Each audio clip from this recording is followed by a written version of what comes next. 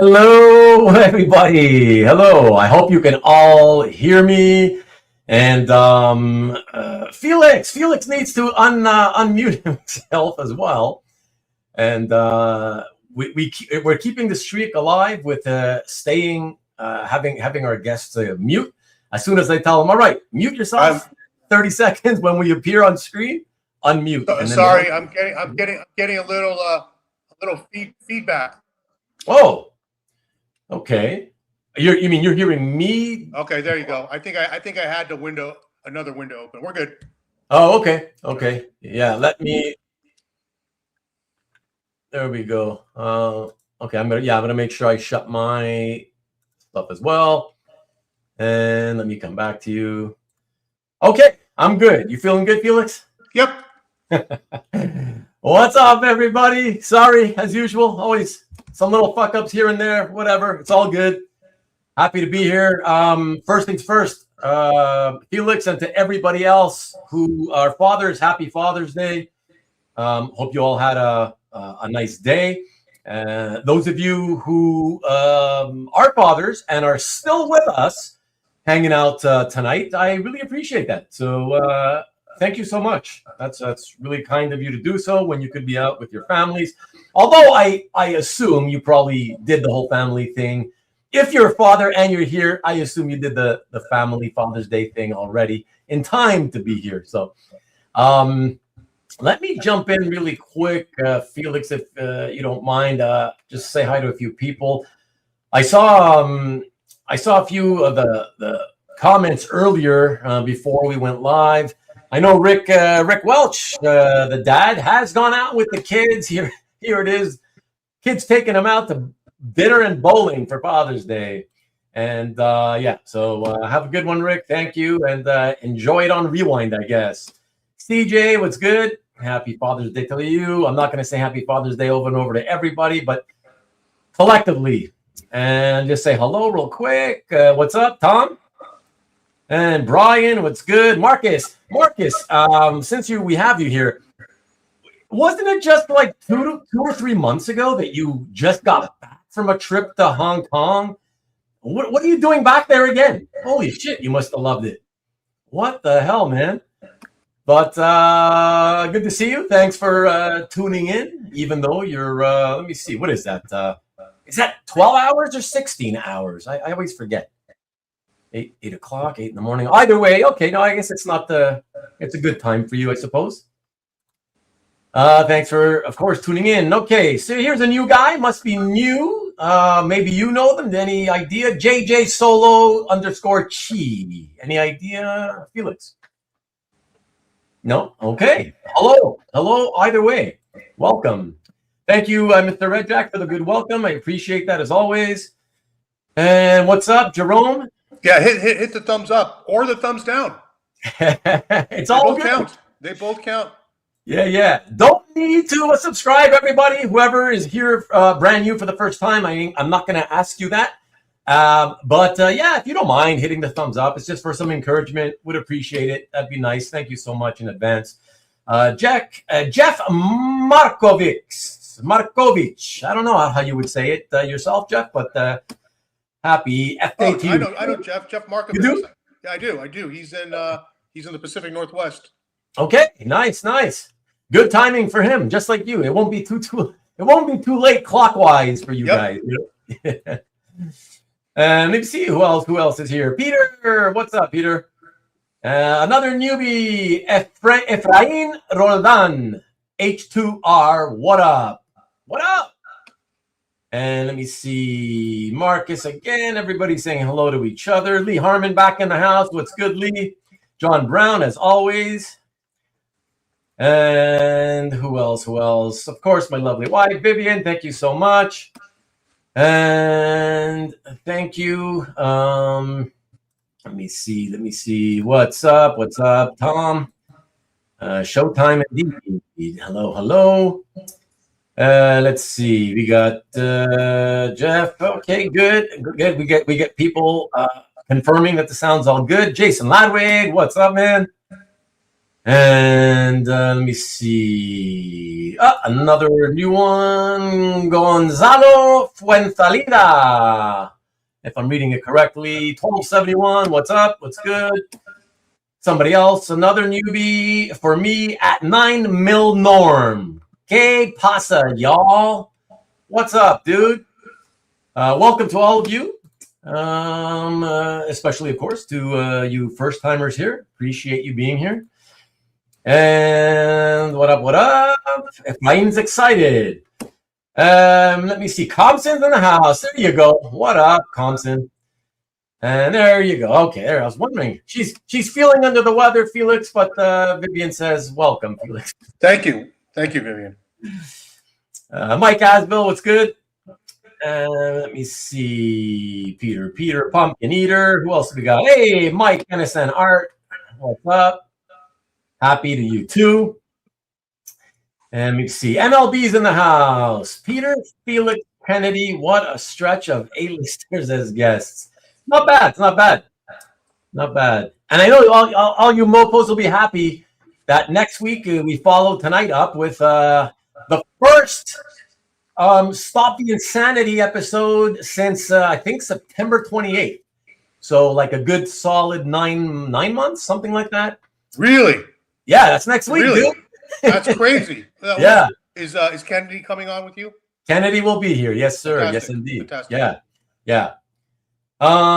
So all day you mopos. You see, you know it, Mike.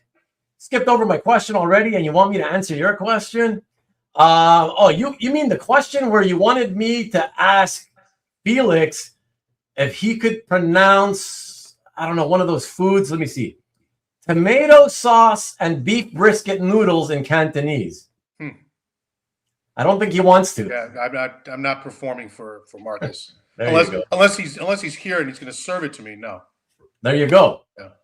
I used to be, not that it matters, but I used to be quite partial to Gailan Ngaoyo. I don't know if you guys call it that. Some people even say that's with the greens. It's a beef and broccoli, we call it in English. Okay. Yeah. But I no longer eat any Asian food. Too oily, too greasy. I can't. My body can't take it anymore. Back to the hellos. Victor, let me see. Santi Esteban, 850. What up? Welcome. Welcome to Doug L 1985. What's good? And let's see. Joshua. Felix knows me. LOL. It's Joshua Solon. Oh, how you doing, Josh? I do know him. Okay. Joshua. Yeah. It's met him at Heroes. Okay. Hard to keep track when you got to remember real people and then the fake names that go with them, right? That's always tough. What's up? Caleb Smith, 4844. Scotty in the house. What's good? No idea. Let me see. Hola from Chile. Wow. So living in Chile, I'm assuming is what you're saying. Wow. So welcome. Very cool. It's always a very international audience here, but the first one who has admitted to being from Chile. So welcome to you. Want to wish Dad a happy Father's Day. He on a detail. Very good. There you go. Good evening, the Seagull Man. What's up, James? And let's see. Shaggy Wong's in the house. Good to see Felix and Ruben again. Anticipating a great show. So are we all. Thank you, Shaggy. And I said it well. I kind of butchered it, but thank you. You're being very nice. If you're just eating beef and broccoli and Panda Express kind of Chinese food or that kind of Asian food, then yeah, that's greasy. But not all Chinese food is greasy. As a matter of fact, since Marcus is in Hong Kong, my favorite wonton place is on the island in Central by Lan Kwai Fong, and it's a China Fest favorite too. Yeah, delicious. Okay. It's prawn wontons, and it's in a soup. It's in a clear broth, nothing greasy about it. Freaking amazing. The wontons are described as the size of a baby's fist. Okay. Hello to the Paul Dunn Show. What's good? Yeah, I gotta tell you though, Felix. Honestly, it's like pretty much everything that we have here is kind of like it's either noodles or deep fried stuff. Yeah, so it's. So what do you eat, Ruben? A lot of salads? To be honest, I eat a lot of pita bread with hummus, and I eat a lot of quinoa with mango and avocado. So are you vegetarian? I'm not, but you can almost say that. I eat hamburgers. The only meat I eat is hamburgers out of the house every now and then, and chicken every now and then. Good for you. Very, very healthy. That's good for you. I'm trying, but that's why I do it. That's kind of why. It's just to try to be healthy as I got older. I wanted to lose weight a few years ago, and that's it. So who else? James Sooner Siegel. Evening, Peter. Yo, James, what's up? Okay, let's see. Maki Poo Poo in the house. What's good? Hello. Pat Bear. Wow. The UK calling. Pat Bear. It's been a while, by the way. Been a while. Good to see you again. And let me see who else is new. Let's see. Wow. These new guys are gonna fit in right. They're fitting in already. Look at this. He's a first timer and he's already happy. Father's Day, you filthy animals. Fucking A. All right. The first timers don't know what they're in for, but okay.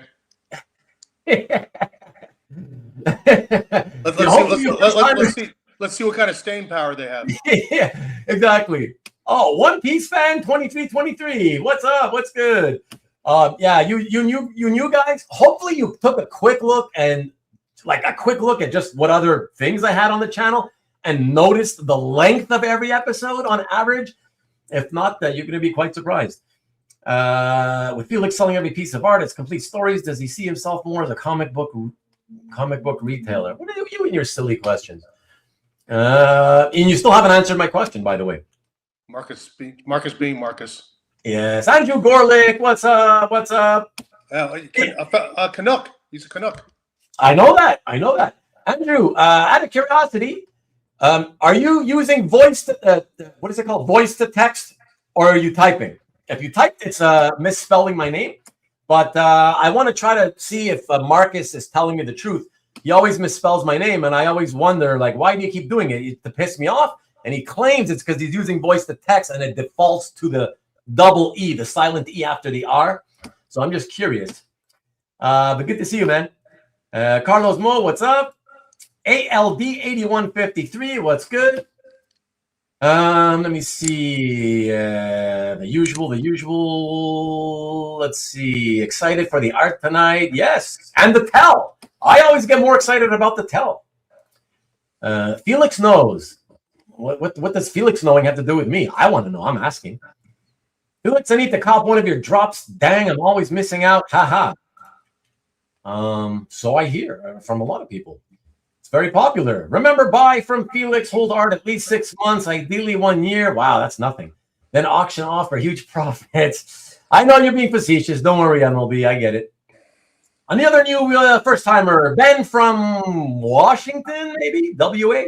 Hello, this is Ben, who knows Lambo, Felix, and Yams from Felix booth at SDCC. How you doing, Ben? Good to see you. Thanks for dropping in, Ben. Dillon Chitty, another one. Wow, Malaysia this time. Nice. Hello. Good to see you. And you got Jeff talking and writing in Spanish. And who else? Alvaro Dominguez, 1896. Hi from Las Vegas. Wontons are delicious. Excellent. Enjoy the wontons. Fool ass Earthman's back. Wow. What up, Ruben and Felix? Peace to the chat. Peace to you. And who else? Let's see. Americanized Asian food. He eats root beer floats. Not often. Ruben finally mispronounced something. Quinoa. It's actually a word rooted in Spanish. So it's actually, I'm like the only person on this planet, apparently, who actually says it correctly, I'm proud to say. Not trying to be a smartass, but it is Spanish. So it is therefore, in Spanish, pronounced quinoa, right? It's 3 syllables. So if you anglicize it, it should still be quinoa. Everybody pronounces it like it's like white people trying to make fun of Chinese people. Quinoa. everybody's like, quinoa. It's like, what the fuck? Like, no, it's quinoa. So everybody says it wrong. I'm saying it right. There you go. You can argue with the hippie granola people. There you go. 56 in 3 months, needs to tighten up. Yeah, right. Exactly. You're right, though, Tom. Favorite sandwich is a Reuben. Never tried one. Favorite drink, root beer float. And I wouldn't say that. Favorite breakfast, fried green tomatoes. I've never tried it, but I hope to one day. Felix is going to talk about prop collecting? I don't think so. What's up, Tiff, by the way? Don't think so. Maki, thank you. Same to you. 9 mil Norm. Well, let's bust this cherry then. Get on with it. Reuben has more staying power than staying. Let's see. I got all night. There we go. I'm on detail. Typing. Autocorrect. Thank you. I appreciate it. Though at least I know, Andrew. He knows how to spell Reuben more than Reuben does. Not typhoon. Typhon of Rivia. Okay, interesting. Do you guys have a favorite artist in general? Ooh, we can't get into that. We don't have time for that. It's going to be a long one tonight, Mr. Typhon of Rivia. Difficult question, I'm sure, when you deal with so much art and so many artists. But me, I can tell you, because I've said it before, I'll say it very quickly. I can certainly answer really fast. I don't have a favorite anything. Comic book artist, comic book, favorite character, ice cream, color, whatever. No, so I don't have favorite anything. If you feel like answering, by all means, do or don't, Felix. I'm saying no. You can't nail down, just one favorite artist. Yeah, I mean, wow, just to nail it down to one. Yeah. Oscar Gutierrez Dev. What's up? Happy Father's Day to you. And I think I finally caught up. Excellent. Awesome. Very, very cool. And I'll fall behind now as I chat with Felix. How can you not have a favorite ice cream? Because there's just too many good, tasty desserts and ice cream. I was just talking about artists. I do have a favorite ice cream. So might as well tell us then. You brought it up. Dark chocolate. Dark chocolate. Interesting. Some variation of chocolate. It's got to be chocolate. Yeah. Chocolate's good. All the different chocolates are good, but I find and I've ordered dark chocolate before. The problem is every time I feel like I make a mistake. Every time I've taken dark chocolate, I'm like, oh man, I really need a drink now because it makes you so much thirstier than regular chocolate. I find anyways, Do you? No. Really? No. Interesting. I like bittersweet chocolate. Okay. Interesting. That is true, Marcus. I do have a favorite spelling of my name, the correct one. True words, quinoa flavored ice cream. It doesn't really, quinoa itself doesn't have much flavor. Is Reuben a dad? I am indeed a dad. I am. Hi, everyone. Hey, Ian, what's good in Southern Cali? Happy Father's Day to you, too. Can't stay. Oh, sad to see you not be able to be here. Enjoy it on Rewind anyways, Ian. And my favorite artist or whoever, guys, you don't like collecting down. Nice. What's up, Ian? Rocky Road. Try a glass of milk when thirsty. Trung Fam 3756. Happy Father's Day to you too. Thank you. Pad Bear says I've been watching you a lot on the Rewind, though I have caught you live a few times as you've still been streaming while I'm getting ready for work. That is true. I remember that. I know. And I am a father figure to you, all you comic art collectors, right? Man, you make me sound like I'm super old. Just check out other lives in your channel. I see some 5 and 6 hour longs. Yeah, a few weeks back, Felix took part in the record-breaking 9 hour, 9 minute, 30 second record-holding episode too. Yeah, it makes those 5 and 6 hour ones look like 5-minute chats by comparison. So looking forward to the tell. Which artist would you ask to draw one of your favorite comic characters? Yeah, this is not going to be a Q&A. I'm sorry, because we do have a lot to do. A Strata, what's up? Also a first-timer. And online websites. Okay, yeah, it's not going to be a Q&A. Sorry, guys. I wish it could be, but we got a lot to get to.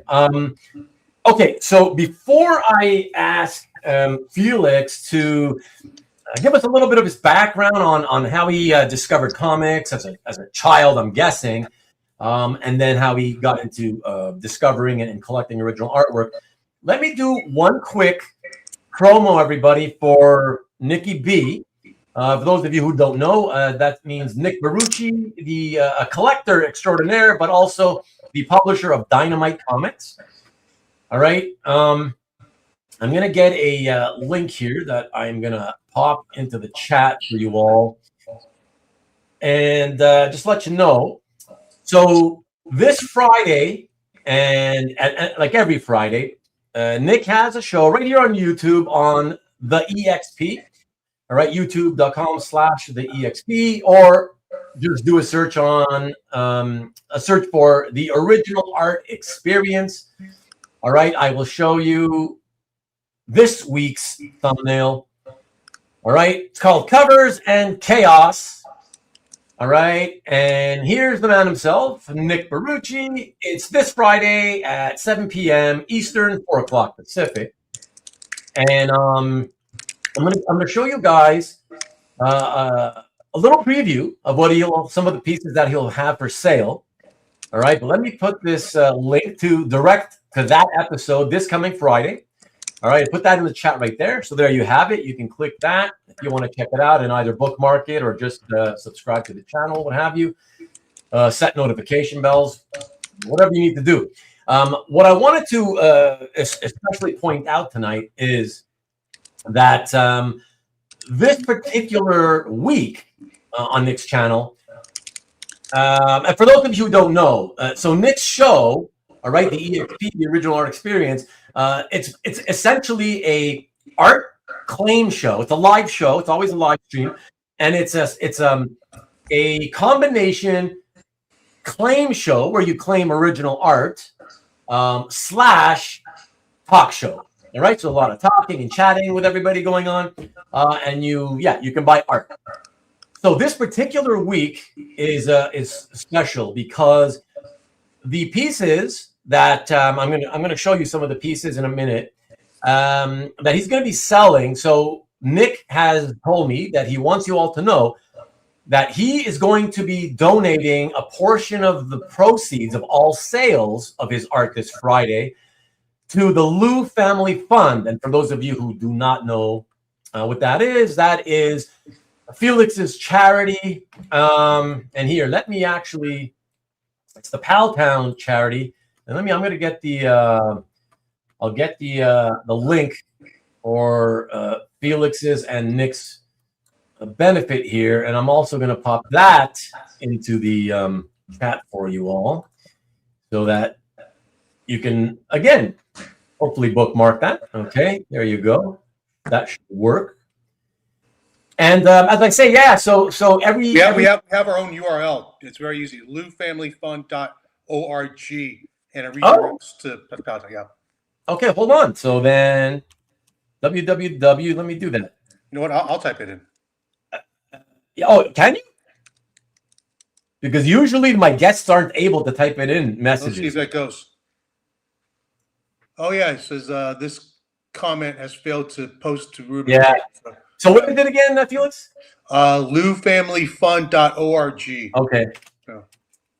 LuFamilyFund.org. So let me put that in. Okay, let me check. All right, it looks like it's good. So please, if you can, feel free to make a donation. Is there a, Felix, can let everybody know, is there a minimum of any kind? No. We appreciate any amount. Okay, fantastic. That makes it even easier. And so, everybody too. So again, once again, please do check in this week. And let me show you some of the pieces that, this is just a tiny sampling of what Nick will show. And I'm going to change the, I'm going to end up changing the view here on screen for Felix and I, because it's easier for me to do this, at least these preview pieces. Give me a second. All right, we'll do this. Okay. So the first piece on the docket is a Ron Wilson recreation of Avengers number 118 cover. So that's the first. Well, I don't know if it's the first thing. I don't know what order he'll be showing them, but that's the first of 4 pieces I will show you guys. All right, that you'll be able to claim this coming Friday on Nick's show. And then we have the Batman and the Shadow. And I believe, hold on, let me see it's not showing me what issue it is. So I apologize, but whatever. When you guys go to Nick's channel, he'll tell you. It's by Riley Rossmo. So, Felix, do you off the top of your head, do you know when this came out? Circa 2017, 2018, something like that. Okay, I was thinking 17, but I didn't want to misspeak. Yeah, I don't.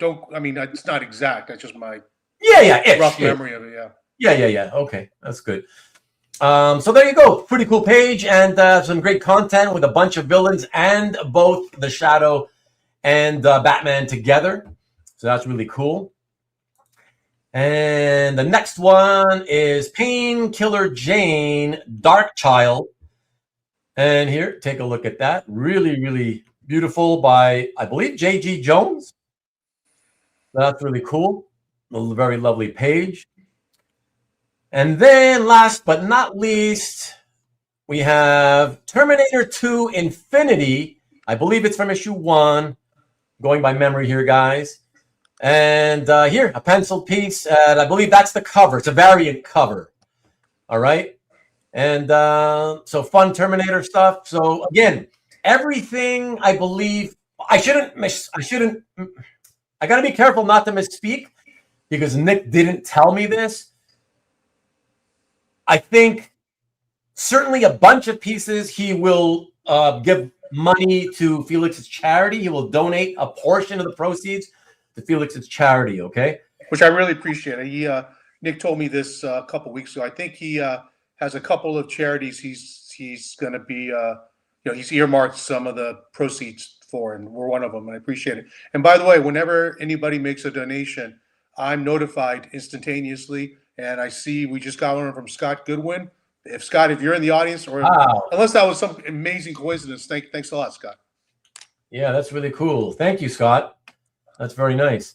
And also, everybody, I just, those of you who are new to my channel, you don't know this because you don't know me probably. So one of the artists who I've focused my collecting on over the last 8 years or 10 years or whatever it's been now is Tom Grummett. And I'm a fan of a lot of his work. Superboy series from 1994 is one of them. And I don't know if my usual crowd here, my usual viewers don't typically seem to buy Tom Grummett stuff when I have it available, but I just wanted to show you here. Let me once again, let me put myself here so I can sorry, hold on. I'm just going to address a quick question. Yeah, sure, absolutely. Yeah, go ahead. Andrew Gorlick asks, how much has the Lu Foundation, Lu Family Fund, distributed to folks needing second opinions? Well, he's talking about the Second Opinion Project, which is one of our primary initiatives in helping stage 4 patients seek second opinions beyond standard of care. And I think we're well over 200K now at this point. Nice. But we do more, we do more than that, but that is our main thing at this point. Fantastic. And Felix, check this out. Scott Goodwin says, the coincidence was that I was reminded. Thank you, Scott. Thank you again. Yeah, thank you, man. So, guys, yeah, what I was saying is, so I had put out this past week 3 pages from of Tom Grummett's Superboy art. So this past week, I sold one of the 3, and so I've got 2 left here. Okay, and you got Superboy in all panels here or here, and I believe in most panels here. I just wanted to say, if there's anybody here, these are $285 a piece, so it's like affordable art, not expensive. It's all, I don't know, 30-ish years old or so. If anybody here is interested in owning Superboy art at $285 a piece, what I would do is I would ship this to you at my cost, and I would have you pay the money to Felix's charity rather than to me. Oh boy, Ruben, that's okay. You don't have to do that, Ruben. You don't. Well, I know I don't have to do that, but no, I know I don't have to. But really, really nice. I mean, I'm good with it. Nice. Yeah.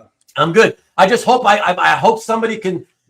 I hope somebody is interested. Like I said, all you guys got to do is I got to have somebody interested enough to want to own Tom Grummett's Superboy art. This one has Guardian, very Kirby-esque. There he is together with Guardian. So 1, 2, 3, 4, 5. He's in every panel on this page. Let me show you the other one. And so all you guys got to do is I'm just looking for an interested party who wants to buy a Grummett Superboy page at market value. Really nice. Really nice pages. Yeah. And I just want you guys to know, just to get a feeling for, the pricing. Okay. So I've owned them for about 4 years each.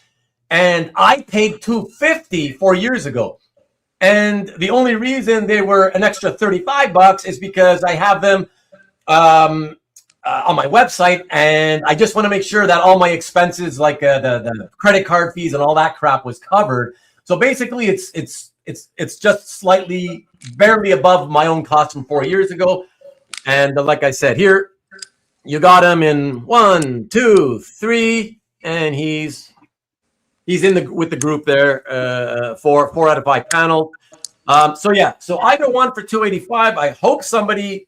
What year are those pages from? Oh, so these, let me see. So they're issue 65 and 68. So probably 99 or 2000. Wow. Okay. So 26 to 27 years old. And as I said, sorry guys, I haven't been looking in the chat, but if anybody buys it, like I said, I will just. Looks like Lee claimed the Guardian page. Thank you very much, Lee. Oh, fantastic! Let me see. Okay, how far back am I gonna have to? Oh, awesome! There you go. Thank you, Lee. Yeah, fantastic. So I'll put. So that'll be. So Lee, what I need you to do. Not that I know you and I know each other, but just so I can then. To make it official, what you can do is, if you don't mind, and you don't have to do it now, but if you just, once you make the $285 donation, all right, to the charity, if you when you receive that confirmation that shows, thank you for this, that you paid this much, whatever, if you just forward that to me so I can have it officially and say, okay, Lee paid, the donation's been made. That's it. I'll pack it up and I'll ship it to you this week. Okay. Yeah. So there you go. So, okay. Very happy. At least we got one for $285, and there's one left, everybody. Let me just show it to you one last time. And maybe, since it is for charity, a little bit later in the show, I can show it again. All right. So there you go. And that's also $285. And Lee, just so you know, sorry. Oh, no. Okay. It doesn't matter. It's something about the other page. Okay. So there you go. Very generous. Thank you. Thank you. Titans page and where the mask. Lee claimed. Yeah. Thank you, Peter, for telling me that, because I wasn't looking at your guys' comments. So, Stanley, we're getting to it. Relax. Okay. Yeah. Very cool of you, Scott. Very cool of you.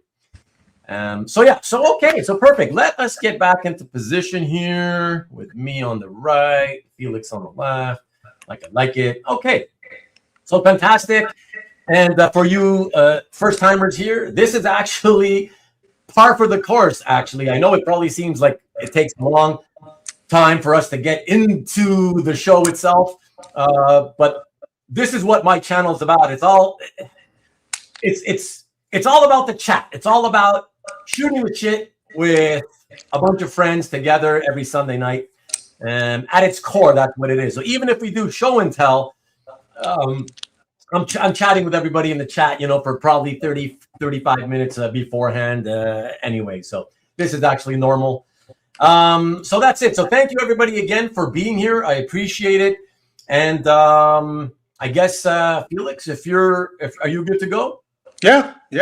Get right into this. Okay. Okay. So Lee, hold on a second. Lee joined late, so hold on a second. So to make the donations, the easiest way, Felix, where would the easiest and quickest way? Just go to LuFamilyFund.org. Okay. And follow the prompts. Okay, hold on.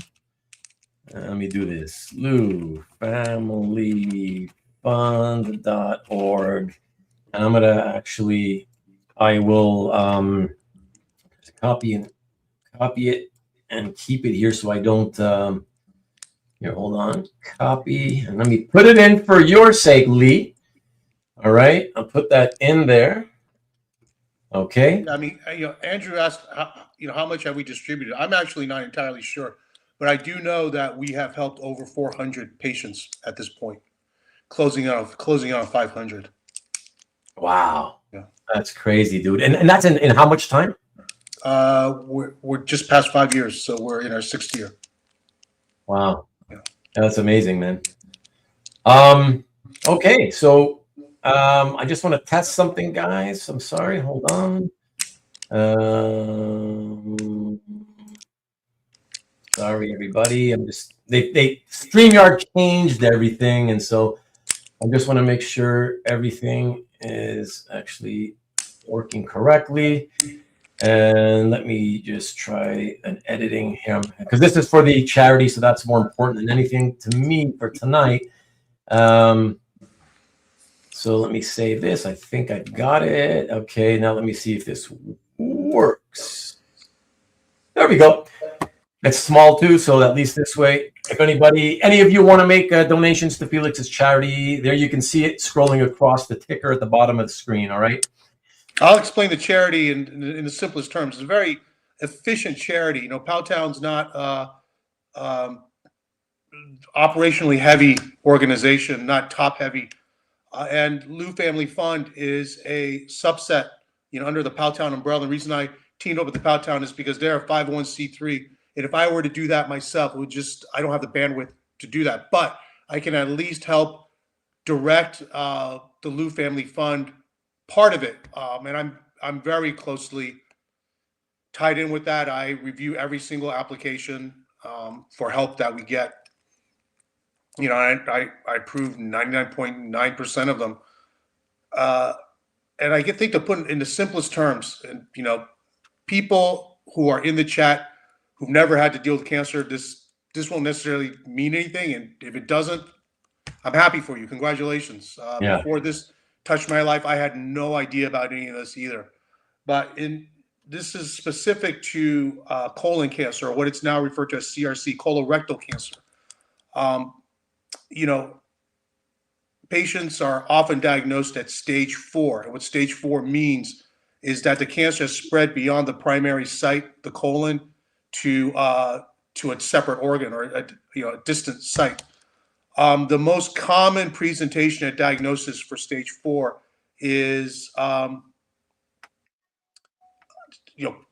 primary tumor in the colon, metastases in the liver. It tends to go to the liver, which is common for a lot of cancer, metastasizes in the liver.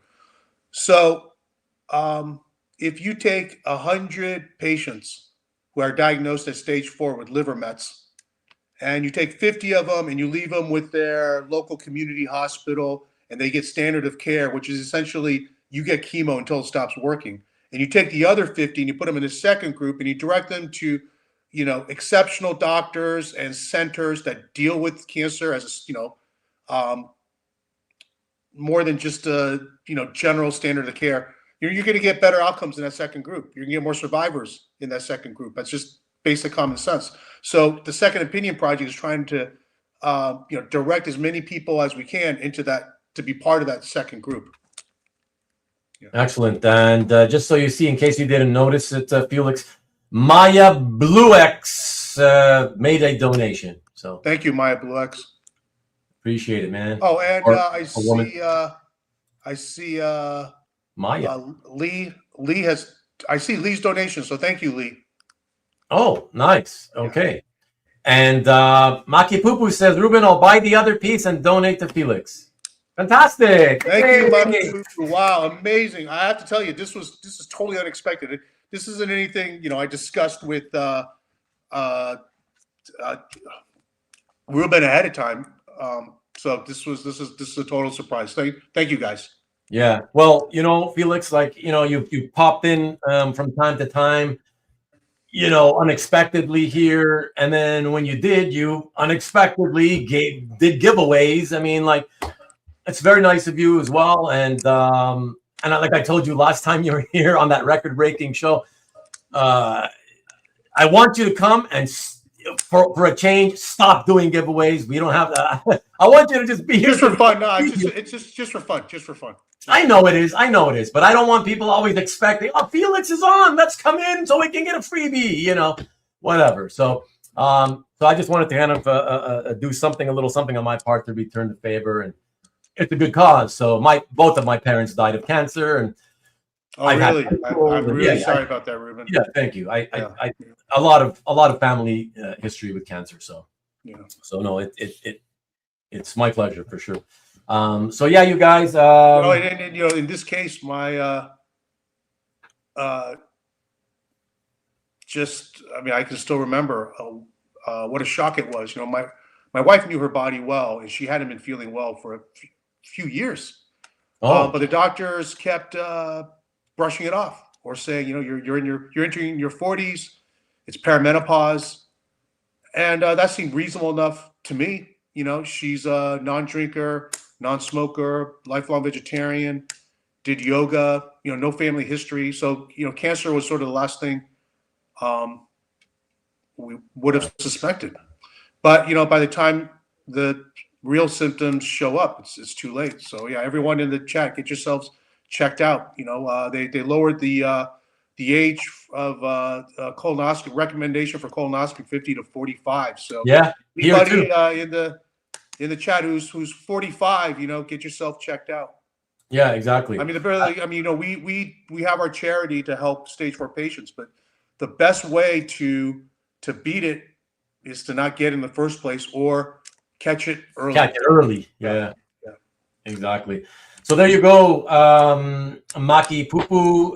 The link that I just put in, the Lu Family Fund. LuFamilyFund.org. So the link is there. Just follow the prompts, and should be good. And Maki says, my dad died a year ago due to cancer. So yeah. And Ron just had his colonoscopy, Ron, on Friday. So did they tell you anything afterward, or are they going to be a follow-up later? I mean, they probably should have told you, you know, if it was clear, if you had polyps or anything. I hope everything's okay. Hope everything's okay. Sorry to hear. Yeah, my Blue X, my dad passed away this year, hit and run crossing the street. You didn't even have a chance to say goodbye. Those are the tough ones as well. They're all tough, but like when it's out of the blue, unexpected. Yeah.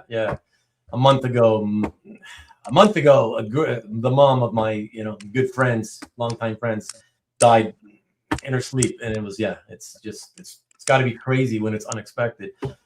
In my cases, they were always expected, but it's a different type of pain because you see them suffer, you suffer along with them. You know, Felix, right? Like. It's so different, but neither way is good, right? But yeah, made a donation, says Efrain. God bless. Thank you. Very cool. And I see it from Efrain, I guess. I'll go with you on that, Rubén. Okay. I mean, in Spanish, it's Efrain. I don't know if he might say Efrain. I don't know. I'm just, you know, I like fingers crossed for you, Ron. Fingers crossed for you. If it was anything serious, they probably would have told you afterwards. So anyway. Yeah, good luck, Ron. I've had 2 of them, and I'm actually, I know this sounds crazy because everybody says the opposite, but I kind of enjoy the preparation for it. That's the worst part. The prep is the worst part. I love the feeling of feeling like my body, the cleanse is cleansed. Yeah, completely cleansed. Like, it's wild. Yeah, so I like it. So I'm looking forward to my 3rd one. I kind of hope I can squeeze myself in there sooner than later, you know? Yeah. Kid Timmy says, my brother survived stage 3 colon cancer. They cut him from throat to groin. half moon around his belly button to get it out. It's the cancer, the surgery. It's a lot. Yeah.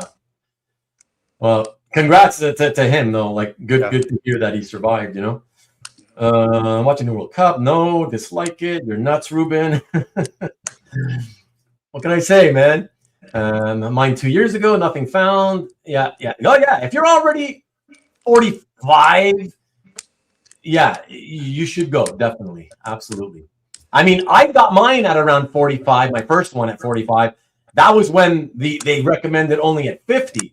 But I was a consistent, like, hey, look, man, I got a lot of cancer in my family. It wasn't colon cancer, but who cares? It's still cancer, So it's like there's very few cancers that you can go to the doctor for, and they're willing to do preventative things to see if you might have it. So I'm like, colon cancer is one of those things that they're willing to do. So okay, just give it to me a few years early, and they did. So I'm very lucky. Tricillion husk. Okay, mom and sister passed away. Yeah. Listen, if we took a poll on everybody here tonight, there'd be a hell of a lot of it. It's so common, So yeah, hate the Brad. Yeah. Being drained like Ruben after a 9-hour show. Yeah, exactly. Marcus in the chat from Hong Kong. Indeed, I'm due for my second. Yeah, Cologuard is essentially worthless. I mean, Cologuard. Yeah, we'll tell you if you have it, but it's too late. It doesn't tell you if you have polyps that could have been removed. It detects. That's it. It detects the whatchamacallit, the trace of the tumor in your stool, and there's already a tumor. Yeah, that's it. Colonoscopy is the best. If you can get one, if you're available to get one, yeah, that's the best thing. Group therapy session. You don't know the half of what happens on this channel, man. Or woman. I don't know. Let us know. Can you let us know? Just let me know, just so I know. Are you a female or male? Because when I say hey, man, I if it's a woman, I don't want to say hey, man. Although I actually do say hey, man, to my female friends anyway. But it's always nice to know who we're talking to here. But okay, so thank you again, everybody who has made the donations. Thank you, everybody who is here listening and patiently waiting for us to get on with the show. And we will get onto that right now. So with that being said, so Felix, you know the drill, man. If you could give us a rundown, a little bit of background as to what age you were, how you discovered. I started reading comics when I was about 3 or 4 years old. What? It was my dad's way of encouraging me to read. My dad would take public transportation to work in the Bay Area. It's BART. They called BART, Bay Area Rapid Transit. Take the bus to BART, whatever. And there used to be newsstands back in the day, right? And so my dad would get his paper, and then he'd get a comic book, and they were the kiddie variety, like Disney or whatever. Yeah. And then when I was 5 or 6, I discovered superhero comics. I had to have those. But do you still have actual memories, or is that like your dad telling you he used to do it? I have very distinct memories. Really? Wow. Oh yeah, for sure. At 3, 4 years old. Wow. Yeah. Okay. Yeah. Oh, I read awesome. I read those comic books to pieces. Yeah. Flipping through them. So it's a core memory.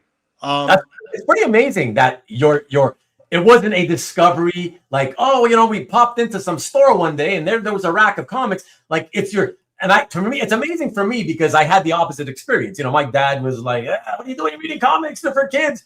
And so every time I hear somebody tell their story and they say it was one of their parents that did it for them and encouraged them, I'm so like, wow, like that's so awesome. It's what I always dreamed of, so yeah, I can.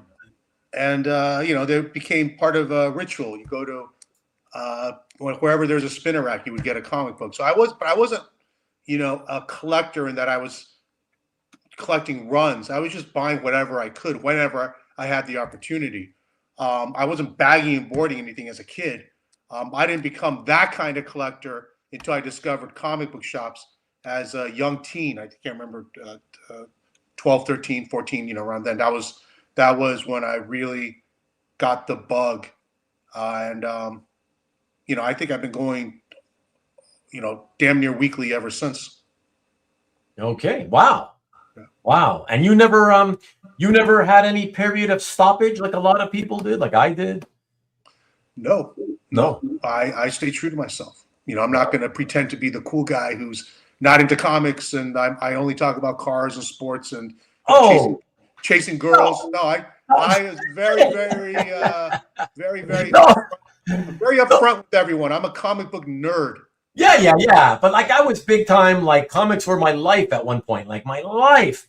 But so were chicks and sports and but now I wasn't as crazy, like bagging and like it wasn't all consuming like it had been, but I never stopped reading them.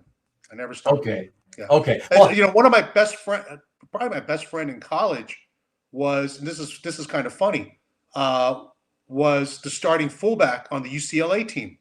And that was a powerhouse UCLA team. Those were the Troy Aikman years. Oh wow, nice. And so how does a guy like me, I'm not on the football team. I'm not even a water boy. How do I become friends with the fullback? Because he loved comics too. Yeah. Yeah, we went to the first San Diego Comic-Con together. Oh yeah? Oh yeah, we snuck into the Batman premiere was in Westwood, and we snuck into the after party at Century City, and I shook hands with Prince, and we said hello to Jack Nicholson and all that. Yeah. Oh, that's so funny, man. That was so funny. What shop? Do you remember the shop, the first shop, the name of the first shop you first discovered? Well, anybody in the Bay Area, the Mecca was. I mean, the comics culture was super, super strong in the Bay Area back then. There are great shops everywhere, but in particularly Berkeley, Telegraph Avenue. Oh, comics and comics. Comics and comics. And there was also Best of Two Worlds, which are within a couple blocks of each other. And they were really competitive and they made each other better. And so that was the Mecca. That's cool. Okay, again, and I'm supposed to be a Q&A, but really quick. Did you keep your comic collection? I do. I still have a comic collection. Still have it. Now it's not as, I mean, at one point I can't remember however many long boxes. I definitely, through various moves, whittled it down. I gave a lot away, but my favorite stuff I still kept. Hey Nick, happy Father's Day to everybody. Thank you. But I'll also say too that once I got into collecting art, like the comic books weren't quite as important. I realized like, okay, I may not own a particular run because I gave it away, or traded it or whatever. But I have this art from it, which is really irreplaceable. I can get that run whenever I want. I can replace it whenever I want. Yeah. I can't help it, man. I'm all about the people, so I can't help it. So Alvaro is saying, man, from Las Vegas, so special to get to hear. Thanks for letting me know, by the way. Special to get to hear Felix's story. Thanks, Ruben, for cool conversation and great open questions. You're welcome. You're welcome. Although I can't take them all, guys, because we'll be here 10 hours and then the software will shut us down. So, but yeah, no, that's a fun story. Like, again, I love the fact that it was your parents who got you into it. It's so cool. And they regretted it. They totally regretted it. They totally regretted it. They totally regretted it. Yeah, I don't believe that. No, they because they thought it was just something, that's for you, for a little kid. Once you start reading real books, you're like, okay, why are you still into this stupid shit? Yeah, it's a waste of money. This is for illiterate people or whatever, right? Oh my God! So that's what they became. Oh my God! But you want to know something funny? Yeah, they don't have it's not like they see like a superhero piece of art and they go, oh cool, there's Batman, but they get art. Oh yeah, they understand the appeal of art, even if it's not art. They understand the appeal of art because they are, they appreciate art. Okay. Oh, that's good. But not illustration. I think they appreciate illustration more than comic. My dad, when he saw Bernie Wright's and Frankenstein, he goes, that's good art. Really? Yeah. But I mean, that's different though, because that's. First of all, it's not even comic art. I know people like to call it comic art. Sure. But it's whatever. It is. Yeah. It's high level illustration. Yeah, it's adjacent. Super high level. It's still kind of nerdy, right? It's not fine art. No. Yeah. Exactly. The Bay Area guy, Comics and Comics, was my shop too. That's right. Yes. Yeah. There you go. First comic shop singing Dragons on Bryn Mawr Road, messy place. Let's see. Okay, comics guns, my shop too. Great. Have a good night. Thank you, Nick. And thanks a lot, Nick. Thank you, Nick. Let's see. And he says bye, and then he's like he sticks around to try to pump up the likes. Thanks everybody for hitting that like. Thank you. And thank you, Nick, for trying to pump up the likes. Does Felix have particular pieces of art that he intends to pass on to his daughter and not sell since it's Father's Day? He wants to know. I mean, right now, by the way, does she care? What's her connection with the comics? Does she have any at all? Very little. Oh, okay. She knows it's something Dad's into, and Dad loves. So I think she appreciates on that level.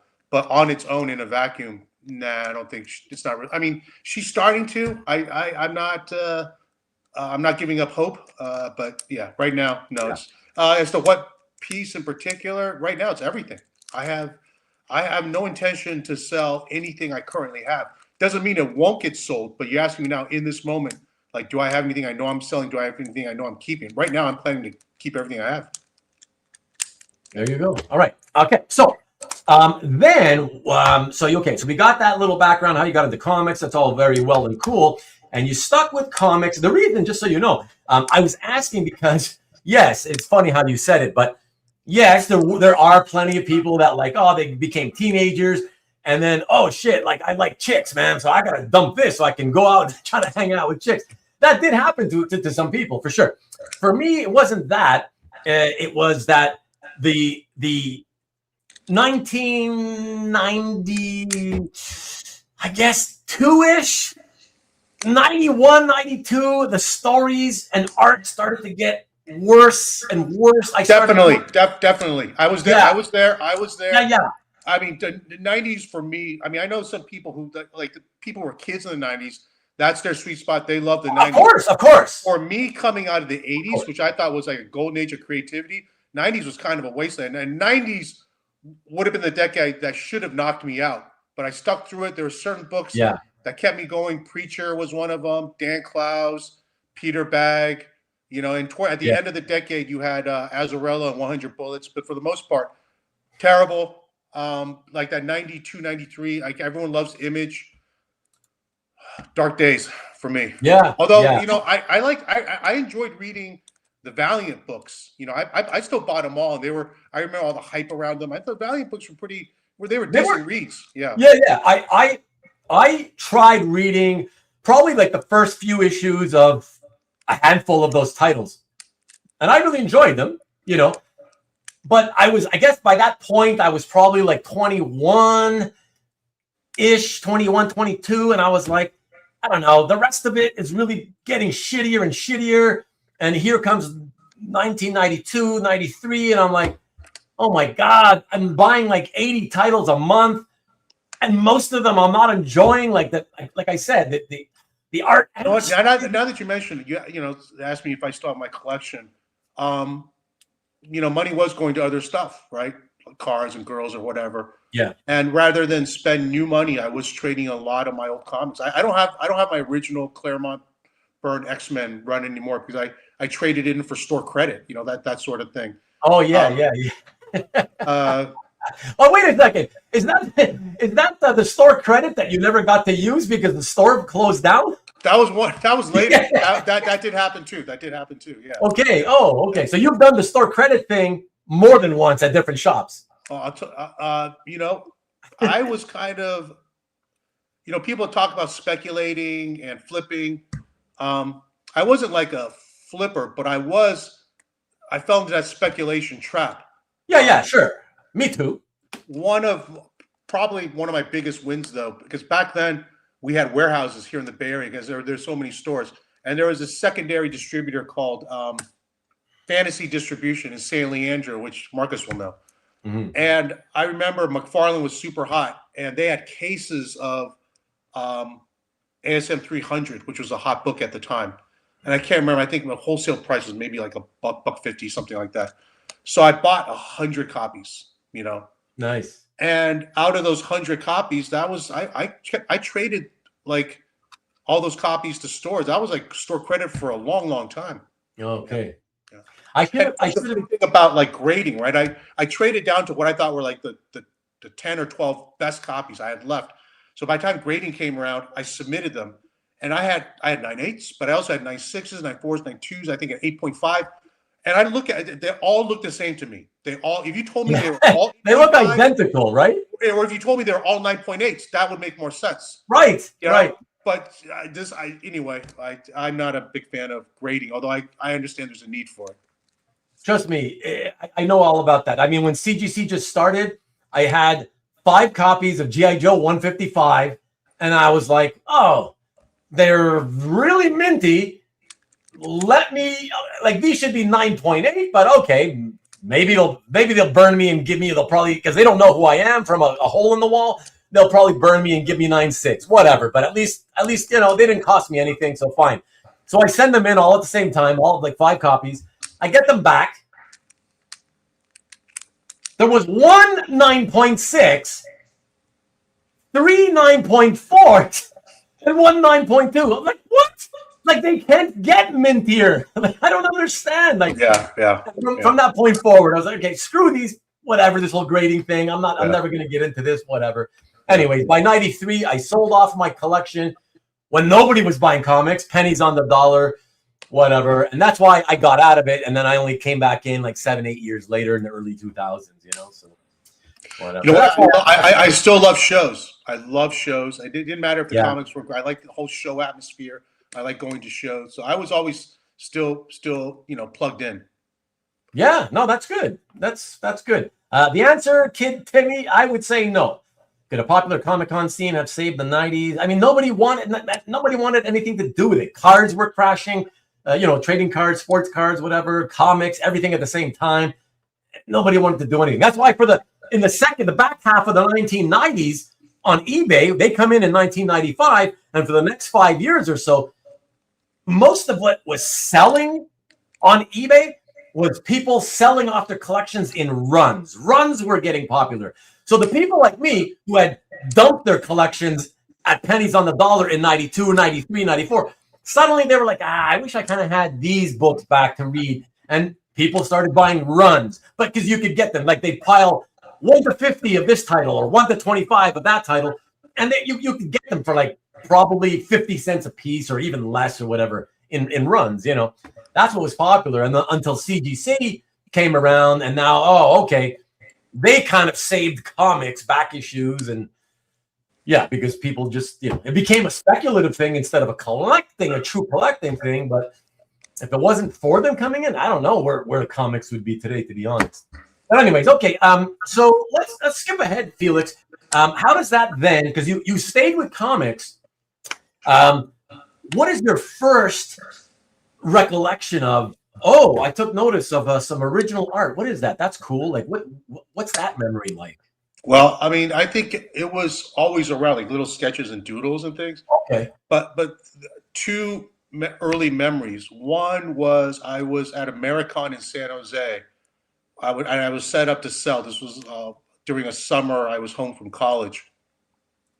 And Americon would have like one big guest every show. Americon was owned and run by, hey, how you doing, Cab? Was owned and run by Dan Vado, who's a publisher of Slave Labor Graphics, which was also based in San Jose. Anyway, he'd do the show like once a year, and they'd have one big guest, like George Perez or Mike Grell, you know, that level, circa 80s, 90s. And the year I did the show just to sell off some crap, the guest was Todd McFarlane.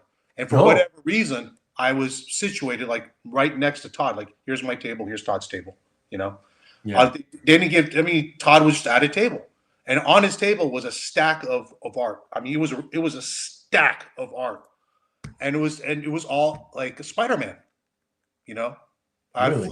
And I was reading Spider-Man, like I told you, I was buying ASM 300 and the pages were like $100, $150. The covers were $400, which was way more than I was planning on spending. It was way more than what I ever spent on comic books anyway, you know? And so it didn't register to me like, oh, this is something. It just didn't register to me that, you know, I could buy this or that this is fast. It didn't hit me, you know? Like, I think everyone in the chat, there is that moment where, you know, you're holding the art in your hands and it clicks. it didn't click for me at that point. But there you go. There's that time. Whenabouts would that have been, Felix? 90, 91 around that. Right. So super early 90s, right? Yeah. And then the second time was a few years later. My girlfriend was a student at Berkeley. She became my wife, but she was my girlfriend at the time, and she was working at a law office, and I'd pick her up from work. And one day I went to pick her up. She was, come on inside. I want to show you something. Okay. She takes me into one of the lawyer's offices, and on the wall is a framed Glenn Fabry Hellblazer painting. Whoa. That's when that was way more impressive to me than all the McFarlane pages.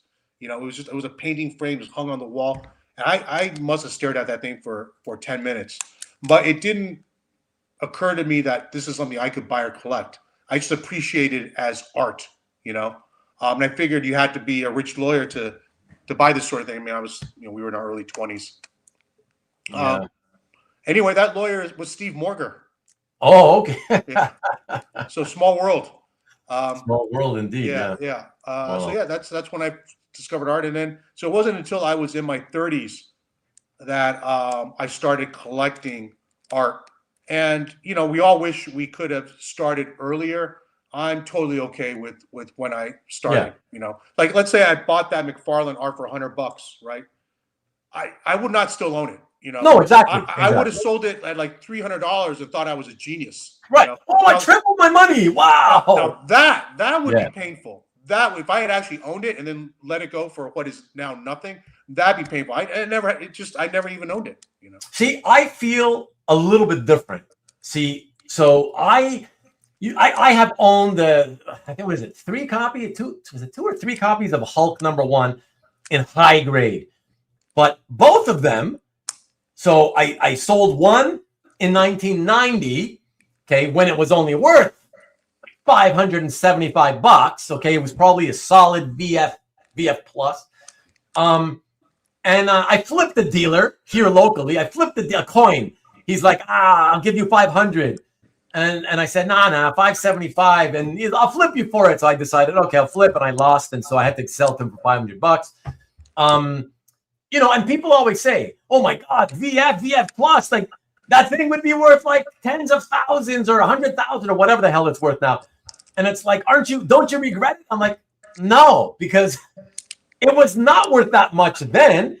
And like you just said, Felix, even had I not sold it that day, maybe I would have probably sold it when it suddenly hit $1,000. I'd have been like, wow, $1,000. I can tell you for sure I would have sold it because later on, I was going to get married. We bought a condo. I was just trying to scrape together anything I could. So I had really nice collections of other stuff. It all went. If I needed the money, it all went. So I could have bought a lot of really great art. Like even if I bought Dark Knight Returns art, I'm sure it would have gone. I would not be in a position to hold on to it. So that wasn't until much later. I'm in my 30s. I did a podcast with Steve Verzocco, who bought a Dark Knight page when he was in college. Oh, in college. Wow. Yeah, in college. And he has a picture of him in his dorm room, and you can see the page on the wall. It's amazing. He ended up selling it to pay. He went to med school. He ended up selling it to pay for textbooks. Oh yeah, well sure. And he spent 30 plus years chasing it back down, and it cost him way more. Oh, so he got back the same piece? He got back the same piece, which which nobody knew where it was. It's not like we knew where it was and the guy wouldn't sell. Nobody even knew where it was. Like in the Dark Knight Returns art edition, it's about 98% complete with pages. The scans of the actual pages. Right. There are a few missing pages, and nobody knows the whereabouts of these pages where they put in a placeholder. Well, the page that Steve was hunting was one of those placeholder pages, so it was a true mystery.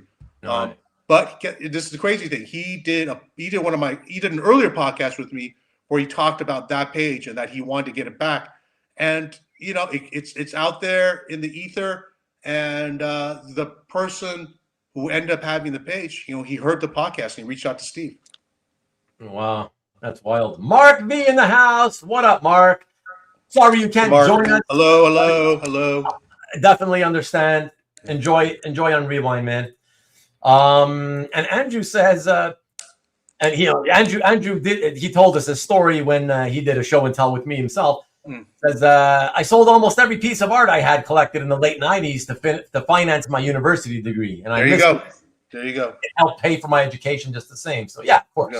You can't regret stuff like that. That's how I feel anyways. You shouldn't, Kid Timmy says, had I known maxing out my credit card was an option in college, I'd have got the art back in the day. When I got the art bug, I mean, thankfully, like my real life stuff was already in place, because you hear the stories, and I actually know some people, I'm not going to name them, who discovered art early and basically like live in their parents' basement. They have an amazing, unbelievable collection, but not much of a life outside of that. That could have been me. That could have been me. Yeah.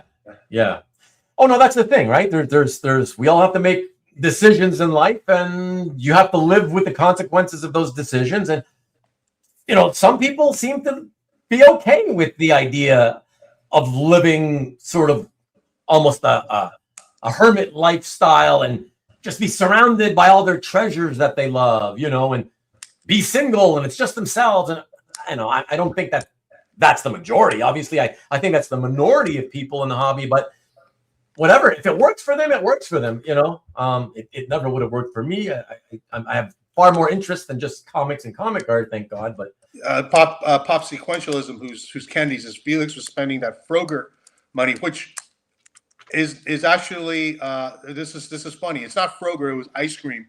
I was an ice cream. My life has taken all kinds of twists and turns. I was an ice cream franchisee, and I was really, really picky with the locations. It's I think you can see a lot of my thought process or my mentality also with the comic art repping, because I'm really picky about who I work with. Well, with the ice cream stores, it's all about location. I wasn't interested in having like 6 or 7 stores. I very easily could have. I was a model franchisee. The franchise wanted me to open up more stores, take over more territories. But I could tell, I don't think those locations will work. So I had 2 stores that were really, really, were doing really well.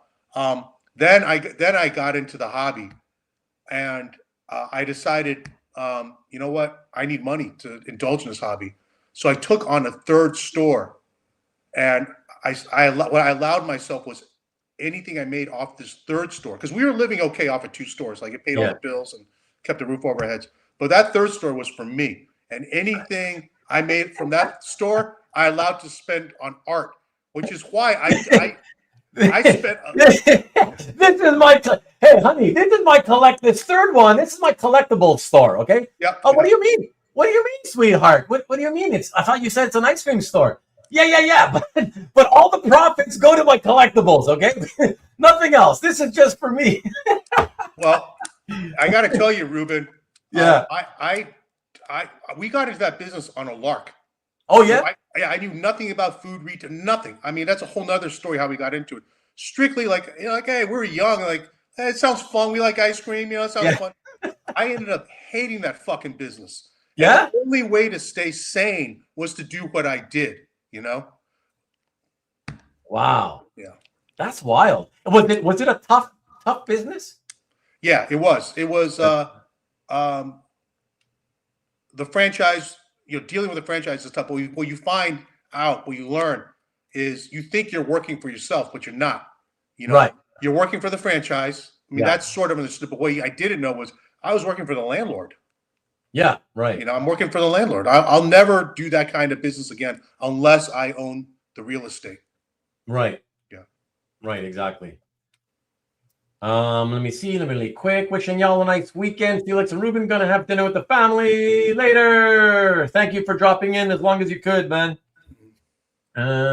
See if you can check it out on Rewind if you have a chance. And Carl Collection. What's up, Mr. Sodergren? Happy Father's Day to you. Hey, Carl. And let's see. Did Felix ever sing when he was tipped? Oh, good. Okay, when he was tipped. Why would he get tipped at the ice cream shop? Did you get tipped at the ice cream shop? Oh, yeah. Well, that was a sort of a gimmick. It was Cold Stone Creamery. So whenever you tipped, the crew would sing. That was really? That was a shtick. Yeah. That was a shtick to your ice cream shop. Yeah. Ice cream shop. Sorry. Because what was it called? Cold Stone Creamery. Cold Stone Creamery. In Canada, they're partnered with Tim Hortons. Oh, are they? Yeah. Maybe. So you're saying they have some franchises here in Canada? They should. Okay. They did, yeah. Okay. Well, a lot of American franchises that come into Canada avoid Quebec. So oftentimes I'm not aware they're here because we don't see them in this province, but they're in Ontario and whatever, BC, whatever other provinces. Yeah. That's funny. So no, Lee, no, that's going to be available this coming Friday at Nick's on the EXP. All right, so check it out there. And just so you know, I know you came in late. I don't know how many of the pieces, but some of the art, if it sells this coming Friday on Nick's show, he's gonna donate a portion of the proceeds to Felix's charity. So something else to keep in mind. All right. Good night. We'll watch the one later. Yeah, these guys can't handle. They can't handle the truth. Have a good one. Only 6-month job, like teaching. See, the thing is, though, Felix, it's interesting. If in California, it's hard to run to make a living running a couple of ice cream shops. Can you imagine what it must be like for the people here with one so you think little about location? People are only going to buy ice cream maybe 4 to 5 months out of the year because the rest of the time is way too cold. You know what I mean? Like, well, you know how you bridge that. At least we did at Cold Stone. Ice cream cakes, because people have birthdays all throughout the year. That's true. So for us, like ice cream cakes were a huge part of our income. Yeah. Okay, but so sorry. Did you mention why you got out of it? Like the specific reason, or was it just not going good, or you don't want to do it anymore? Like you were sick of it, or what? I was sick of it. Okay. I was so sick of it. I remember because again, I picked the locations I wanted. Unfortunately, they weren't close to each other. I mean, I had to commute. I had to drive to all the stores, and it was like I remember like being stuck in traffic and thinking, this could be the rest of my life. This could be the rest of my working life, and I hated it. I absolutely. It got to the point where I had to get out. And how long were you in it, by the way? 12 years. Holy shit! Exactly. Wow! Wasted my youth on this stupid shit. Wow! You talk about things that are out of your control. Like I ran a really tight outfit, and I hired each kid individually. I trained each kid individually. I was very, very hands-on. That's why we were a successful store. You see the stores that struggle is because the owners were not hands-on. They were absentee owners. Yeah. So, but then you find out there's things that are completely out of our control. You have some control over the labor cost, over the food cost in terms of waste or theft. But two things happened in early 2001 that Enron scandal caused energy price to skyrocket, and our stores are super energy intensive. Because we make the ice cream on site. And you made it on site? Yes, and I don't know if you remember, there was a whole Atkins diet craze, right? Yeah, I remember that. Yeah. Okay, which meant like beef consumption went way up. So that lowered the inventory of cows for dairy. So then dairy prices spiked. What does this have to do with me, right? It was just frustration after frustration. Oh, I can imagine. But man, like it's crazy that the fact that you stuck it out for 12 years, though, it means that it was still profitable enough that, like you said earlier, that you made your living and you could. Well, that's what I should have sold way earlier. I should have sold way earlier because I was being offered crazy money, and I didn't. And then the hype is the excitement. The hype goes down and the value goes down. And this was, and then financial crisis hit, and there's really no money. Do you still make ice cream inside? No, but if you put me in a Cold Stone, I will make you whatever you want. If you've never been to Cold Stone, Rubén. There's this whole No. performing, theatric aspect to it. That's it's part of the shtick that people like to go in to experience. So the stick is what? I go in and I order my ice cream. Okay, so and have you ever been to like teppanyaki, like Benihana, where they chop it up and they throw it Yeah. in all this, right? I mean, that's performance. Right. You either like it or you don't like it, So, right. some Right, people- but I guess I'm trying to figure out at what point do your employees break out into song and dance? Like, is it they serve me the ice cream and then they're like, yeah, la la la. Yeah. Whatever. Yeah, whenever they get a tip. Whenever they, okay, it's based on the tip for sure, always. Yes. And okay, you pay them. It's a minimum wage job, but they can make a lot on tips. right. Yeah. Okay, how sick are you of piping "Happy Birthday" onto cake? I was really lousy at cakes. I was not a cake person. My wife was doing a lot of cakes. I was not doing the cakes. Yeah. What's up, Tricky Trapster? So your wife was she? What would she do? She would come in and help once in a while when she wasn't. That was her. We had different businesses and we worked together. But I thought she was at the law firm. No. That was a while she was a student when she graduated. That's it? Yeah. Oh. Yeah. Oh, I see. Oh, okay. Yeah. So small businesses, entrepreneurial. Yeah, for sure. Yeah. Okay. Oh, very cool. Good evening, Pop Warner Comics. We had one here. What's really bad location? You tip. Yes. I know that now. I can only picture Marcus eating cones of vanilla, cake, whatever. After Cold Stone, there was a local shop here in Connecticut that used liquid nitrogen in their shtick. What? Oh, you mean for their voices? Yeah. Oh, so that started. That actually started here in the Bay Area, and it didn't last because it is shtick, and it's very expensive, and you tried it once, right? Like, how often do you need to go try liquid nitrogen ice cream? A place like that only works in a tourist area with heavy foot traffic, new people in all the time. It doesn't work in a neighborhood store. Tricky Chapter wants you to know I want to speak some love to Chris Burnham. A lot of great art on the site still. Fist bump. All right. We got a Chris Burnham fan. That's great. Chris Burnham's got a very exciting new book coming out soon. I guess the announcement will be hopefully coming out in San Diego. But very exciting. Dippin' Dots. I'm familiar with. I saw that at my local several years ago because I don't tend to go to amusement parks. But at our local amusement park here, they have like all these little food sellers, and they had Dippin' Dots. They're expensive as hell, and they're not actually that exciting, to be honest. I'd rather have regular ice cream. Pop Warner, let me just tell you, thank you for subscribing. But let me just tell you, if you ultimately realize that, hey, I don't got time to watch this guy's show, because they go so long, they're always very long. Please try to remember, if you can, come back one more time just to unsubscribe. All right. Like, if you're not going to watch anymore, I'd rather you not be subscribed anymore. All right. Appreciate it. Thank you. And then, the Frogurt guy. I used to love frozen yogurt. I got to tell you, frozen. We used to have this chain called Yogan Fruz. And oh my God, in the summers, I used to eat that shit every day. Oh my God, it was so good. It was so much more refreshing than ice cream. Something, having been in the ice cream business and also being a fan of frozen yogurt, frozen yogurt will always have their moment in any given decade, but ice cream always wins in the end. Yeah, I know. Yeah. I know. That is true.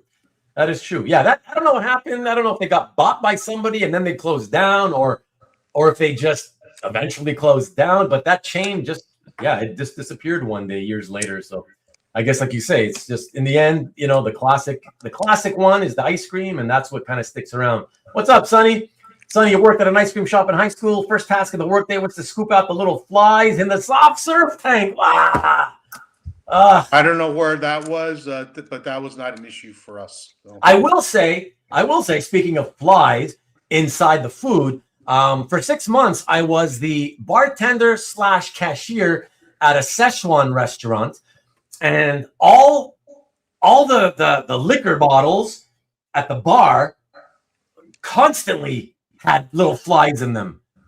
And I would have to pour the drinks and then pick out the little dead flies from the alcohol. And I'd have to, Yuck. yeah, really gross. Yeah. Thank God I wasn't a drinker, really. What's up? Robert Berman in the house. And feed the algorithm. Thank you, CJ. Appreciate it. Let me see, because I want to get on with this. Felix, how was the ice cream at Heroes Con? What a weird question. I got Dippin' Dots machine at the Oregon Zoo. My kids always beg me for it. That's what they're so smart. It's the marketing that works, right, Jeff? You know, these cool tiny little pebbles, right, of ice cream. That's what attracts people. You know, that's why they sucker the kids in. Well, they sucker the parents to want to get their kids to shut up, right? So here you go. That's why we can charge you twice what it's really worth. You know. Remember when Pinkberry got huge? I heard about that. I don't remember. Like I said, every decade, yogurt will have its moment, and Pinkberry was that in the late 2000s. When did you start repping artists? Late 2000s? When I started repping artists in 2012, when I got out of ice cream. Oh, that's when you got out of the ice cream. It was right before. Yeah, I needed something to do. It's not like I got out of ice cream because I knew I wanted to do something else. I just wanted to get the fuck out of ice cream. Get the hell out of ice cream. I was done. And I had time on my hands. A Centron fan, apparently. Oh, I'm making you drool now, Robert. That's so funny. Last time I saw Felix at a con, he was saying his hardest job was keeping the artist from eating around the artwork. I could understand. I can relate to that. Do not come around my artwork with food. It's very simple. It's not a hard concept to understand. That's for sure. Now I'm thinking of yogurt from Spaceballs. Hey, when's that remake of Spaceballs? That's supposed to be coming, right? A remake or a sequel or something? Mm-hmm. I don't know. I think Bill Pullman's son is going to be in it or something. Is it really? I heard that Rick Moranis is also going to be in it. That's crazy, man. All these guys, like 40 whatever years later, you know. I've not seen that movie. But if I do, I'll need subtitles because that's a tough accent for me. Okay. All right, everybody, let us get into the show. So one last thing I did want to know, though. Ultimately, Felix, what was the turning point with artwork for you, man? Like, where you saw some art and said, I think I'm going to buy that piece. You know? And what piece was it? If you want to share, it's up to you if you want to share. I mean, I can't imagine you don't remember. No, I do. I got a very expensive commission from Steve Rude. Ooh. But that's not, I got it was cool, but it didn't quite click then. I was buying graded. I was bored, so I was buying graded comics it was a dalliance, like a momentary fascination with them. And I realized that, I could put together a collection real fast of the comics I wanted. I don't want any super keys or anything, but, some minor keys. That happened really quick. Well, what's next? I was on the CGC boards, and the CGC boards has this, original arts subsection. So I was just poking around in there. I said, you know what? This art seems kind of interesting. Maybe I'll get some art. I'll get a piece from, say, my 10 or 12 favorite books, and that'll be it. I'll move on to something else. So there's a wanted to buy for sale subsection of the original art subsection. And so I just typed in there, I'm looking for Dark Knight Returns. I'm looking for Watchmen. I'm looking for V for Vendetta. What do you got to sell me? Now, people in the audience are going to go, well, this guy's an idiot. Like back then, I actually got some hits. And you got hits? I got hits. And on that first post? I got 2 Dark Knight pages and a V for Vendetta page off that post. Off the post? Off the post. Wow. On your first. That's crazy. Holy shit. The Dark Knight, of the 3 pieces, the Dark Knight page that you see on my site is what I still have. The others I traded and upgraded. Like I got better V art. That's when it hit me. I'm telling you, I think within a week I was in the process of getting rid of all those fucking slabs. So I'm spending this. I'm just like, how I traded all my comics for new comics. I didn't want to put any new money in. It's like, okay, I'm just gonna trade all these slabs for art. And no regrets. No regrets. Good. I haven't looked back. That's the important thing for sure. Matt's curious about what the timeline was, though. On that's a good question. That's why I'm taking it. For you to go from toys to comics to art, or where does the toys fit in with the comics? Because the toys, the toys and comics are parallel. Interchangeable. I've never stopped collecting those. I don't buy expensive slabs, but I still buy comics. I still buy toys. You're still into the toys like pretty regularly? Oh yeah. It's bad. It's bad. Oh really? Yeah, it's bad. I mean, I feel like if I leave my kid like all this comic art, I'll leave her some instructions that hopefully there'll be some value. There's no value in the toys. That's just junk she's gonna have to get rid of. Hey, this is for Marcus. Marcus, check this out. This is Legendary Heroes Optimus Prime. What is that? But it's not Optimus Prime. It's Commander. It's Commander. This is what they call a third-party transformer. It's unlicensed, but they're amazing. Like you ask Daniel Warren Johnson like what his favorite Transformers toys are. It's these unlicensed third-party ones, and this is his Optimus Prime. This is his Optimus Prime. This is Daniel Warren Johnson's Optimus Prime in toy form. I just want to take a quick segue just to answer Marcus. He keeps busting my chops about Mazzucchelli page. Just so you know, there was a guy who ordered it from my site at the full price, $8,000. All right.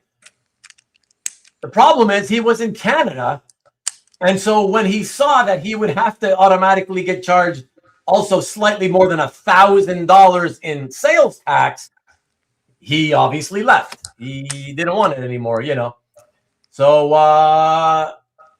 there you go.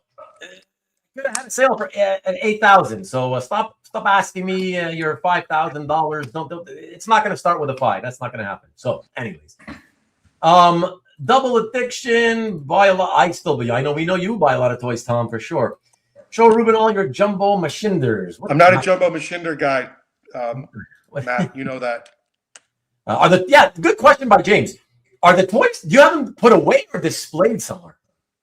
Some. I don't have enough room to display. But yeah, some are displayed. Because they got to take a lot of room, right? They do. Some are like properly displayed, and then some are just kind of sitting on shelves. Yeah. Yeah. Wow. Welcome, Super Sage 711. Hasbro made on, or is it making it? Daniel Warren Johnson Optimus. Okay. There's going to be an official one. Kid Timmy, that's because the guy's in a part of Canada where the sales tax is 13%. Where I live, it's 15%. I'll give you $6. You give me $6? I don't know. I'm still trying to work on that guy to see if I can get him to come back. Because if I can pay the tax for him, I'll still get 7 out of it. So I own a Mazzucchelli Daredevil page. Nice, good for you, Nate. For me, Lee or Chai Tom. All right. So why don't we get into this, everybody? I'm excited to get into the art. And before we start showing the first piece, I just want to warn everybody, okay? Because you know what usually will happen is, a bunch of you guys are going to be like, oh, we're going to get to the end, and you're going to be like, I can't believe you didn't show this. Why didn't you show that? Okay, shut the fuck up. I'm telling you right now, this guy has way too much awesome art for me to show. We'd be here for 48 hours if I had to show his whole collection, okay? So there's tons of shit I can't show.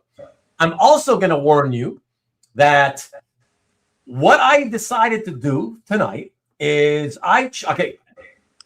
for those of you who are new here tonight, typically a show and tell will have 20 pieces, okay? Sometimes there's exceptions. Tonight is an exception. I was able to narrow it down a lot more ultimately than I initially thought I could, but I narrowed it down to 26. So we got 26 pieces to show tonight. And and I'm telling you right now, tonight it's all about, I guess what I call vintage comic art. So I've stayed away. I decided, and you know, Felix doesn't know what I'm going to show tonight, but I did tell him that I decided I would show art that is not from the artists he represents. However, there are so many commissions that he has that are so cool that I wished I could show. Okay, but I don't want commissions to get kind of lost in the shuffle of like vintage art and stuff. I feel like they need their own attention. And that's best done, I feel, by doing show and tells of nothing but commissions.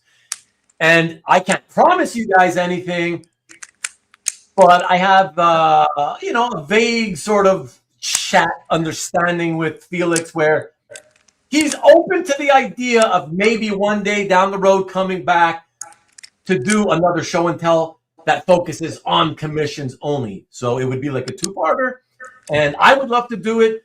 You guys who are regulars here, you'll remember there's precedence for that with Hart, right? When Hart stopped collecting, we did one show and tell for his top 25 published, and then another show and tell episode for top 25 commissions. So there's precedence, and like I said, so that's what it is tonight. So please, I'm warning you in advance as we go. When you realize that you're not going to see art tonight by the artist that he represents, don't start bitching and making stupid comments. You've already been warned that you're not going to see it tonight, okay? But hopefully in a second episode, if Felix is willing at some point. All right? Okay. And so before I get in there, while I was shooting the shit, Scott Goodwin has to leave. Thank you once again, Scott, for the donation. Thank you, and thank you for hanging out. Yeah, all these guys that know you, it's a shock to be here and realize how long this stuff goes. I can imagine. The one you asked me to buy an SDCC, who are you talking to? Warning. Okay. That's right. And in advance, I'm telling you, James, that goes to anybody who wants to try to, you know, who likes to say like, oh, you know, what about this piece? What about that piece? Whatever. The pieces are chosen. That's it. Nothing's going to change. Show every piece in his collection. Sure. The hard rule moderator. See, that was kind of like, it was kind of like one of the ones that I picked it, and then it later didn't make the cut. So I'm not going to tell you any more secrets, but that is not going to be talked about tonight. I can go to bed now and catch the final piece when I wake up for work tomorrow. That's true, Matt. That's true. Felix part 2. Well, let's see. We'll see. Don't get too excited because, like I said, I can't promise. Oh, thank you, Maki Poo Poo. Thank you. So I wanted to see if I could get my employer to match the donation to the Felix Lu Foundation, but I'm having trouble logging into my workspace. Well, that's very nice of you, though. That's really cool. Sure, that'd be awesome, though. Yeah, and I'm sure if Felix ends up working out and Felix gets it, I'm sure he'll let me know. That's awesome, man. Just the thought. It's the thought that counts, also. So just that alone is very nice. So tomorrow, once I can figure it out. Okay. I thought you said you already sent it, though. Oh, anyways. Yeah, let me know. And if you have trouble, you can always reach out to Felix. You know, I'm sure he can kind of give you a little guidance. We got a donation from an Edward. I won't say your last name, just first initials Y, Edward Y. So thank you, Edward Y. Oh yeah, okay. Well, he wasn't here. He might be silently watching. I know it might be someone, you know, they just randomly like that. No, it's their what's showing in the comments is their handle, but their real name is, you know, Edward Y. Oh, I see. Right. All right. Well, yeah. Well, thank you, Edward Y. Very nice. And are you going to tell us your fave from Felix's collection? I don't have favorites, so no. You're going to see me kind of get excited about a lot of pieces, so that's how you'll know what I like. You know, if that's a serious offer, I'll take it. But I don't know how you're never really serious, and you keep talking about it. You know, keep watch, kid. We'll get there usually. Spoilers, something 21 cover is probably on this list. Okay. All right. Now for sure, everybody, let us get into it. And as Felix, gives his thoughts on the pieces that I show, and whatever he wants to talk about, it could be stories about how he came to get the piece or just what he loves about it. And as he does that, I'll keep an ear open for him while watching your comments, and so I can put up the good comments while we're showing the art. And for you new guys here, first timers, you will not see us. Felix and I will disappear because the screen will be completely covered with the art and information about the art. So just be used to that. You'll just be hearing us while the art is being shown, okay? Marcus means in Canadian dollars. No, he can forget about that. Urban's already excited. Let the maple syrup flow. Yeah, what's up, Ilya? Email me and let me know what plan you have, Marcus. That's all I can tell you. Email me and tell me what your idea is, okay? Okay, so let me cue this up, everybody. Let me cue this up. Okay. I'll be right back. Yeah, no worries. Let's see here. Okay, so we got. All right. Okay, let's see here. So, not that it matters, Felix, but I figure just as a point of curiosity, this first piece that we're going to start the evening out with, I'm starting out with this one for no other reason than I had noticed. It may not be, it's not the first piece you ever bought, but it is currently at least the oldest piece in your gallery, privately shown. Publicly shown, I should say. Sorry. Okay. And so that's why I thought that would be cool. And I want to see if there's any kind of story about this. I know there is a little bit of a relation to movies, so I thought I'd see what you have to say about that. So let's take a look at the first one, everybody. Check it out. Yeah. So like the 90s were, like we talked about earlier, kind of a wasteland for me. In terms of the comics, but one guy came on the scene that I immediately loved, and that was Garth Ennis. So I'd read anything Garth Ennis wrote. Obviously Preacher, but he also did a book called Hitman. And Hitman was sort of his tribute to John Woo movies. And within Hitman, there's a Chinese character who's clearly patterned after Chow Yun-fat in the John Woo movies. So of course I had to get this page. Had to. And it's of zero interest to anyone else, and nobody cares, but had to get this page. Well, I gotta say, I gotta push back a little on that, Felix, man, because I never read it, but over the years I've had friends in the hobby who plenty of people who said, "Oh yeah, I used to like in the '90s." Because when that, usually the topic comes up when we're talking about, the 90s for me were so crap. That's what drove me away from comics for 7 or 8 years, And when I'd say like, yeah, well, what did you like in the 90s? What was good to read?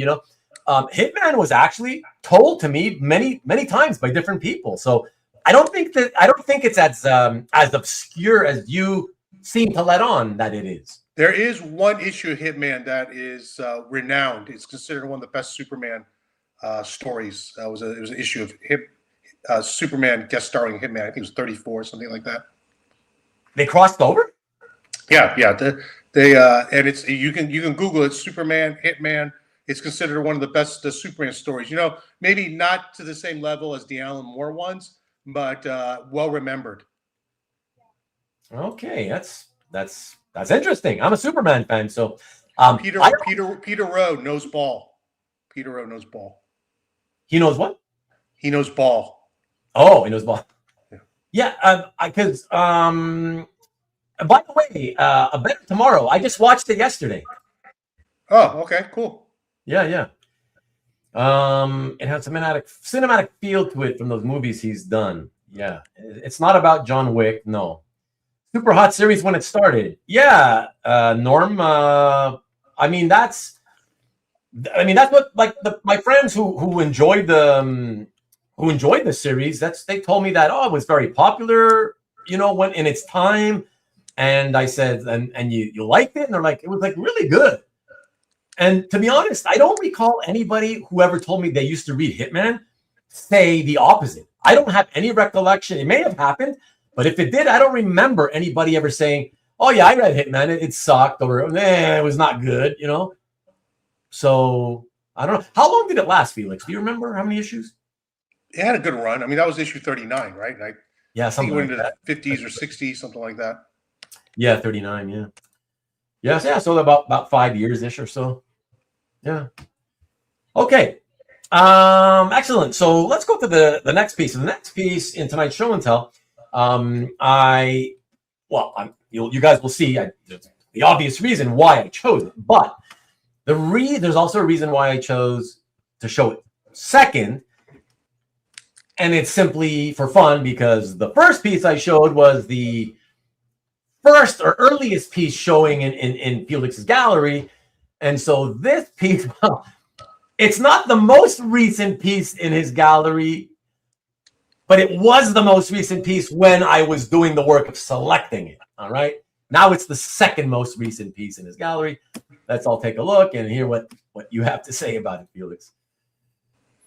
Wow. So yeah, I got this piece a couple years ago, and this was a white whale. Yeah.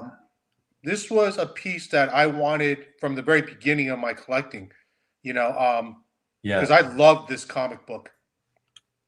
I was a huge fan of Raiders Lost Ark when it came out, and I saw it multiple times in the theater. I just absolutely loved the movie. And back in those days when the movies left the theater, you didn't get to see them again until it had its network broadcast premiere, unless you had cable. We didn't have cable at the time, and this was even pre-video, pre-VHS. Right. So the one way to sort of relive the experience was through these Marvel movie adaptations. So I would get them and I just read them over and over again.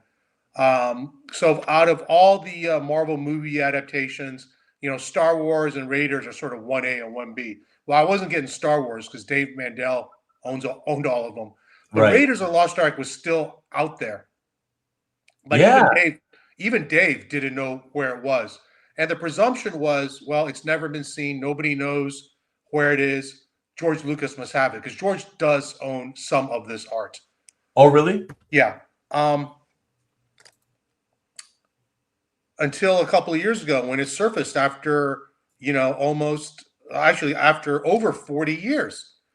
And I wrote in my CAF description that, it surfaced on a German river cruise. And that is no lie. I was not on that cruise. How I found out about it was on Facebook. So there is someone who is a member of an original comic art collecting group, and I don't know who this guy is. I don't think he has any kind of profile. I don't think he has a CAF, but he's a member of the group nonetheless. Okay. And he was on a German river cruise. Right. And it was happening in real time.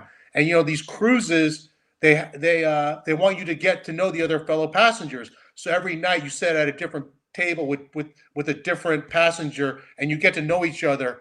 And he's sitting next to a guy, and they're chatting, and the guy asks him what he's into, and he goes, "I like comic art." He goes, "Well, I own a piece of comic art."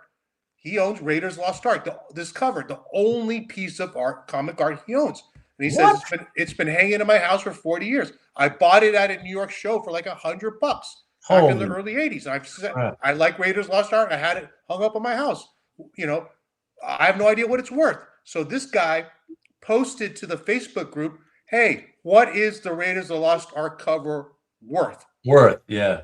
Now, apparently, that's like you're not supposed to ask these value questions in this group. Right. So the post got pulled. They got disappeared. But I had seen it, and I'd seen this guy's name, and I immediately reached out to him, and he told me, yeah, the reason I asked is because I met this guy on this river cruise who owns this cover. And I said, okay, you may get hit up by other collectors like me who are interested in this cover. I'm going to give you a number now to pass along to him. And at the very least, he knows, like, if he wants to keep it, by all means, he should keep it. But he should, I'm giving him this number so he knows not to sell it for less. Right. And Wow. the number, Ruben, was such a stupid number, but it was, again, this is something I've been looking to for 40 years. And Yeah. I immediately knew what I was going to let go from my collection to pay for this. Long story short, there were other people who reached out, and I mean, my offer was like 2-3 times more than anyone else's, and he accepted it. And the guy lived in Boston, and he personally flew it out to California where we did the exchange. Oh, wow. Yeah. Wow. So very, very thrilled to have this this cover. That's fantastic, man. Yeah. And you say you completed that a couple of years back? Yes. 23, 24 around then. Yeah. Wow. Yeah, it's so wild, man. Like, just you know, I mean, listen, of course these stories have to happen from time to time, right? Because there's still plenty of covers and big pieces, interiors that we can think, if you really think about it, we could all draw up lists of pieces that, hey, I've never seen this. Have you ever seen it? You know, like, I've never seen this. So there's tons of stuff that's probably still never seen the light of day. They got to be out there somewhere. You know what I mean? So it's just a question of, you know, how are they ever gonna pop out eventually?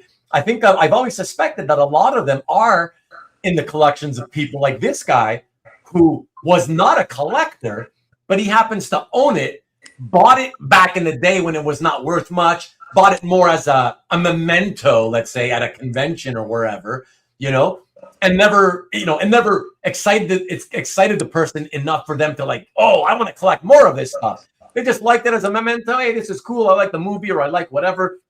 And that's what they just end up keeping that one piece. I think there's got to be a lot of people out there still like that, you know?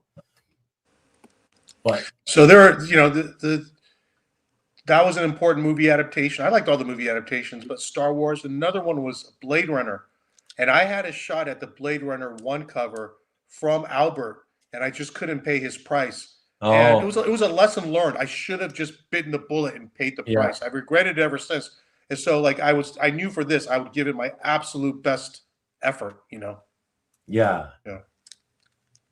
I mean, that's the thing. Sometimes, yeah, I told Maki Poo Poo, my foundation is Lu Family Fund, but it's ministered by Paltown. Again, if you go to lufamilyfund.org, it'll take you to my page in Paltown. Just follow the prompts. If it asks you, like, who the donation's for, just say Lu Family Fund. Hey, Cab. Cab is back for a little while, anyways. Still very fun. True. Very true. Love it. That's true. Yeah, very true. Yeah. You know, and I don't know how you know, how authentic this might be. Maybe it is, maybe it's not. It's kind of hard to believe for me.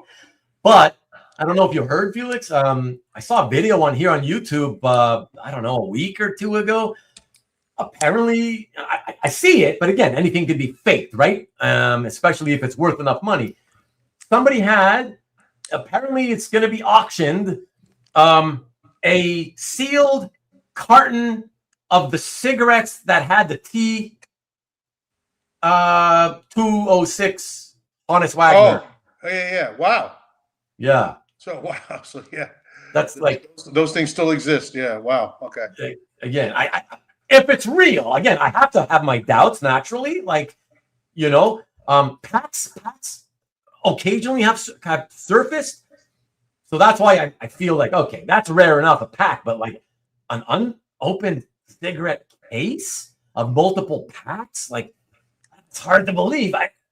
But it could be true, I guess, you know? Yeah, so we'll see. Sean, what's good? What's happening, Sean? Hey, Sean. Felix is your foundation. Oh, sorry, that's what you had just spoken about. I would have done the same. If you want something, just offer a huge figure, but then be prepared. Oh, you got to be prepared to pay the amount, obviously. Yep, you know. Yep. Yeah, exactly. And, you know, that's just something you learn along the way. Like, I mean, you know, of course, I want to get the best price I can, but, you know, it takes losing a couple of things to realize, you know, there are no deals. You know, you got to do what you got to do. Yeah, for sure. Especially if it's something like this, where it's something that you really wanted your whole life, you know? Yeah. What's going to go insanely high if it's real? Yeah, for sure. Thank you. Thank you, Steve Mussolino. I just got another email. Thank you, Steve Mussolino, for your donation. Nice. There it is. Thank you, Steve. Thank you. Very nice. Appreciate that. I'd rather chase a Pokemon. Have at it. Whatever floats your boat, you know. That was on an episode of The Golden Show. Really? Okay. Yeah, I don't know. I just saw it some random guy talk about it and show it on a random YouTube channel. Do you open or not? No. There ain't gonna be any Hannes Wagners in there, I'm telling you. As it turns out, the way the hobby has gone, even paying astronomical sums years ago paled in comparison to today's prices. Right, exactly.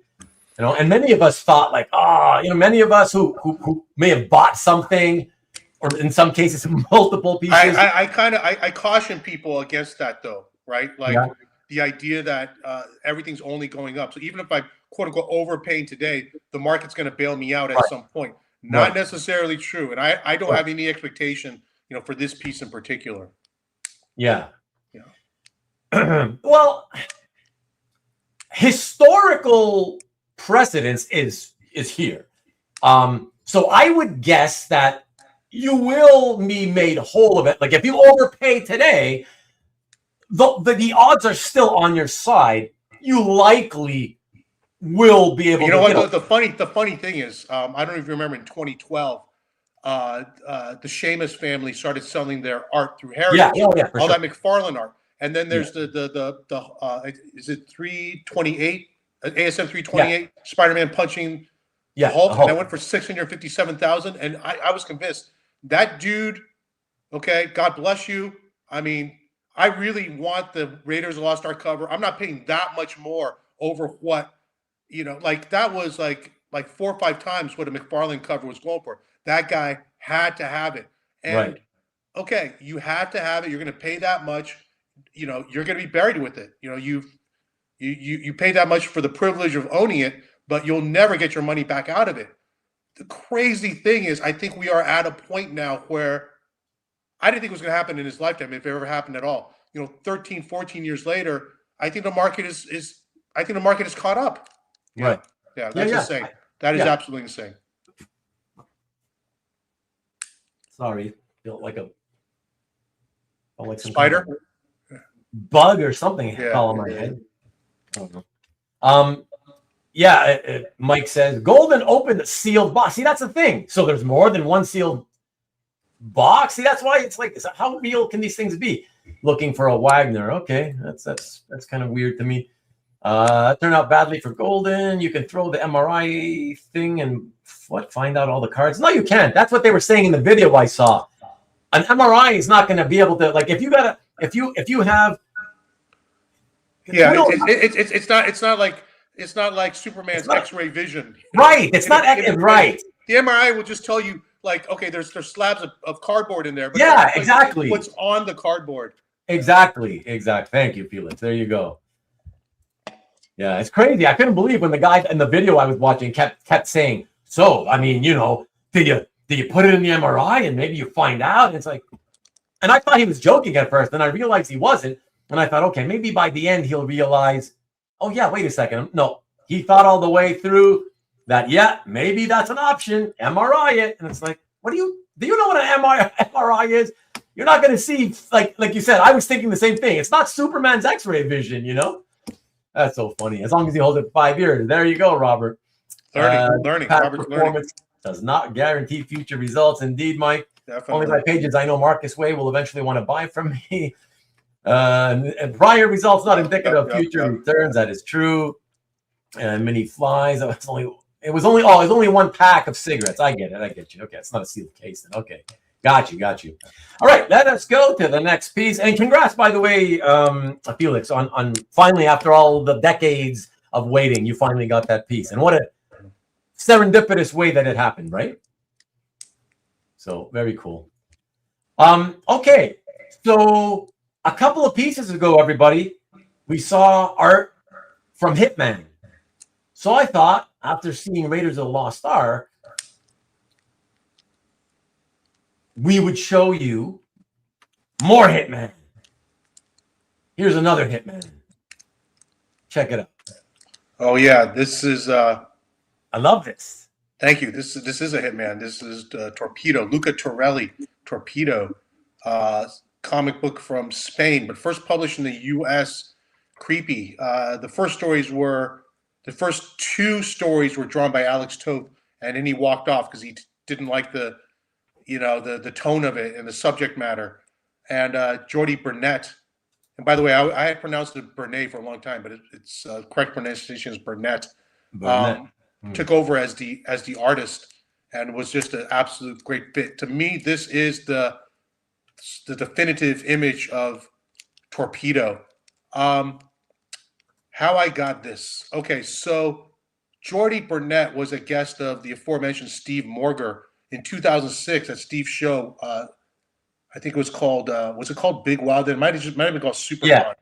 But it was, maybe. Yeah, pre-Big Wild. Might have been pre-Big Wild, but it was before I went to San Jose, it was in Oakland.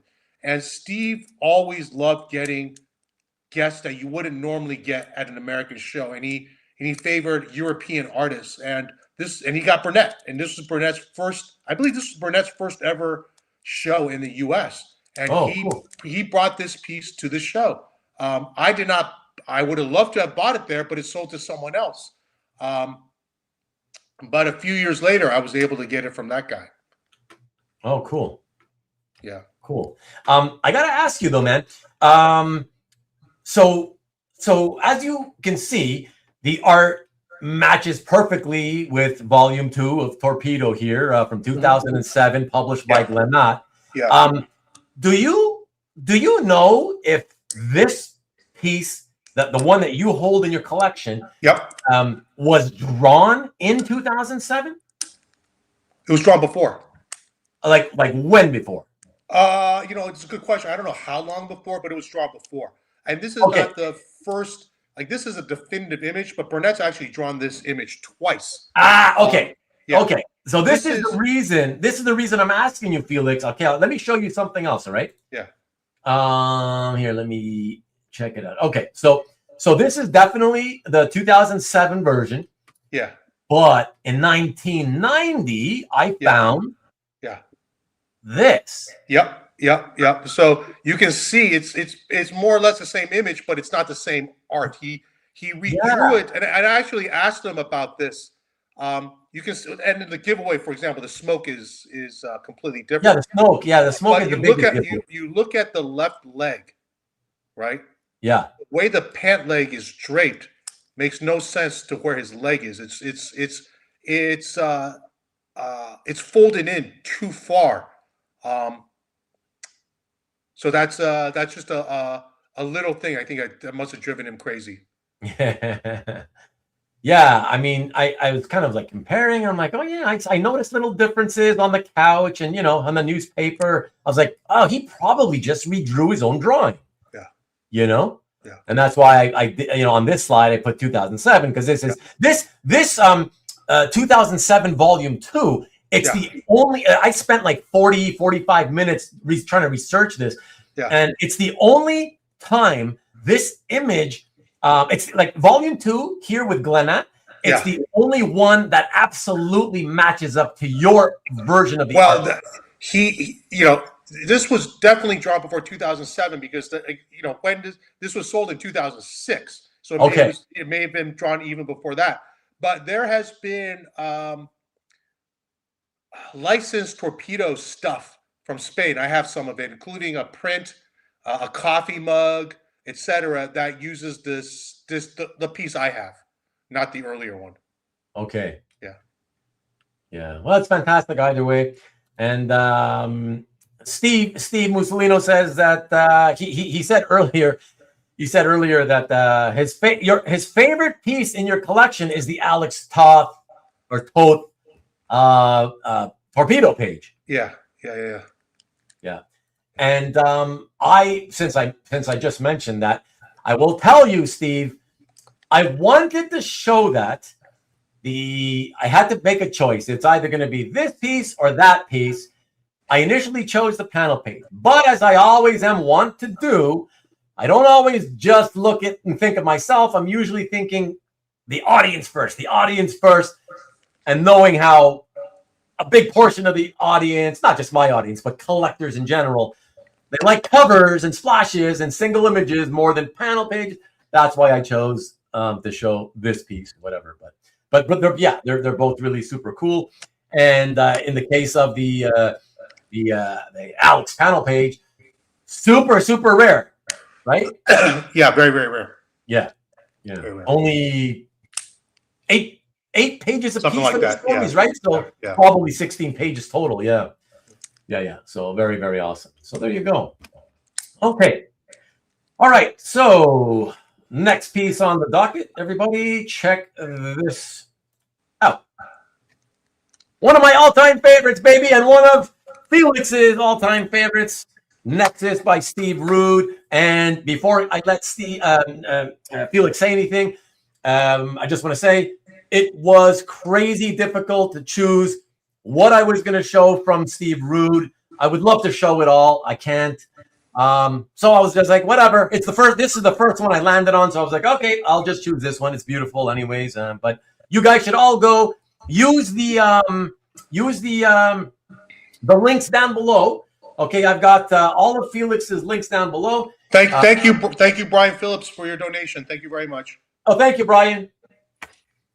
Use the links down below. Go to his gallery, and you can check out all the Steve Rude art if you're a Steve Rude fan. You've got a ton of great Steve Rude pieces. But anyways, let's get back to this one, and let's see what you have to tell us about it. Well, I am a big Steve Rude fan, but I'm a big Steve Rude fan because of Nexus. So the only Steve Rude fan, I collect is from Nexus. Nexus, yeah. Once upon a time, I owned the Nexus #1 cover. Oh, which is arguably, more important than any of the panel pages.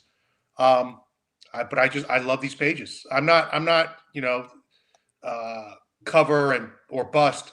If there are things I like about the pages, I'd rather keep the pages. So in this case, I kept the pages. And this page, the pages from the magazine are really tough. If you look at, I also have I've had different pages from the magazines before. There are three. There's, the magazines, Nexus 1, 2, and 3 before it went to traditional comic book size and in color. And the first issue is like really rough. It's really super early rude. But by issue 3, as you can see here, it's becoming more of the polished rude that we all, came to love. Yeah. And as I was putting all the all the work for this show, tonight's episode together, collating all the images and everything, I kept staring at this and thinking, my God, I've seen a lot of early art from a lot of artists, and usually when you look back in time and you look at that early stuff, you're like, ooh, it's hard. It's kind of hard to look at, There's a charm to it, though, that you watch as they're learning, they're figuring things out. And of course, of course. I still like to get the early art when I can. I love early Jaime Hernandez. I would love to get an early Matt Wagner Grendel. The art got much better later, but I still love that early stuff too.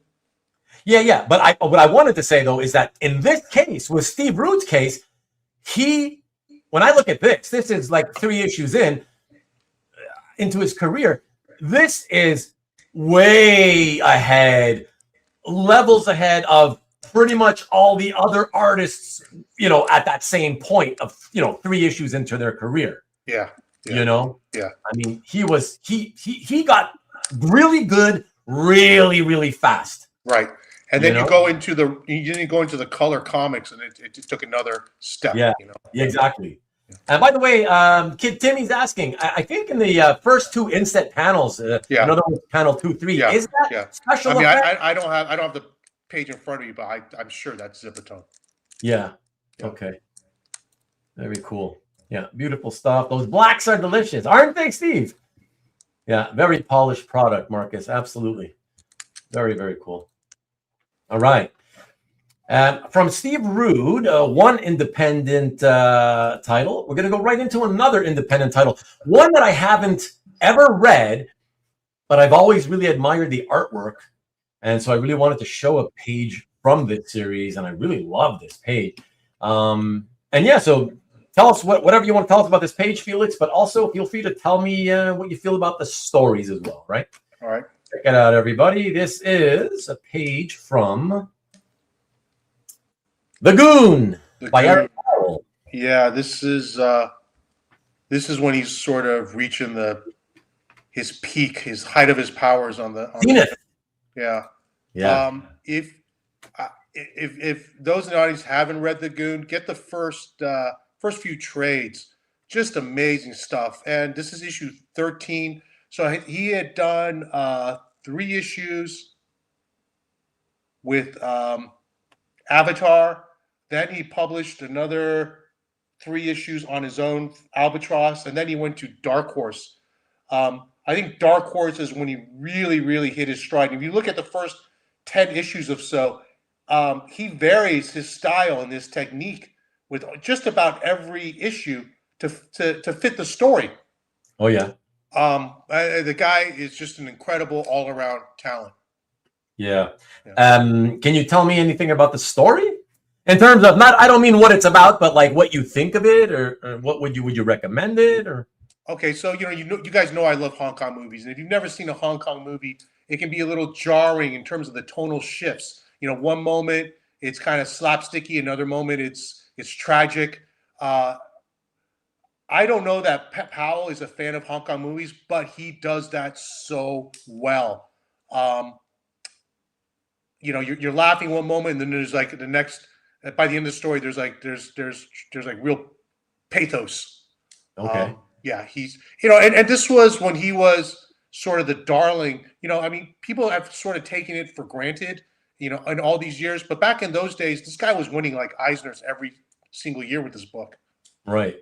Yeah, I remember how popular it was. I used to hear about the Goon all the time, I just never knew anybody who had read it, and I never tried it. Hollywood came calling, and I think, oh, did they? Yeah, and it's not so much it's not, I really wouldn't call it a distraction. But I think he did turn his attention to the movies for many years. And so, the comic wasn't really coming out as much, and it was always sort of the cult hit. It was never the super popular book, which is too bad. It is among the best comics that were being put out, no question. Oh, fantastic! Yeah. And he's easily top 5, if top 10, if not top 5 for me. Wow! Yeah. You mean of what? Of all time? Yes. Wow. Yes. In terms of my enjoyment in reading it. Yeah. And just overall, I love Steve Root art on Nexus. I love the Nexus story, but I might put the Goon in terms of my love for it over Nexus. Wow. Yeah. Them's big words, dude. Yeah. Holy shit. Wow. Okay. Something else to put on my maybe one day when I retire. I was paying a lot of money for it 20 years ago. It's not really worth much more now. You know what I mean? It's like if I started collecting comic art 20 something years ago. If I was buying superhero covers, they'd be worth a lot more. But I've always just, bought what I wanted, what I liked. Yeah. But I mean, I seem to recall back in the day, like 05, 06, 07, 08, like, when I kept hearing about the Goon.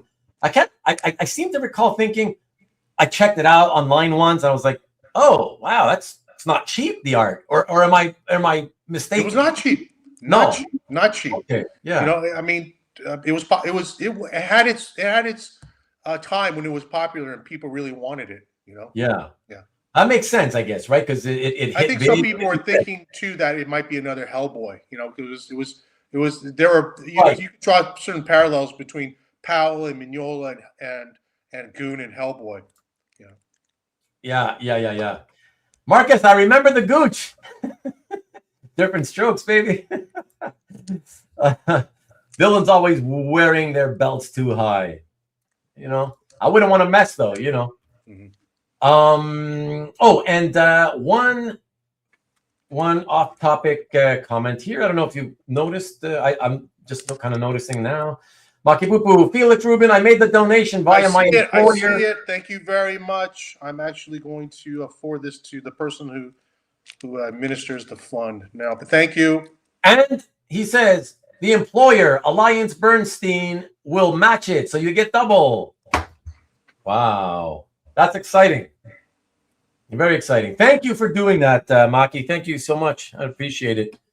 Yeah, and I'll reach out to let you know once the artwork is in the mail. I'll give you the tracking number. Okay. Thank you again. Very cool. Very cool. All right. Frank Brockle in the house. Love the indie 90s stuff. I really like the indie 80s stuff more. I have of course, you know, we were younger and a lot more of a connection to that stuff than the 90s stuff. But yeah, it's popular. All right. Okay, everybody. Let's keep it rolling. And let's go to another Hitman, shall we? A different Hitman. Let's our third Hitman. You know, technically, well, I don't know if he's a Hitman, but Nexus is an executioner at least. So there's a theme here. There's a theme here. I didn't even realize. A bit of a theme, yeah. But yeah, check it out. It's just a really cool piece. I love this. Here, check it out. The Punisher from the Max comics from the first issue by Louis LaRosa and Tom Palmer, 2004. Yep. Yeah. I love this page. Like I said, I'm a big Ennis fan, and Ennis took Punisher in different directions. When he first took over Punisher, it was after he had done Preacher, and tonally it was similar. It was a little Tarantino-esque. You know, they were just outrageous situations and quippy lines. It was more played for laughs and for shock. Right. Then he wrote a mini drawn by Derek Robertson called Born, which was set in Vietnam. It was young Frank Castle in Vietnam. And it was completely different from the Marvel Knights series that had come before. It was a much more serious tone. And from there came this Punisher Max series. So this Punisher Max series followed Born, and it's my favorite Ennis Punisher. And this is from the first issue, and I love this page. I love the line he wrote for it, which is, I go out at night and make the world sane while he's all, geared up. This splash page I really wanted when I first started collecting art. It was, I'd made a list of things I wanted. Oh yeah.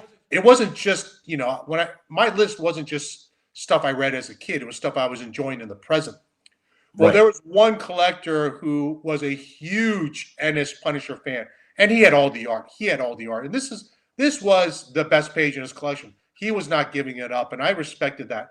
So I went and got a recreation of this page made. The penciler was Louis LaRosa. The inker was Tom Palmer. Louis penciled it. Palmer inked it, and it was close, but it wasn't the real thing. Yeah, it didn't satisfy in that same way. So I let someone else have it.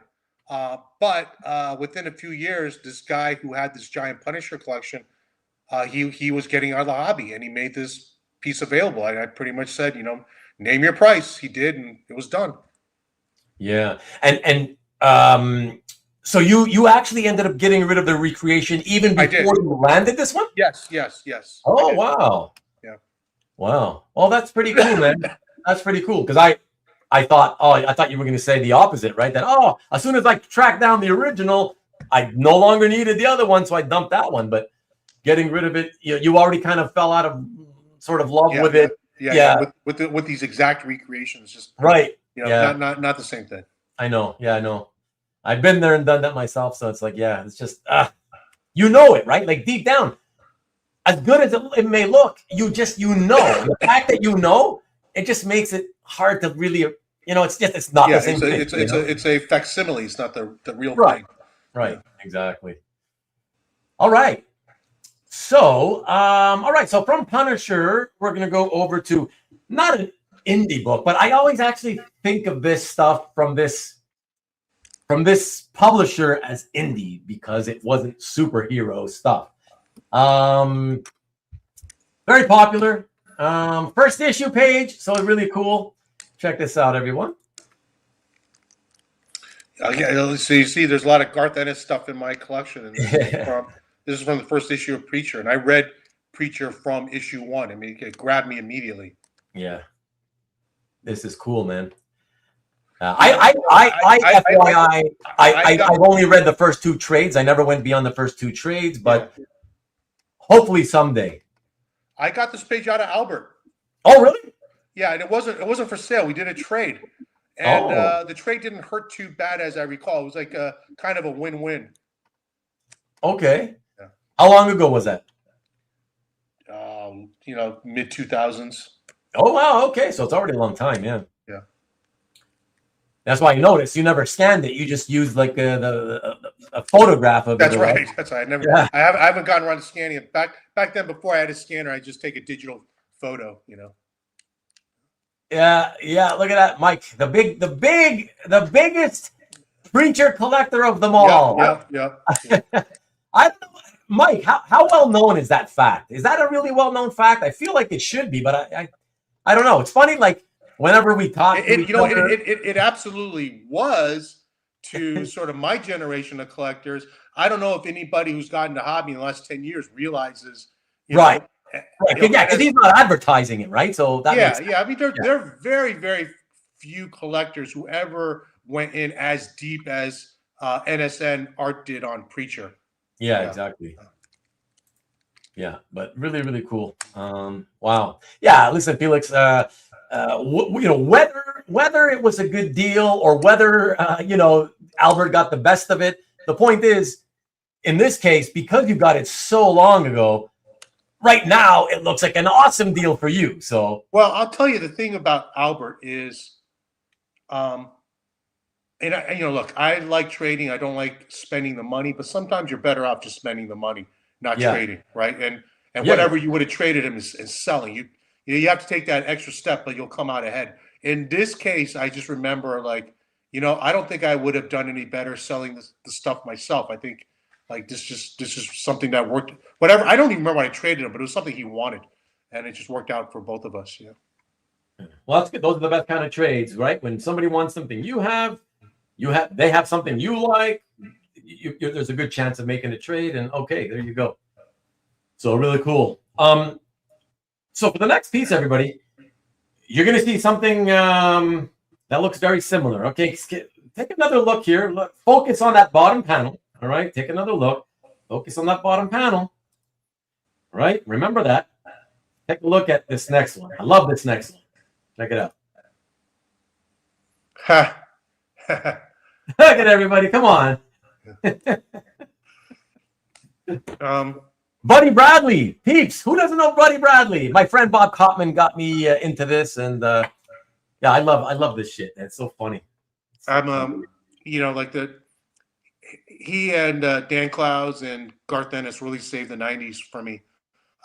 This piece, it just really captures the reverence and absurdity of this comic book for me. And I got this from a heritage auction when they sold off the Eric Sack collection. Eric Sack's specialty was indie comic art.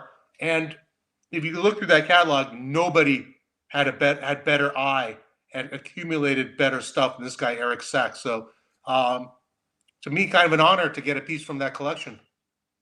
Yeah, really cool. Whenabouts was that again? I remember the art selling, but was that pretty recent? No, this was 10 years ago at least. It was already a decade? Yeah. Yeah. Yeah, really cool. Really, really cool. Yeah, the death of hate. Wow. And the fact that it goes all the way back to like 88. It's yeah, I love that. Really, really nice. And did you out of curiosity, did you read like this entire series or just some of it? You did? From the very beginning, even before it was hate. It was the Bradleys. Yeah. Right. Oh yeah, me too. I was lucky. I always enjoyed the art, but I just didn't know what it was about. And I was like, I don't know. I don't know if I should, waste my time. The truth of the matter is it's a little bit like the Goon. And if you go back to Gru, you get to a point where they start to blend together. Yeah. Whereas, someone like Clowes just keeps telling different stories. So, back then I would have ranked them, very close But I think Clowes has definitely separated himself in the 30 years since. I gotta say, I have never read a single thing from Daniel Clowes. Now, what if I had to? What would you say would be the one thing that may, if it's kind of like, if it's gonna make or break me, like, what's the one thing that'll give me the best chance of liking it? There's a collection of short stories called Caricature. Oh, very good, very good. I haven't heard that. Interesting. Yeah, or Ghost World is the obvious one. See, it's funny that you say it's obvious. When I have talked to people about him, Daniel, they rarely bring up Ghost World. Like anytime anybody has ever sort of mentioned the words Ghost World to me in conversation, it's simply because they were like we're talking about movies and whatever, I saw Ghost World or whatever, not in context of comic books. So I find that, I don't know why, I find that very interesting though, I think that'd probably be the consensus pick for his, best, quote unquote, best comic. Really? Yeah. Interesting. Okay. All right.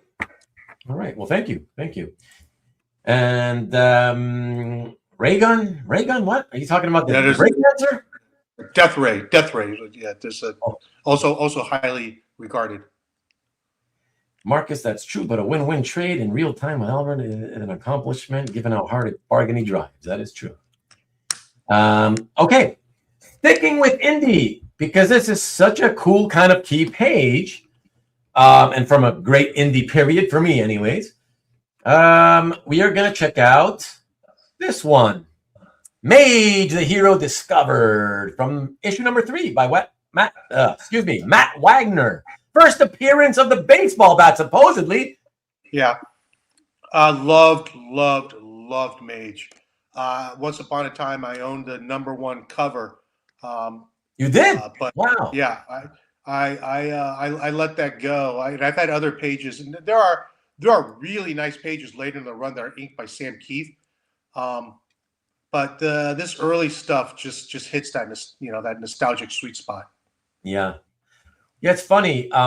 This is a book I bought a few random issues of back in the day, but because they were so random, not consecutive, I never really understood what was happening, so I couldn't get into it. I always wondered if I should go back and try it again and kind of read it like in trade format. Yeah, just reading random issues not going to do it. It is a unique. I mean, it's basically one story. Yeah. So you need to start from the beginning. Oh, I see. Okay. Wow, James, I this was before your time. I would not have thought that you were a Mage fan. Interesting. Such a good story, James says. Wow. Yeah, this should be up there with, like, there's, when people think of like comics from the 80s, like no matter when you got into comics, what era you're from, everyone knows like Watchmen and Dark Knight Returns.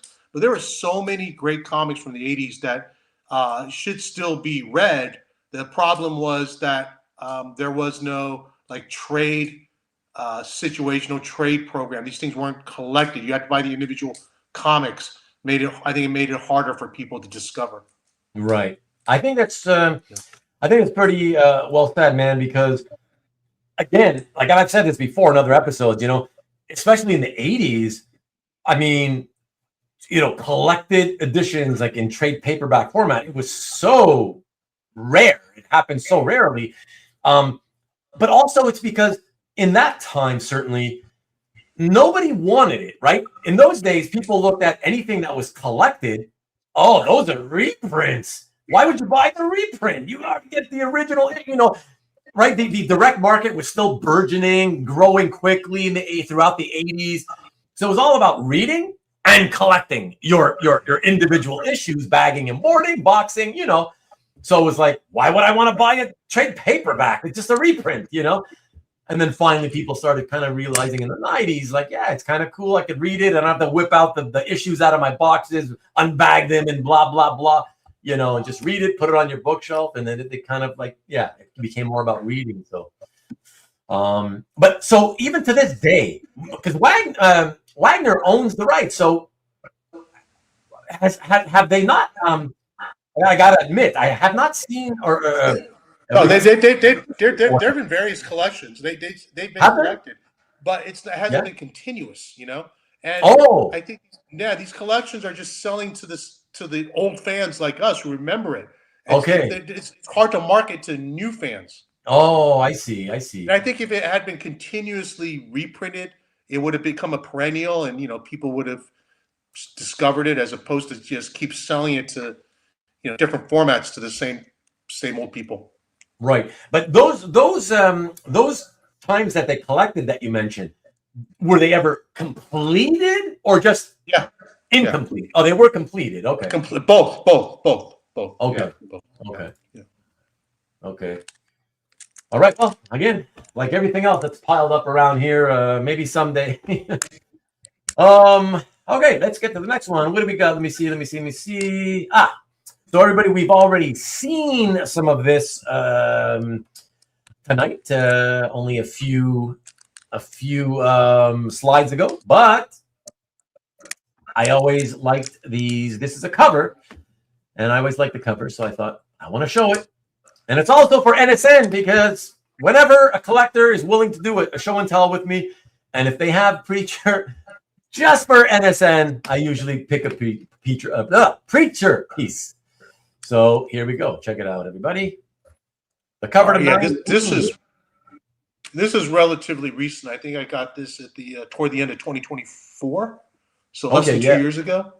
And NSN will tell you the Preacher pages were all locked up in a single collection. So those of us who wanted Preacher art had to content ourselves with pages, because the covers, for the most part, were not available, not from the regular run. This guy, he had made a deal with Glenn Fabry to buy all the covers, including the trade covers, the special covers. So the trade covers would be let go, but any covers from the regular one would not be, until like 3-4 years ago. This guy decided to just sell them all, let them all go. So this has been our opportunity. I had eyeballed a couple of covers, but this was the one I was waiting to come up. And when it did come up, I think I paid the most for one of these covers at the time. I mean, it's since been eclipsed, but I wanted this one bad.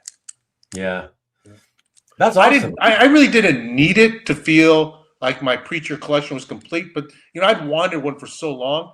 I just went for it. Yeah. No, that's awesome, man. Yeah, congrats. And it's very cool that you mentioned the story of. Yeah, this is the pitch of it. I mean, Lee knows. This guy made his deal with Fabry starting with issue 2. The issue number 1 cover was already gone, and he'd been trying. Oh, it was. Yes. Oh no! Wow. Every other Preacher collection except for number 1. That must have been just absolutely maddening. That's crazy, because I thought when you mentioned it, Felix, I thought what the story was that the guy did the deal, but that Fabry was just like, I'm gonna hold on to number 1, and you can have the rest. That's fine. I think one was like a wedding gift or something to someone. Oh, yeah. Oh, so even Fabry doesn't even have it anymore. No. Fabry gone. Yeah. Wow. And the people who have it, if you know, they will not sell it, not for any kind of sane number. Is Marcus telling the truth here? Is it Scott Doonbeer? No, it's not Scott. No, not Scott. Interesting. Scott never had the covers. He repped Dillon, or he didn't really rep Dillon. He was buying the pages like in bulk from Dillon and reselling them. Okay, Lee is telling us the owner of Joker's Child in Fair Lawn, New Jersey owns number 1. Whatever that comic shop, Lee. I don't know. I guess that what that is. I don't know.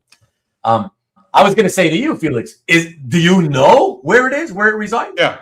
Oh, okay. So it's not like it's a complete secret to everybody. No, it's only been in the last few years where it's come out, because they've tried to shop it, but again, for such an insane number. Oh, they did. Okay. Yeah. Okay.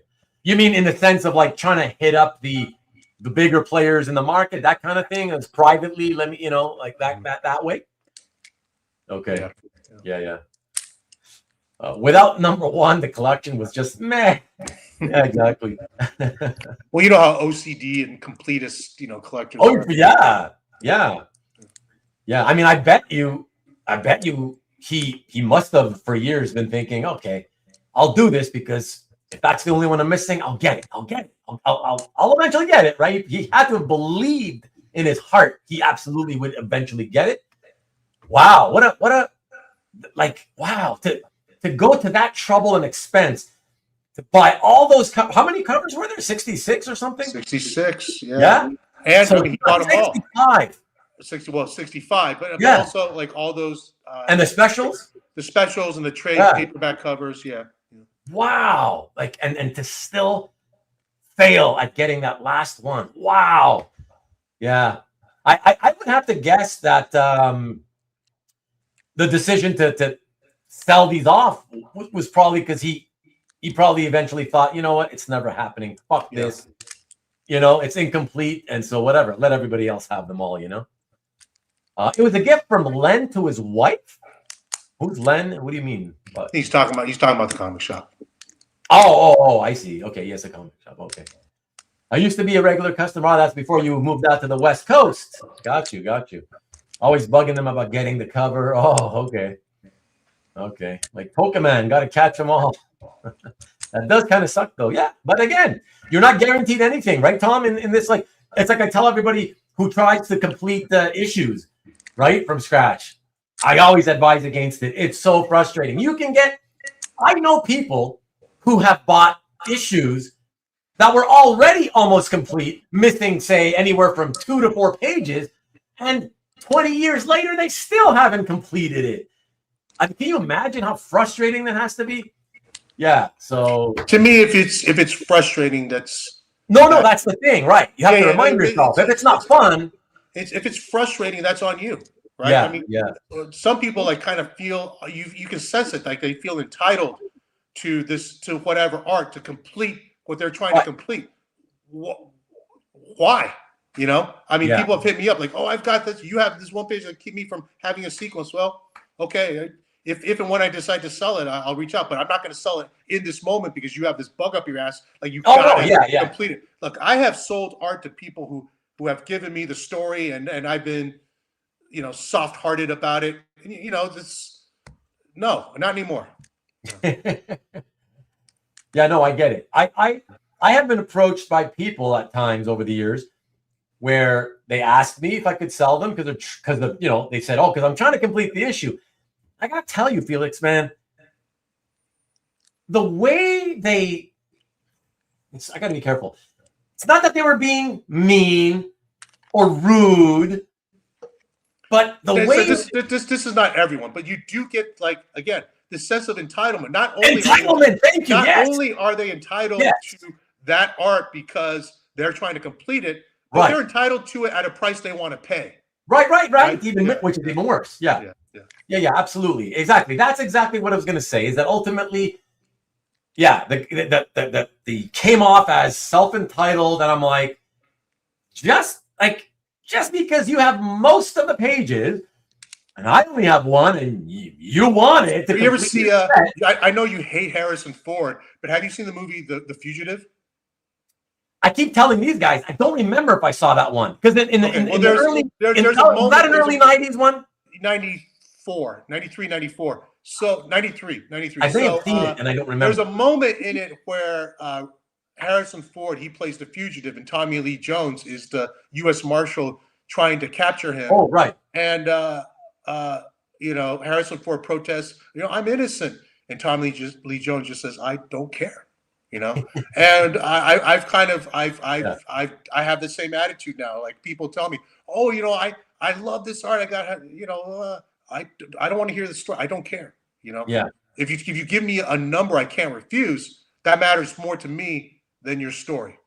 Well, exactly. Yeah. Exactly. If you get into that whole, hey, I'm going to try to complete an issue, I believe you better get into it knowing and expecting that once you start getting closer to completion, you better be willing and expecting to start being, having to pay through the nose for the pages.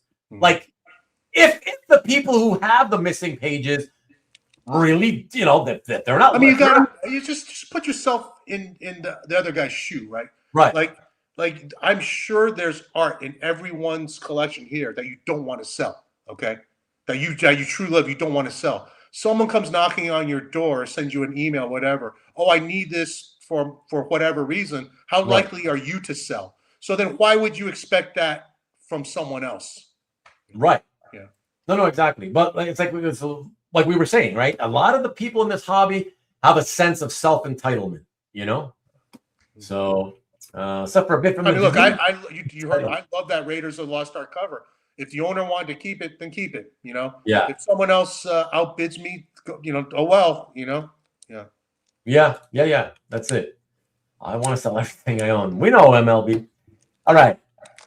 So let's see. Where are we going to go from Preacher? Yes, from Preacher, we're going to go back to the indie department once again. And check out this.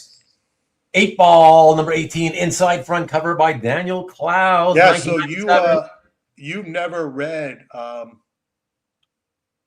anything by Daniel Clowes. Yeah, Dan Clowes, right. So this doesn't really mean anything to you. But, the thing about reading 8-ball, as they were coming out, just from the cover to the very last page or the back cover, there'd be something that just make you laugh. And oh, really? Like the letter pages are just so ridiculous. Like his leadership writing in just the most, just the craziest letters. Yeah. Just make you laugh. I read them. I was like, oh, that's hilarious. Yeah. And so this is like nicely laid out. You have the 8-ball, that title bit, hand drawn, and this character is his superhero character called Black Nylon. It's sort of taking the piss out of the superhero genre. It's just very, very Clowesian. Yeah, and I have to ask, I when I chose this to show tonight, I had to make a note to myself. So I was like, okay, remember to ask Felix, because again, having never read this, knowing nothing about it, just having seen the art and liking the art, I thought to myself, what the hell could this possibly be about? Is it have any connection to cocaine at all? Like, what's 8-ball referring to? Is it a pool thing? Like, that's a good question. You know what? I don't even know what 8-ball is in reference to. He just titled it 8-ball. Wow. Mike says 8-ball blew my mind when it hit the stands, and it holds up to multiple readings. Wow. I got a story. I met. I'm a big Clowes fan, and I've said hi to him on different occasions. Not that he'd ever remember, but I was in San Francisco for a signing of his artist edition. This was 2019. And if you've ever been to a signing, you wait there, and there's usually the bookstore manager or the writer's agent who comes by with a sticky note and asks you for your name, spell it out, and they put the sticky note on your book so that when it comes time for the talent they don't have to go through. So how do you spell that? Whatever. Right on the sticky note. Yeah, smart. This was his artist edition. It's a big giant book, and they're very expensive. And he would write out, to your name in that Clowesian script. Very, really? Almost like Clowes calligraphy. For everybody? Very nice, yeah. For everybody? Yeah, for everybody. So wow. I also brought a couple of original pieces I wanted him to sign. So I put the artist edition in front of him, and I had a couple pieces of art, so he knew I was an art collector.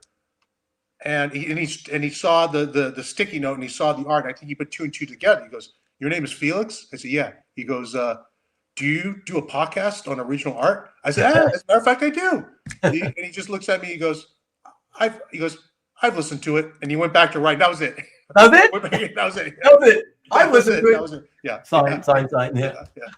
That's funny, man. That is funny. It was a fun piece. Been closed for 5 years or so. Oh, you mean the Meltdown Comics? That doesn't exist in West Hollywood anymore. Oh yeah. He did the logo for Meltdown. Yes. And little trivia. I was very friendly with the owner, Gaston, as was Kennedy, as was Matt. Oh, That's how I met Matt, was through Gaston. oh, that's the Gaston he always tells me about. Yeah. He told me a few stories about some guy, Gaston, whatever. And, Yeah, Gaston was, I mean, it was in where it was on Sunset Boulevard. It was the Shop of Stars. Like Michael Jackson would call ahead of time. He goes, I'll be there in half an hour. And Gaston would kick everyone out of the store, just for Michael Jackson. You have to. Yeah. You couldn't have him walk in with a full store, obviously, Okay, all right. Fun stories, man. All right, so now from Eightball, which I don't know, maybe it is Coke, who knows? We're going to go to very mainstream land, which we haven't seen since probably that Punisher piece, and check out this very, very lovely Master of Kung Fu 117 cover by the Canadian Gene Day. I was just going to say, a Canuck. Long departed Canadian. Yeah. Beautiful. What a beautiful cover. Wow. Thanks. Yeah, man. I was reading Marvel Comics. I didn't necessarily love the superhero stuff. I like kind of the oddball stuff. I like or the stuff that wasn't superhero necessarily, like Conan or Raiders, Indiana Jones, and that we had zero representation. This is as good as it got if you were an Asian guy. It was Master of Kung Fu, and as problematic as it was, you didn't have a lot to choose from. It was kind of better than nothing. So I have a soft spot for Master of Kung Fu because those comics were actually really good reads. Were they? Because I never read any Master of Kung Fu at all. They were excellent reads, and wow. I would have loved to have gotten a Paul Gulacy cover. Yeah, those one of the four. There can only be four, my friend. Yeah, and so Gene Day was. If I can't get a Gulacy, I want the best Gene Day I could get. This was always one that stuck out to me. Yeah.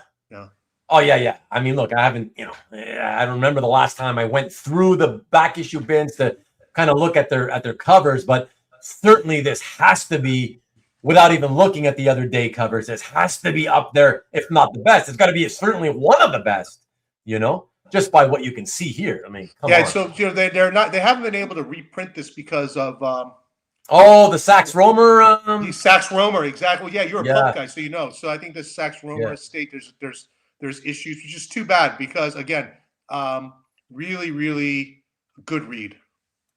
Really, man, that's I have to say it's surprising to me. I don't know. I mean, when I was in the 80s, I was a teenager, like everybody else, we, we're friends, we'd get together and watch Bruce Lee movies.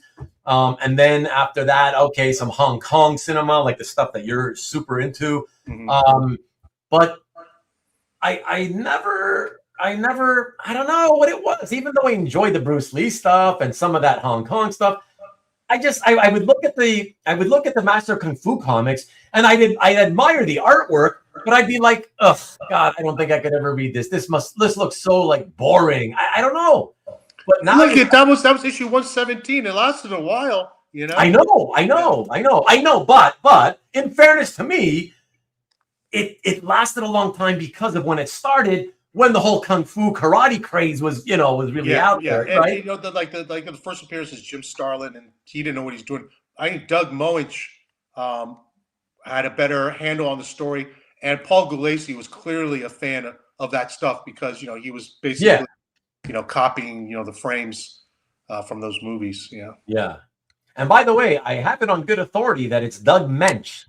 Is it? Yeah. It that makes sense. I would be fine pronouncing it Mensch. Everyone always says Moench or corrects me. Says no, it's Doug. I know. Moench. Yeah.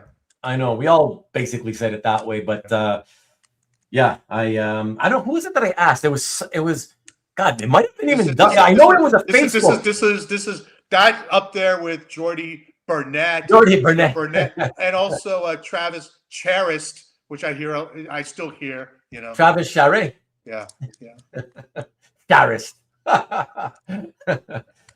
Oh, but I understand it.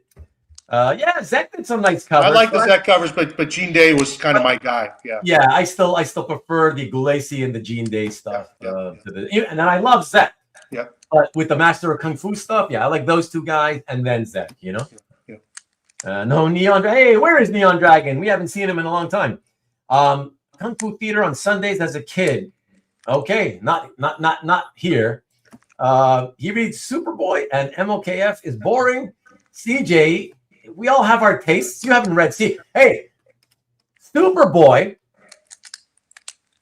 was like Spider-Man when Stanley and Steve Ditko were doing it. That's what the best way I can kind of sort of describe it.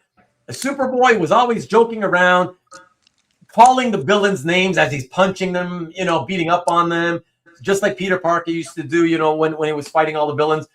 It just reminded me of that. It was just a good time. So I bet you haven't even read a single Superboy issue. Hong Kong Phooey, I used to watch that. I read Master Kung Fu, CYOA. I don't know. I'm not into it with the young kids. What's the CYOA mean? What is that? CYOA to me always meant cover your own ass, but I don't know what it means. What he means. Oh. Yeah. Okay. I read. Okay. Everybody was Kung Fu fighting. Ask John. What's up, Brett? That's, another Canuck. John Jesper. I know John Jesper for a long time. Yeah. JJ, very nice guy. Very, very nice guy. Yeah. Well, like I said, for me, it was an experience on Facebook. To be honest, it's years ago. It may have been actually Doug himself who I asked, hey, I've always kind of wondered, can you tell me how you spell the name? If it wasn't him, it was somebody very, very close to him. So, they said Mage. What era of Super? I'm talking about the new one, not the one that looks like Superman when he was a kid. The 1994 version, or no, I guess 92 version. The series, his solo series started in 1994. Yeah, shades and the faded hairdo and the leather jacket guy. Choose your own adventure. Oh, I remember those books. Oh, okay. Lee says cover your own. Lee is, he knows. Yeah. That's how I know. Choose your own adventure. That works too. You do, yeah. But yeah, the Superboy without it. Thank you, Robert. But yeah, no, that's a very, very awesome cover. When you wanted to get one of those, did you go through the Gene Day list? You must have, and decided, hey, which one would I like more than any? And were there more than one that were kind of like, whoa, hard to choose if I had the choice? That's the one that was, after the Gulacy, that was the best Gene Day one that I wanted, and I knew who had them all, so that's the one I targeted. Yeah. Okay, very well. That being said, CJ, you're an old school guy. I'm not saying I recommend it. I don't know for you if I would recommend Superboy. Just putting it out there. But yeah, let's go to the next piece, everybody. From Master of Kung Fu, what do we got next? Yes, we're gonna jump once again back into the indie 80s indie, and we've seen it before, but I personally love it. So this one was kind of more just so I could sort of satisfy my taste for the artist and the title. So yeah, check it out, everybody. The wonderful cover to Nexus #7 from 1985 by the aforementioned great Steve Rude. What do you got here, Felix, man? When did you get this one, first of all? I got this one, can't remember, 6, 7, 8 years ago, something like that. Okay. The pre-COVID era. Yeah, it surfaced in Spain. Wow. Yeah, nice. It had been in a Spanish guy's collection. And I made him, I didn't make him an offer. I just asked him if he was ever interested in selling, to let me know. He said, okay. Yeah. And someone else bought it, and that's why, like, when it came time for Raiders, I just give you the number, I don't care. I'll just give you a number, because the number I would have given this guy was more than the number he sold it for to this other guy. Yeah. And I eventually got it out of the other guy. Oh, okay. But this was a favorite of mine. This was the first comics cover. And this was the first issue of the Badger crossover. I love these comics. Yeah, I remember really enjoying Badger as well, reading his comic. I thought that was a pretty fun comic as well. Yeah. Mike Barron. Yeah. Yeah, that was that was Master of Kung Fu with a white guy. That's I love martial arts movies. And Yeah, Mike except he's Barron crazy. and Steve Rude, and then later was Jeff Butler. They knew their kung fu movies, and they did a pretty good job translating it to comics. Yeah, really cool. When you picked this up, was it essentially just one of those fortuitous things where like, okay, well, I got the chance, I might be able to get this, let me get it. Or was it also a question of, oh, I looked through the covers, and if I could ever get one, this might be one of the top ones I would want? I apologize, Ruben. You're cutting out on me. I don't. Oh, sorry. Hold on. Sorry, everybody. Potential technical difficulties. Can anybody tell me in the chat? Please tell me right away. Have I been cutting out for you? You hear me cutting in and out? People in the audience, can you hear me? Can you hear Ruben? Because I can't hear. Can you hear me now? I can hear you now. Okay. Although it sounds looks like you're good for some people and maybe not for others. Maybe it's my internet. Sorry. No. Let me see. Hold on. I'm the one with the bad internet. I can hear you now, though. I have to say, I just noticed I had my VPN on, and that really interferes with the speed and stuff. So I just took it off. So hopefully that's what it was causing it. And then we'll be okay from now on, Cool. Do you have a favorite martial arts movie, by the way? Peter wants to know. I like a lot of different martial arts movies, but one I'll tell you, I don't. You know what? If you have HBO Max, you can watch it. Once Upon a Time in China, Part 2. You don't need to watch Part 1. Just go straight to Part 2. Oh. And don't bother with Part 3 or any of the other ones after. But Part 2 is a banger. Interesting. Sorry. You know what? Let me hold on, Felix. Let me. Sorry. What? I'm going to take a note of it. What was it called again? Once Upon a Time in China 2. Oh, one. I want to see I'll see if I can stream it for free. Starring Jet Li. Do you have HBO Max? Oh, that's HBO Max. Oh no, I don't have that. Okay. You know something? I think it's on YouTube. It's on YouTube. You can watch it on YouTube. Oh, really? Wow. Yeah, you can watch it on YouTube. I'll check it out. Wow, that's got to be great though. That's like one of your or your absolute all-time favorite martial arts movie. It's right up there. It's hard to pick one. Like we're talking about your absolute favorite anything. It's hard, but it's right up there. The choreography is amazing. The choreography done by a guy named Yuen Woo-ping, who did The Matrix, and Kill Bill. He's one of the greatest choreographers to come out of Hong Kong. Okay, good to know. Good to know. And by the way, just before we go to the next piece, since I mentioned earlier that I had just yesterday watched For a Better Tomorrow. I can also free stream the second part. Should I waste my time, or is it worth watching that? The part 2 is an absolute mess of a movie. Oh, but if you know that going in, it's so ridiculous. It's a lot of fun. It's one of those. Okay. I like part 1 a lot. When I first saw part 2, I was infuriated by how bad I thought it was. But I have since seen them back to back, like in theaters, and as a double feature, it's excellent. It's excellent. Yeah, it's a fun time as a double feature. Okay, so maybe I'll try it. Okay, and thank you, everybody. Thanks for giving me all your feedback on who was cutting out, who wasn't, and all that stuff. Did you ever get into martial arts yourself, Felix? James asks. Yes, but it's been a long time. When I was a kid, I did judo, and then when I was in college, I dabbled in Wing Chun and JKD because I went to school in LA, and my neighbor was a big martial arts fanatic. He was a special forces / Green Beret guy who was going to school on GI Bill, and he was way older than me. But he was from LA, and he had studied at the JKD Institute, which was in Torrance at the time. And you know who else was in Torrance? The Gracie brothers. And so that was all sort of coalescing at that early MMA. So I got to see a lot of different styles, like demonstrations and stuff. Back then.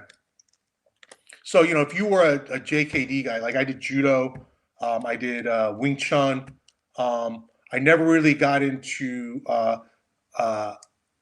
Muay Thai,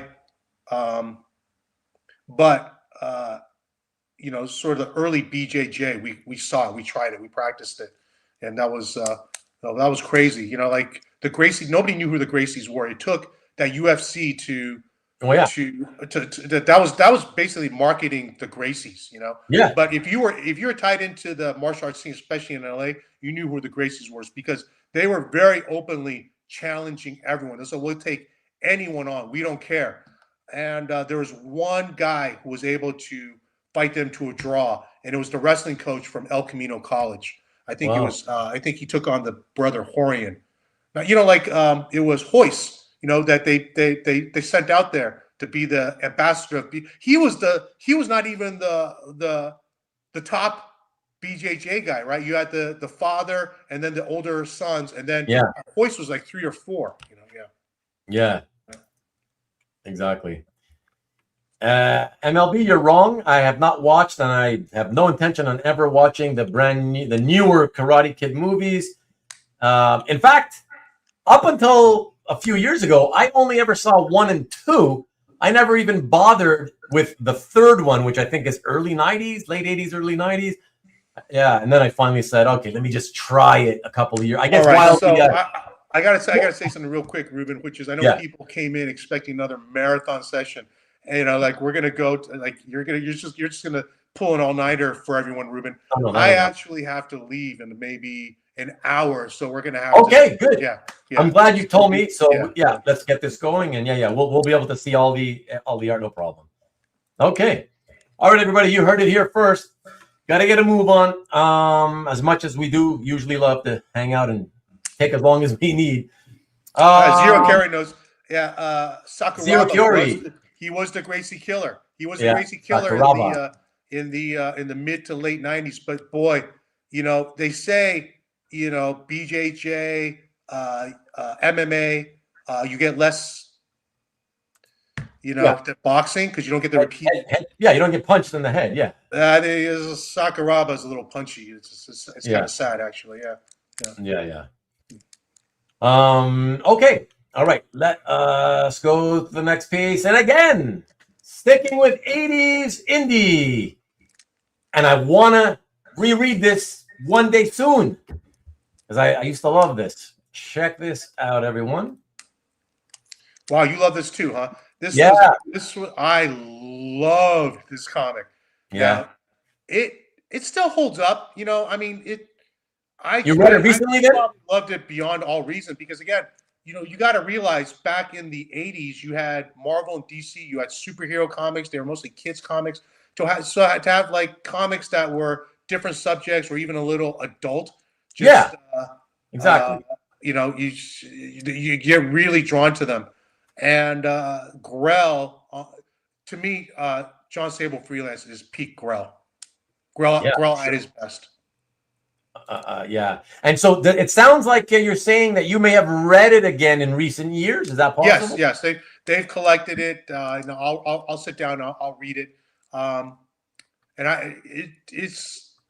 Is it the best comic? No. Is it very entertaining? Totally readable. Real page turner? Yes.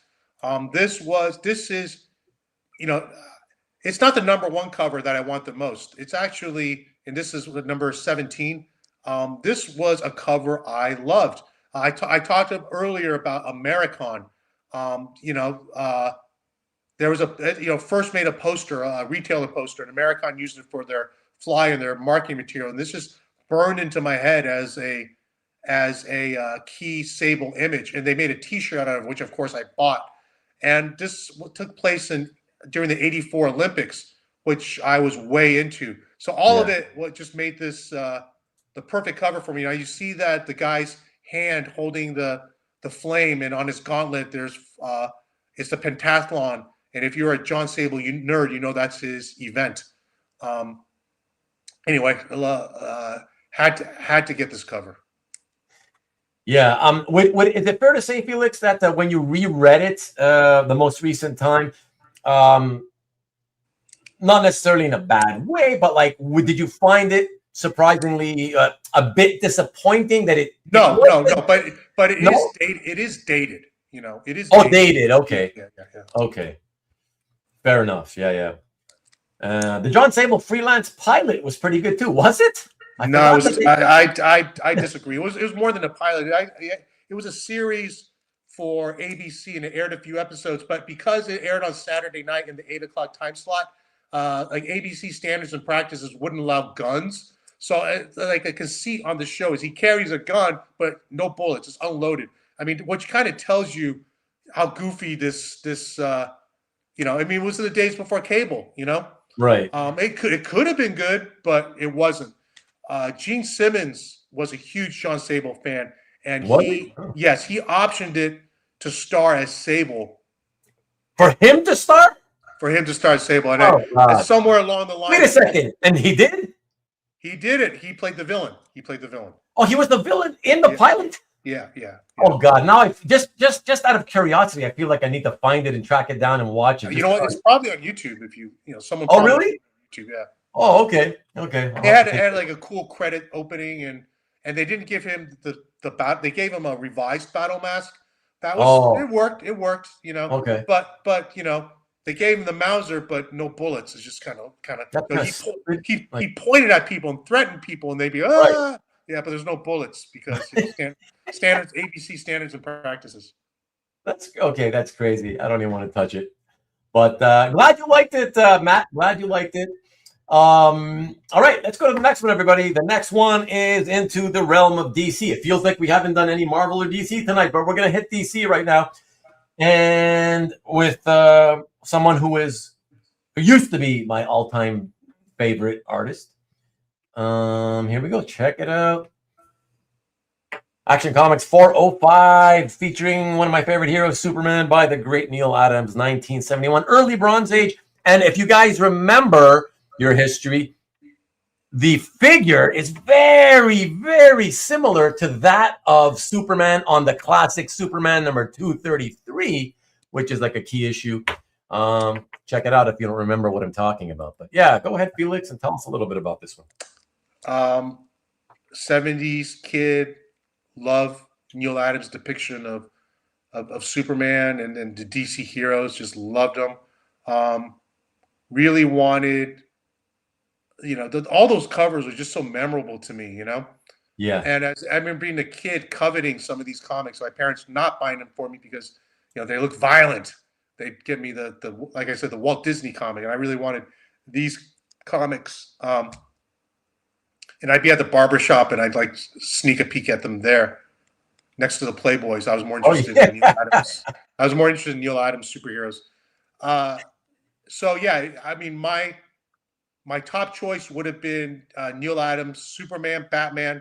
And it wasn't until later on when I discovered Green Lantern through the reprints that I wanted, you know, a Green Lantern. But those would be the big three for me, you know, and any one of them would have been fine. And this is the one that I had the opportunity to get. And I got this from someone I dubbed the nicest guy in the hobby, Richard Martinez. I got this from Richard Martinez. Oh, yeah. You know, a well-known Neal Adams collector, as we know. Right. Yeah. Very, very cool. I think if you wanted to have a Neal Adams Superman cover, you'd be hard-pressed to get something even better, you know? Well, you know, a big appeal of this is, for me, it's because it does, the figure does resemble the figure from 233, which I think is the best Superman cover. Now, you know, people will point out all the flaws or things they don't like about Superman 233, or Neal Adams himself, you know, had issues with it. I don't care. I've done that. I've done that. I admit I've done that. Yeah, I've done that. You know, by the way, all those criticisms, fine. They're all legitimate, but doesn't matter. Yeah. That is. Oh no, of course not. Yeah, that's the greatest Neal Adams Superman, if not the greatest Superman. Period. Yeah, I would have loved to have made a run at that one, but I knew that was going to go crazy. Yeah. What was funny? What was the level it finally hit? I forget. Like 6. I think 1.5 million. But you know, that was one of my, 1.5. Yeah. That was one of my very, very top picks, and I found out who had it, and this was, you know, mid 2000s. And at that point, I think nothing had sold for 100,000, and the owner wanted 120,000. Like, and the way he put it is the conversation starts at 120. So who knows what it really would have been? Oh, yeah, sure. Yeah. Sure. Thank you, Andrew. Appreciate it, man. Have a good night. Okay. Yeah, but yeah, beautiful cover, Felix, for sure. Like, love that Superman, Neal Adams. Boom. That's as great as it gets. So, yeah, very nice. Okay, so next one. I wouldn't have been able to resist the Playboy, but I wouldn't have been able to buy it at that age. Well, the thing is, at the barbershop, you didn't have to buy it. They were just laying around for... laying around. You sneak a peek. Yeah. Wait for your dad as he's getting his haircut, and then, sneak a peek, maybe, Okay, so we're going to go once again, everybody. You sense this thing happening with me. Back into the 80s, indie. But what's ironic about this one is that it's a comic that, you regulars know. I tried reading twice, and I couldn't do this. And it's supposedly legendary, so says Gary Groff, and some friends of mine. I can't deal with it. Artistically, I love it, though. So I want to show it. Here we go. Check it out. Love and Rockets, number 8 cover by Jaime Hernandez from 1984. What say you, Felix? One of the most important comics in the history of comics, in my opinion. And a lot of people's opinion, yeah. Yeah, and I think Jaime's going to go down as very important creator. I think he has eclipsed his. People talk Los Bros Hernandez, and yes, all the Hernandez brothers, all 3 of them, very important. With Jaime and Gilbert, obviously the most important, but I think Jaime's going to stand alone when it's all said and done, and he's up there with Dan Clowes as just very, very important indie voices. Yeah, I'll tell you, people who know about this cover already know, but I'll tell you, if you look at the cover, it's inked really nicely. The inks are really deep and dark India ink. It wasn't that way when I bought it. It was inked with India ink on the lines, but the spot blacks, Jaime used marker. You're right. And the reason he used marker was because they wanted to save on the India ink. That's how frugal they were. Yeah. And the marker, it started to stand out from the India ink. And in order to preserve it, I took it to Jaime, and he inked over the marker with India ink. So it looks much better now.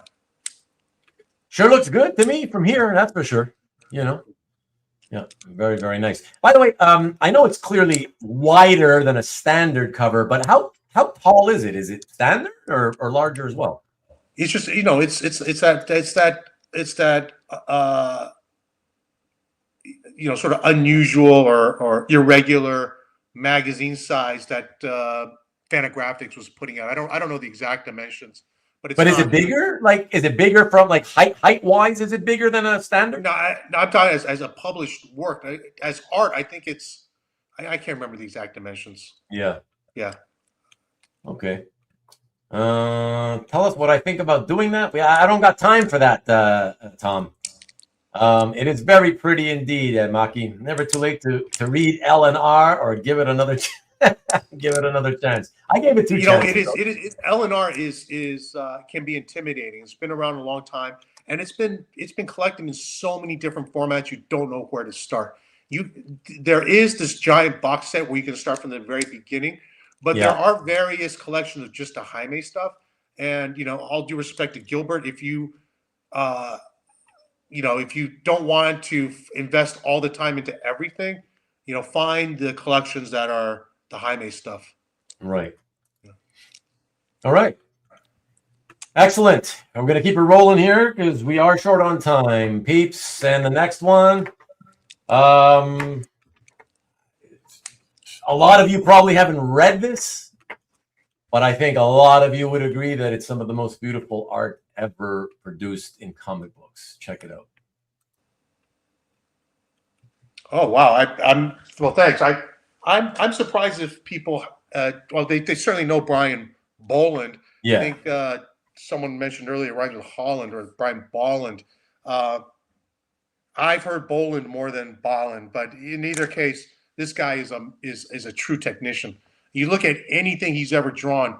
I mean, the lines are so exact and precise, and there's never any corrections. There's no whiteout on these things. Yeah, I got this cover because it's a great Bolland Dread, and those inset pieces are hand drawn. DR and Quench is an Alan Moore creation. It was just cool to have, you know, a DR and Quench example, even if it's just, you know, part of a Judge Dredd cover. Yeah, I gotta say though, Felix, your reaction when I popped it onto the screen, like I don't understand why you would be surprised that I would pick a Brian Bolland Judge Dredd. Oh no, I'm surprised that because you said a lot of people haven't read it. Maybe that's true. But for sure, Brian Bolland Dredd stories are must reads. Oh really? Yeah, fantastic. Okay. Yeah. Okay. Hey Alberto, what's up, man? Spiders are scary. Okay, yeah, no, beautiful, just beautiful. Like, yeah, wonderful stuff. I mean, I've been a fan of his since I discovered it my first year in comics, and loved it ever since. And yeah, amazing stuff, man. So, I think you should be very proud to own something like this. It's, yeah, there's content wise, you could have done a lot worse. Let's just say that. Beautiful artistically by Bolland, but with worse content than this. So yeah, this is pretty awesome. I traded a Dark Knight page for this. No, did you? And a Miller Daredevil page. And the Dark Knight page is definitely worth more than both of them, but I'm fine. Remember, I told you at the beginning, like how you got into it. I said I posted like a wanted to buy ad, and I got 2 Dark Knight pages. I kept one, and the other one I traded to Dave Mandel because he needed it for a sequence. And I got the Daredevil page, and I got that Dredd cover, maybe something else I can't remember. Wow. Yeah. Amazing. That's all I can say. Love it. All right. From there, we go to another one of your. I think you're known for loving this. I got to tell you, just a little fun factoid. Never read this, even though I'm a fan of the period it's set in. Somehow it never appealed to me, story-wise. The visuals, of course, are all right. Let's see. Are excellent. Whoa, you've never read Rocketeer? Nope. I think you said, you know, when you said earlier introducing the Bolland piece as, you know, some of the most beautiful art ever drawn. In my head, I immediately went to Dave Stevens' Rocketeer. Yeah. I mean, it's right. I mean, it's at least as good as the Bolland stuff. Oh, I mean, it's a completely different style and approach to drawing comics. Well, you're looking at this color stuff, but his. Oh no, I actually prefer his black and white to this. Even like I would rather have a great black and white interior Rocketeer page, as long as it had the woman, right? The Betty Page girl. Okay, so I don't need the woman. I need a great Rocketeer.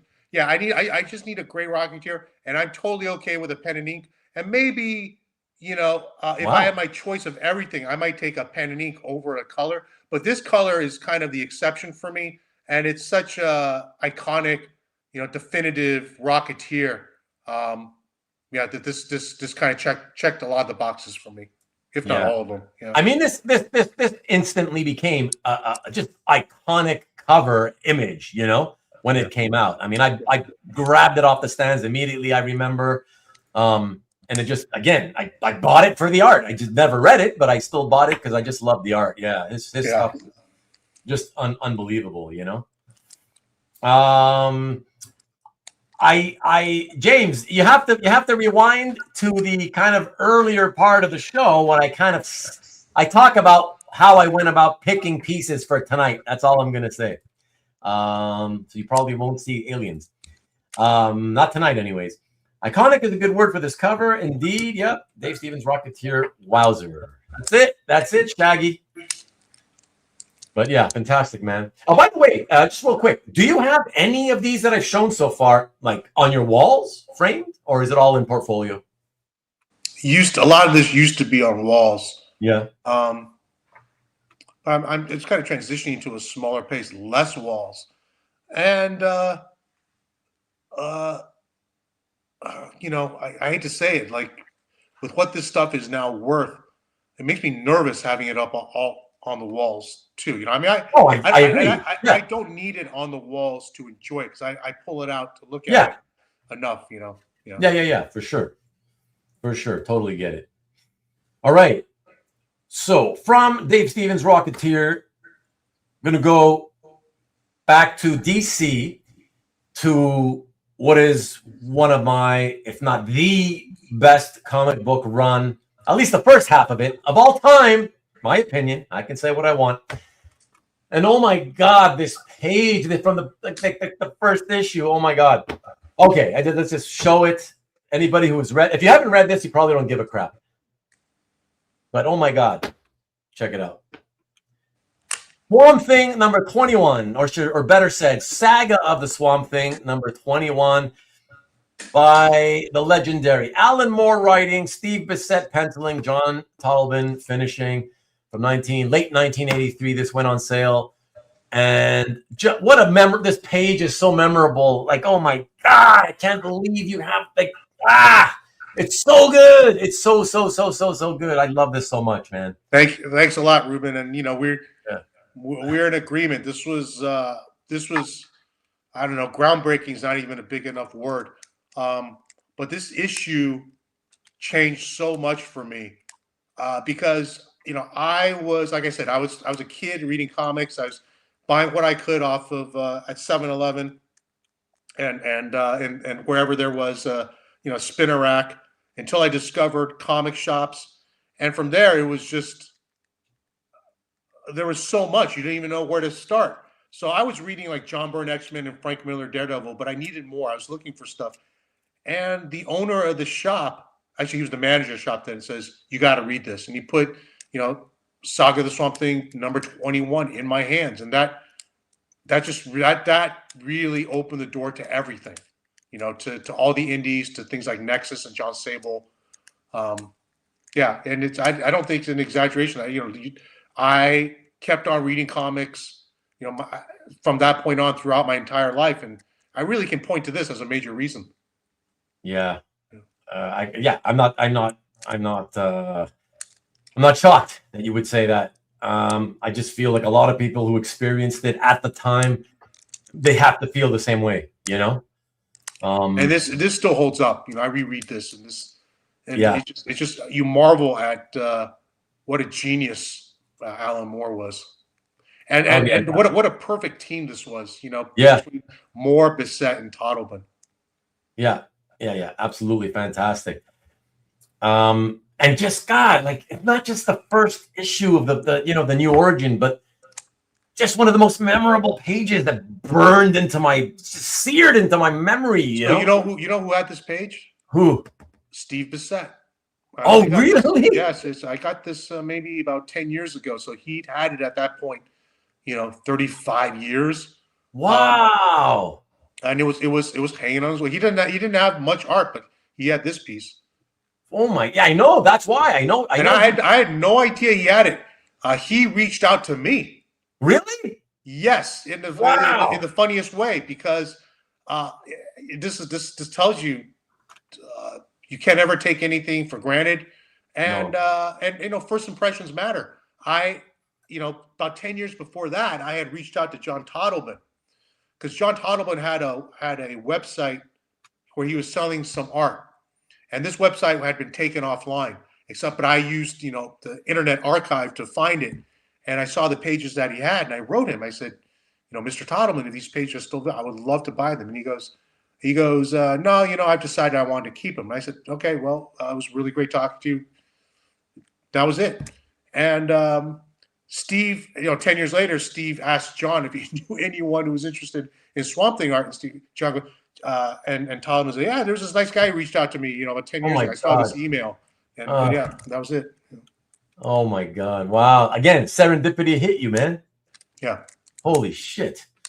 Wow. So much. Yeah. That first panel is so killer. Oh my God. Rich. Wow. Yeah. Oh, wow. You haven't read it since the 80s, Tom. It's always good for a reread. Oh, for sure. Absolutely. Man. I mean, I think more important to the comics medium than anything more did that came after it. Even Watchmen. Watchmen is the most celebrated, but there's no Watchmen without this. Oh yeah, I this is my favorite Alan Moore thing. Yeah, much more. I love it much more than Watchmen, much more than V. So in terms of great '80s stuff, I mean, everyone knows Dark Knight and Watchmen, but you have to include Saga of the Swamp Thing, and Mark V would insist that you include Love and Rockets. I wouldn't argue with that either. Yeah. I have this issue hanging on my wall and a photo from '88. That's fun. Good memories, childhood memories. All right. Would love to keep staring at it, but we got to keep it rolling. We're going to stick with DC, but kind of. It's DC adjacent, but a great series that I only got to when it was over, because I don't like reading things when the hype is on. So years after it ended, just a few years ago, I finally read this, and I loved it. So we'll see what you have to say, Felix, and everybody else in the chat, man. Check this out. Why the Last Man, #1 cover by J.G. Jones from 2002. So, like I said, the 90s were mostly a wasteland for me. But heading into the late 90s and early 2000s, there were things coming out that all of a sudden reinvigorated things for me, where I was starting to feel optimistic. And this was an absolute favorite series. And this is the perfect gateway for any friends you have, or at the time of my girlfriend, my wife. I got her into reading comics through this. It's like Sam, what Sandman was earlier, but I think this is even more accessible. It's a great read for anybody who hasn't read it. A really great read. Yeah. And I want to say I really enjoyed it all the way through. And when I got to the end of it, I remember thinking to myself, oh wow, thankfully it ended well. I really, it finishes well. Yeah, and not long after I finished, I went online, because I was kind of all jazzed up about having read it and enjoying it. I went online to see what people, used to say on some old, websites, message boards and the like. And one of the first things I found, Felix, were people saying, oh yeah, it was a good series, but too bad it didn't end very well. I'm like, what?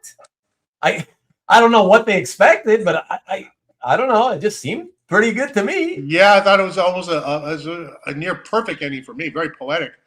The whole idea is, well, what was the plague? What caused it? That's just sort of the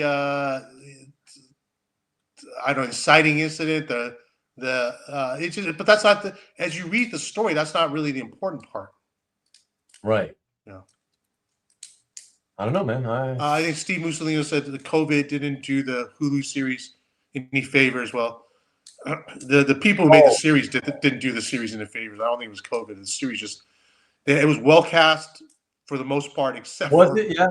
It was well cast across the board except for Yorick, the main character. Oh, who was that again? Who was Yorick? Huh? Who was Yorick again? I forget. Who knows? Oh, nobody. Yeah, but you hated that kid. Oh, an annoying rat. Yeah. I remember at the time when they were saying it was coming out, I was like, oh, great. I enjoyed it. So I'd like to see it come to life in live action. And then before I got a chance to see it, I guess thankfully I saw all the feedback being kind of more negative than positive. I was like, okay, time's precious to me. I don't want to waste time. One movie for 2 hours is one thing to take a risk on, but a series, you got to invest a lot more time, right? So I was kind of glad I didn't have to waste my time, and I was willing to just take everybody's word for it that it wasn't that good, But yeah, TV was really everybody even here saying it was bad. Never seen this. Never seen who's and you never will, Peter, because they disappeared it. Did they? Did they? Wow. For like the write-off. Wow. Alas, poor Yorick, indeed, Marcus. Wow. All right. Well, let's keep it rolling. And from one DC, again, I call them DC indies because they weren't the main DC line with superheroes, to another one, not DC, but 90s era. Holy shit. I didn't even know you had this. I was like, what the fuck? What? And then I looked and I'm like, how is this in your gallery for almost 2 years? It's got like 1,600 and change views. And I'm like, I've got some Tom Grummett Titans pages that have more views than that. Like, okay, anyways, I don't get it. Because everybody loves this. So check it out, everybody. This is like a dream for so many people. Check it out. Hellboy, Seed of Destruction. Like, from all, and by the way, I never read any Hellboy. It never appealed to me story-wise. So I haven't read it. But I always like Mignola. But from all my friends who have read Mignola and loved, Hellboy and loved it, this is the one they all tell me, oh, yeah, the Seed of Destruction especially. It's like, oh, yeah, if you want to read it, try that. It's awesome. And I'm like, oh, my God, he has the cover to the first issue to this? Holy shit. But anyway, sorry, I'm talking too much. Felix, go ahead, man. No worries. Yeah, this, for all intents and purposes, is Hellboy #1. It's always nice to have a #1 cover, and it's just it just looks like a #1 cover. Really stoked to get this. You mentioned earlier, like, oh, you got store credit. Did you? Yeah. Including the credit you never got to use. This was. So when I bought Hellboy #1 from a local shop, like when it was released. So I was in on Hellboy right from the beginning, notwithstanding the Next Men, 21, which I got later. Anyway, I had brought a bunch of comics to this brand new shop that had opened. I got a ton of credit. I just went hog wild. I was picking up everything, including Hellboy, and the best thing in the end, no question, was Hellboy. I still had a bunch of credit left at the store, but they went under pretty quickly. And I wasn't totally upset about it because, I got Hellboy. I discovered Hellboy through that trade, and, eventually was able to get this cover. Oh, amazing. Yeah, and I got to tell you, again, it's just like the weirdness of, like, I feel like it's got nowhere near the views I would think it would have had. I'm kind of surprised not many people saying in the live chat. Like, I don't get it. When I talk to people privately throughout the hobby, it's always Mignola, Hellboy. Like, that's all I ever hear from them, Hellboy. And all of a sudden, nobody's really talking. I don't get it. What's happening here. This I would think this would be like one of the greatest things in this hobby to come out. I don't know, man. Yeah, it's kind of cyclical. I mean, I remember when I first got into CAF, you know what got all the views and the likes and the oohs and the ahs? It was the cheesecake stuff by guys like Adam Hughes or Frank Cho, and not as much anymore. So just at any given time, any given period, people are just into whatever they're into. Yeah, that's true. Amazing cover, but many don't leave comments or views. No, I know, but for the big stuff, they'll get 75 comments for sure. I mean, I'm sure this does have probably 75 comments or something, but the views, like I said, I'm not joking. I've got plenty of pages that nobody, comics nobody gives a crap about that have 1,600 views. To have Hellboy Seed of Destruction #1 cover only at 1,600 after 2 years, to me, that's just mind-boggling. Yeah, I don't know. I don't really don't. Until you said it, I didn't even notice. It's fine. I mean, people will see it if they see it. It's no big deal. Yeah. Mila, and look at it when it's for sale. People probably want Mila and look at it when it's for sale. Mignola probably want Mignola and look at it when it's for sale. Okay. Good night, Rich. Have a good one, man. All right, thanks, Rich. That just goes to show Felix is not a master marketer like people like to make him out to be. People make him out to be a master marketer? I'm sure he's doing fine. Don't worry. Good night, Rich. Good night. And okay, bid don't matter. All right. Well, here's the thing, Marcus. I'm not really marketing my CAF gallery, No, that's it. People will look at it if they want. Marketing products for sale is one thing. Marketing your showing off your collection is another. It's not for sale. That's it. Yeah. Okay, so Tom, you were asking about Marvel. Look, I always pick when I do the selecting. I just pick by things that I think people would like to see. Great art in general, and I don't really think, okay, let me see if I can get an even amount of Marvel pieces and DC pieces and indie pieces. I just look for great pieces, and then I accumulate them. And then as I start looking and whittling them down, then and only then do I start noticing, oh, I just realized, wow, he's really into, indie stuff, or he's got a lot more DC than Marvel, or a lot more Marvel than DC. So I don't think of it in terms of the publisher. Sorry. So there is not much Marvel stuff tonight, but it's a lot of great art. So who cares? So anyways, speaking of great art and Marvel, okay, here's to satisfy you and James. All right, just for you and James. I'll give you guys. I don't think I own a lot of Marvel. I think that's the thing too. Exactly. It was only as I did the selecting process that I also realized, I was like, Felix seems to be a lifelong indie and DC. Well, and again, when I say indie, that also includes the DC Vertigo stuff, whatever. Yeah. Yeah. So I was like, okay, that's just what it is. So be it. But again, for you complainers, I'll give you a couple Marvel pieces. Here's one. All right, here we go. Marvel for you. Check it out. Daredevil number 167, the last page of the story. Wonderful, by Frank Miller. Legendary team up of Frank Miller and Clowes Janson from 1980. Fantastic piece for sure. Yeah. So I love Frank Miller Daredevil more than John Byrne X-Men or anything. It was Frank Miller Daredevil. And in a perfect world, I would get a page of Daredevil Elektra or Daredevil Bullseye, but or a cover. But those things were all pretty much gone. So all in all, to me, this was like almost a perfect representative page. A real one and done page, and this was part of that deal for the Dark Knight page. I got this, and I think the Judge Dredd cover from Dave. So this was 20-something years ago. I've had it ever since. This was my example. It was kind of meant to be, at least I have something. Maybe even call it a placeholder, and then the placeholder becomes your keeper. Yeah. So it's the one that you mentioned earlier when you did that deal with Dave. The Judge Dredd. Yeah. This is the one? This is it. Okay. Yeah. Fantastic. So this is a one and done for you? Well, it's not in my gallery. I've since gotten another page. But okay. That doesn't mean I'm getting rid of this page. I still Yeah. Do you like the new acquisition more than this, or this one more than that? I like that new acquisition more, but still not ready to let this go. Yeah. Oh yeah. Why? Yeah. As long as you can afford to hang on to it, why not? Right? Yeah. Yeah, for sure. Love that. Miller Daredevil. How do we claim pieces on tonight's show? You just tell Felix you want them all, and then you're going to give them $1 million a piece for all of them. Grail page here. We're glad you like it, Tom.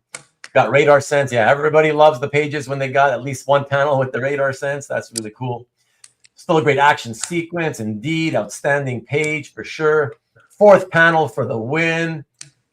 Almost an Elektra first appearance. Yeah, well, I'm one page off. The next page would be Elektra's first appearance. James says, Felix, I need this page to complete my full issue. Good luck, James. And the other 22 he needs as well. Yeah. He's almost there. Okay, but excellent. Yeah, very, very, very nice. All right. And as I promised, only one more Marvel for you guys. So here we go. Enjoy this. It's fantastic as well. Check this out. It's The Amazing Spider-Man 21, page 20 by Steve Ditko. Legendary. Fantastic piece on this, Felix. Holy shit, man. Wow. If you're going to get one Ditko Spidey, I mean, you got a really fantabulous one, I must say. Thanks. Yeah, this is a one and done for me, mostly because was never going to afford another one or pay up for another one. At least I'm good with the one. Yeah. Well, at the price that they cost, it's also not easy to collect them all. You know what I mean? Exactly. And I got this pretty early on. I was so obsessed with comic art, just every waking moment, hunting, digging, You know, and this came out. This came up in one of those, you know, it's one of those times, and it was a guy who didn't live too far from me. You know, Marcus will know. It was a guy in East Spain, an Alameda, who I found out had this page, and Oh wow, yeah, I just closed the deal with him. wow, that's wild. And you just found like found out through like a friend of a friend, fellow collectors kind of thing. I don't remember the exact. Oh, okay. Yeah. Either way, doesn't matter. You got it. That's what matters. And do you remember roughly the because you said it was early? Like, would this have been in the 2000s? Yes. So 2006. Oh. Wow. Wow. Yeah. I used to for the first 10, 12 years of my collecting, I would go through eBay listings every night without fail. Yeah. Now there are some people who are on it 24 hours a day and they get the buy it nows. And I think I heard that you know, there's some guy who's able to figure out a program or a bot or something that sniffs out all the buy it nows, and he's got like incredible buy it now deals, you know, for the permanent family collection. That's not so permanent. Yeah, there are people. Do you mean Paul? Huh? Do you mean Paul? The permanent family collection guy? Yeah, I guess. Yeah. Okay. I mean, it's, you know, you just hope that the family is more permanent than the art. Indeed. Yeah, but fantastic. Yeah, you know, I just a little side note. I remember in the 2000s, you know, well, the late 90s. And you know, I would see some Ditkos for like, like 5K and no Spidey in costume. 2.3 to 2.7K. I was like, wow, this shit's expensive as hell. I'll never own that. And then a few years later, the first one that ever hits 5 figures, and I'm like, what? $10,000? I'll tell you what, that Spider-Man page was thanks to my third ice cream store. It was what? It was thanks to my third ice cream store. Oh, really? Yeah, I had money to spend. The third ice cream store did it for you. Awesome, man. Awesome. But I remember thinking, oh my God, this hobby has completely gone off the rails. $10,000. This shit's never gonna go. Like, how much higher can it go? Did go Spider-Man for $10,000? Imagine there was a time I literally believed that, you know? And look where we are today. I have a lot of respect for Ditko Spider-Man. And the funny thing is, I never cared to get a Romita. Oh, really? I know people love Romita. I know how popular Romita is, and you know, Romita is important in his own right, but I never really cared to get a Romita. But I wanted a Ditko. Interesting. You never it was not a part of like the back issues you ever kind of read or cared for? No. I mean, you know, like some pages I like Spider-Man No More, or you know, Face Attacker, you've hit the jackpot. Sure, those, no question. But just I didn't need an example just to have an example. That's a good way to do it. Yeah, I always I give that advice to people. It's like, try not to get an example just to say you have an example by that artist. Like if you're not getting anything good, if it's just a crappy page. So many people do that, like the crappy pages with nothing on them, and it's still costing thousands. And it's like, for what? Just so you can say you've got one from that guy? So I try to advise people against it. But again, people are going to do what they want to do. You know, you can only try to help, and that's it, you know. All right. So let me see what we got. So after Ditko Spidey, we're going to get a little bit of a theme. We got 3 more to go, so we're making excellent time, and we're going to finish right on time. And sorry, Marvel people, it's not going to be Marvel, but this is a great way to end for me. And I think you guys will still appreciate it. And I think you, Felix, I hope, will also really appreciate how I end this. Okay, we're going to do a countdown, 3, 2, 1. This is number 3. Check it out, everyone. One of the greatest V for Vendetta pages that I've seen out in collections anywhere. I've seen some good ones. I'm not saying this is the best. I've seen some good ones, but it's up there. And just FYI, in case you guys don't remember, I love V for Vendetta more than Watchmen. So to me, this was super exciting to look at and be able. Yeah, to I think V for Vendetta hits me harder than Watchmen. Really? But for me, Watchmen is just such seminal. No, it's just such a work of genius. You know, I mean, there's parts of V for Vendetta that are a little messy, and there's none of that in Watchmen. It's just so fucking precise in the way the story's constructed. But obviously, V is timely for a lot of reasons we wish it wasn't timely for, and yeah, it hits me harder emotionally. Oh, that's cool to hear. Yeah. Wow, that's interesting. Yeah, I'll put it this way: I love V more. I admire Watchmen more. Wow. Okay. Yeah. That's a good way to put it, though. That's interesting. Very interesting. Now this came about because I was haunting, trolling eBay. Yeah. So religiously.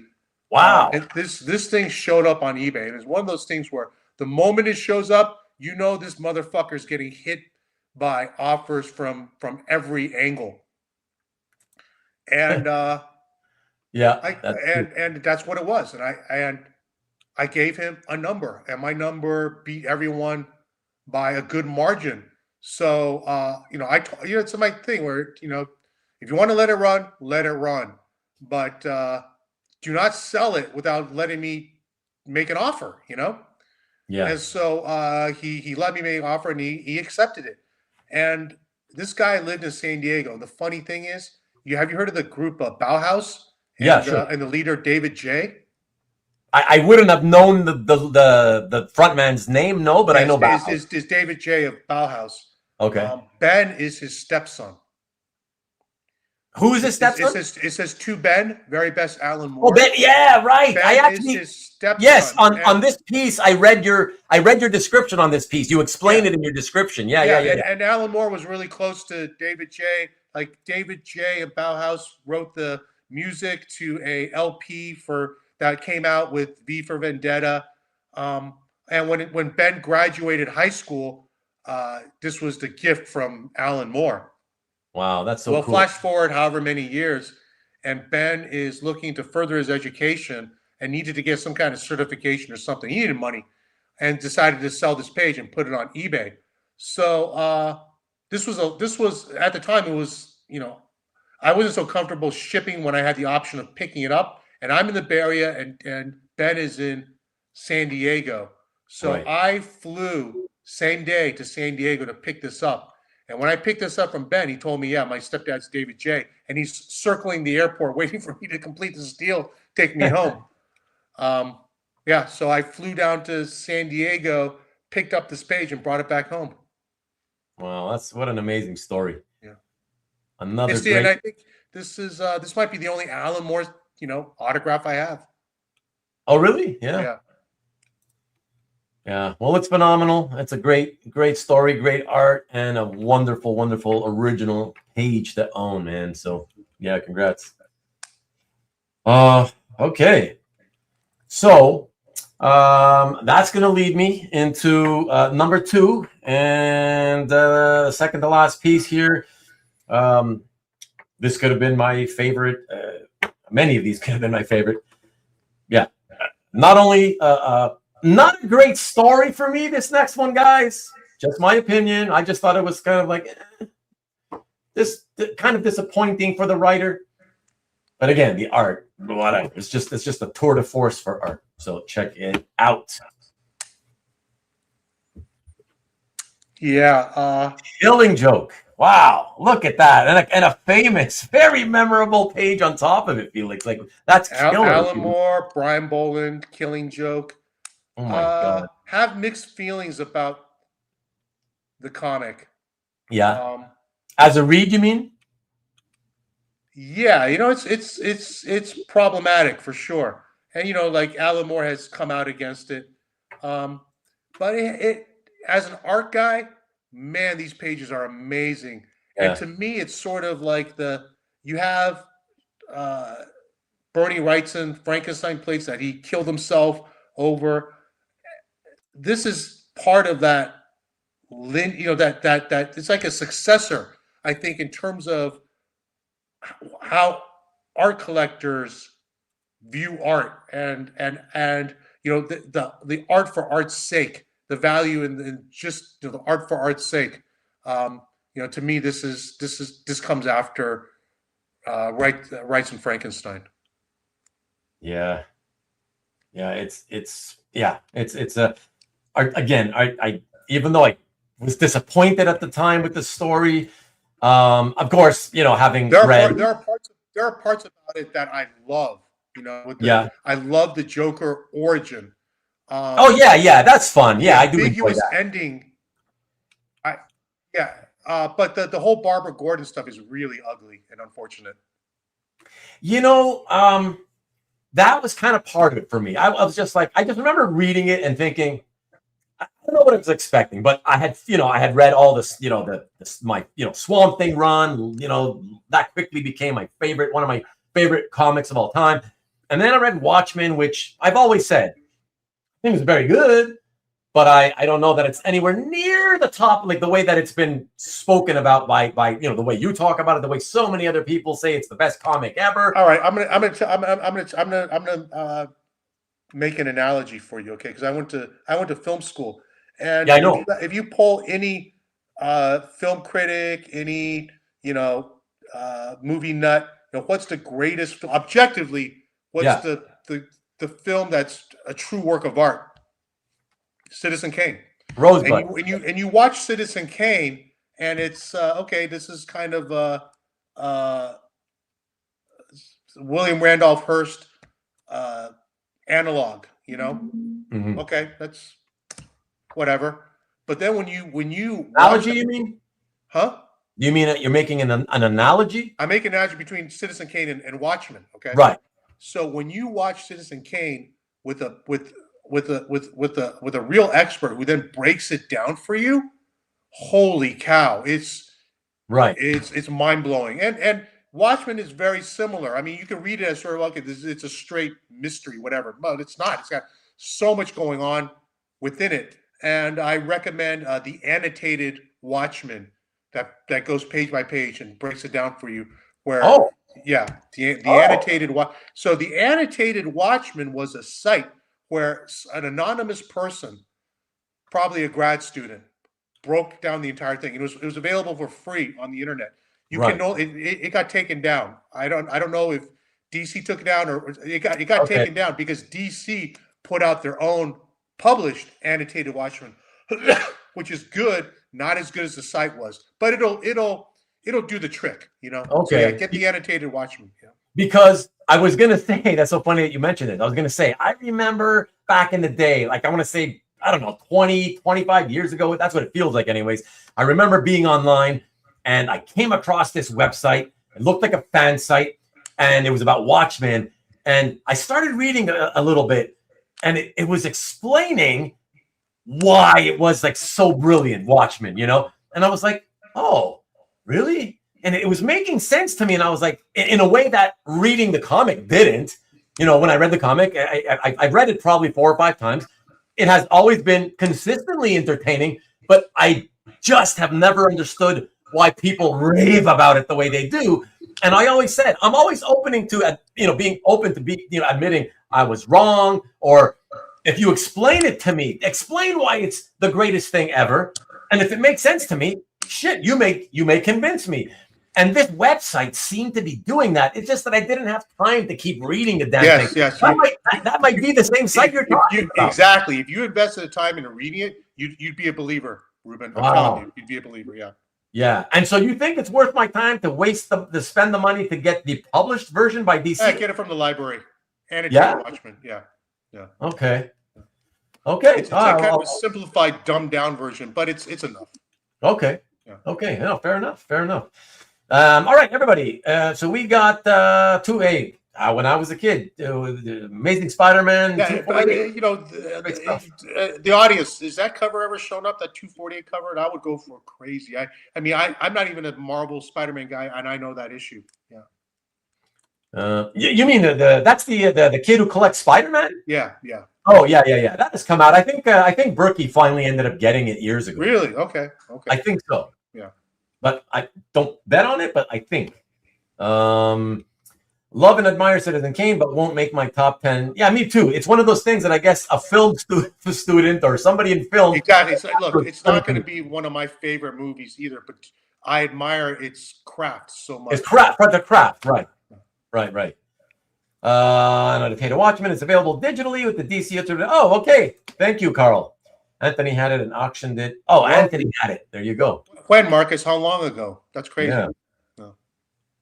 All right. Oh, wow. Okay. We're making perfect time, everybody. We got one more piece to go.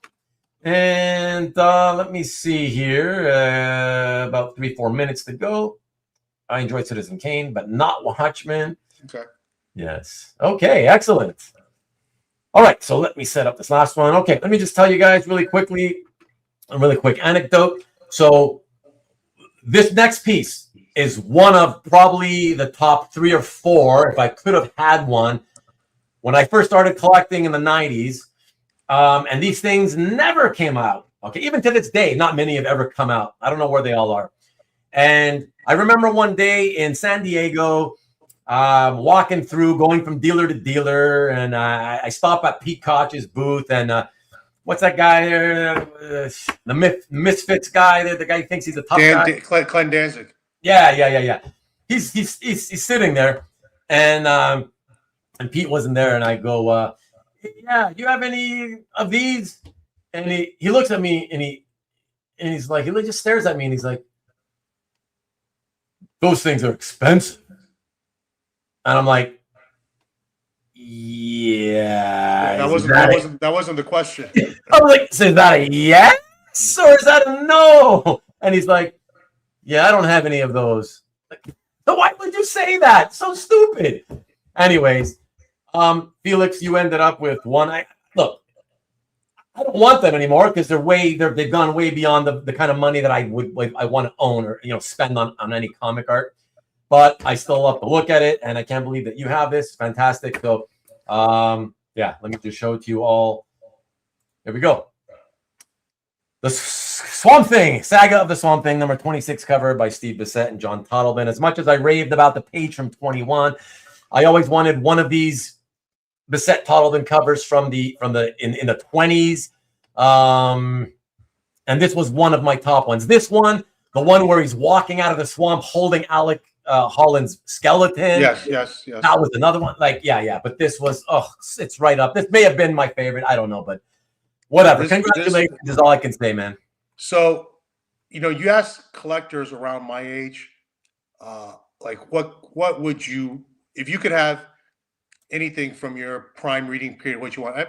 I tell you, 9 out of 10 guys are going to say a Byrne X-Men cover. Right. And for me, it wasn't a Byrne X-Men cover. I mean, I wasn't a huge Big 2 guy, but if I could have any Big 2 covers, it would be Frank Miller Daredevil from Marvel and Saga of the Swamp Thing from DC. I don't have a Miller Daredevil cover, but I do have this Swamp Thing cover, which I love. And this also came from Steve Bissette's wall. Wow. Yeah. Oh so anyway, thank you, Steve. If you're out there, thank you again. I'm grateful. And I didn't buy any of these things to flip, as you can see. I really do treasure them. Thank you. Yeah. Yeah. And James, I can't believe you of all people are saying that's how you end an art share. Oh my God, with the DC cover. But I'm glad you appreciate it. Yeah. So this was the first cover they did where they had total autonomy. Right. The other ones, I think it was 24 and 25, because 21, 22, 23 were Yates. So 24 and 25 were Bissette Toddleben. They were art directed by Ed Hannigan. So this is the first great cover designer. Yeah, this was the first true Bissette Toddleben, and they went to town on this thing, especially Toddleben on the inks. Like the Saga of the Swamp Thing is worked into the art, and in the back you even get an Etrigan, the demon.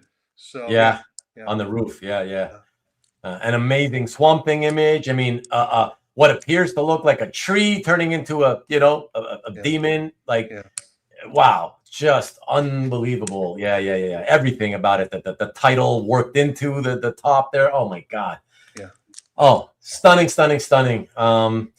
Yeah, so fantastic, Felix, amazing. I have to say it's an honor to look at everybody's collection and be allowed to show it here on the channel and have all of us talk about it.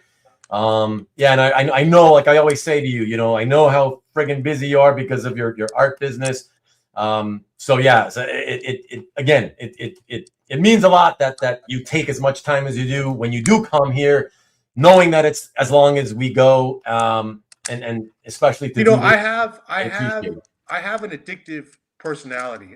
Right. You can't tell. Yeah, you told me when it comes to this sort of, and especially when it comes to this sort of thing, and your show would fall into that category too. Like if I really get super invested, I'm just going to be here like 10 hours a week, and it's just I can't. But I've always admired what you've done. I'm a fan of what you've done, and I think that the chat is I think I called it the secret sauce when you did.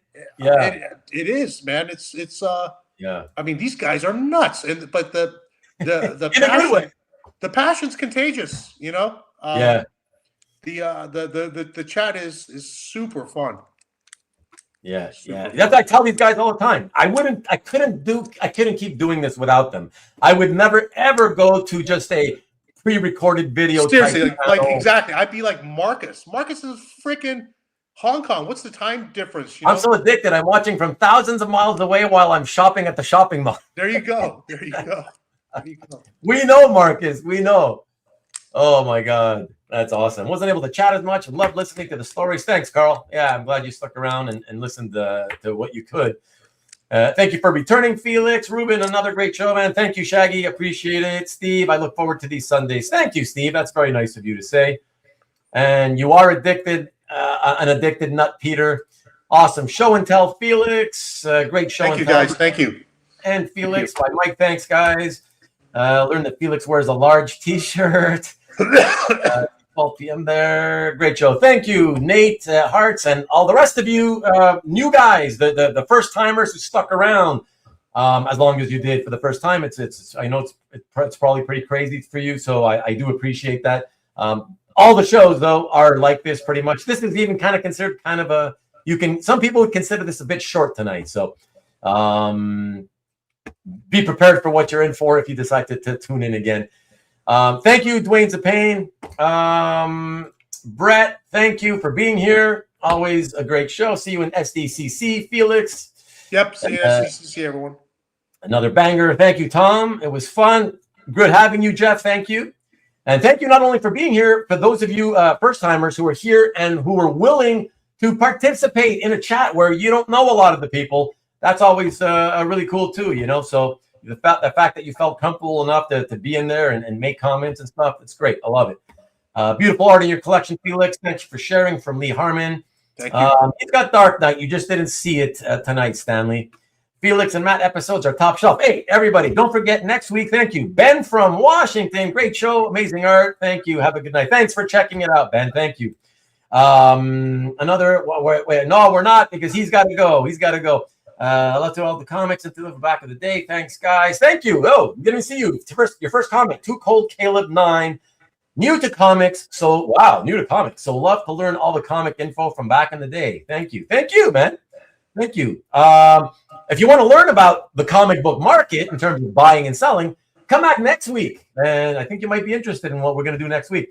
Thank you, Efrain. All first timers come back next week. Exactly. It'll be a good one. Next week is like it's called Stop the Insanity. It's like it's one of the most watched, or if not the most watched series that I do. So come and check it out. See what it's about. It's about the market. It's not about stories and art. It's about the market. No, there's you guys mixing stories too.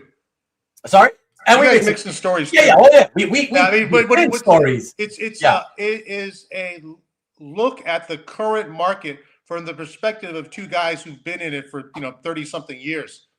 Very, very, very educational. Definitely will check it out, he says. Excellent. I look forward to seeing you. Greedy Collector 42. Solid show. Thank you, man. Thank you. And that's it. So, everybody. Rubén, yeah. Rubén, we got to do it. Let's do a giveaway. Oh, no.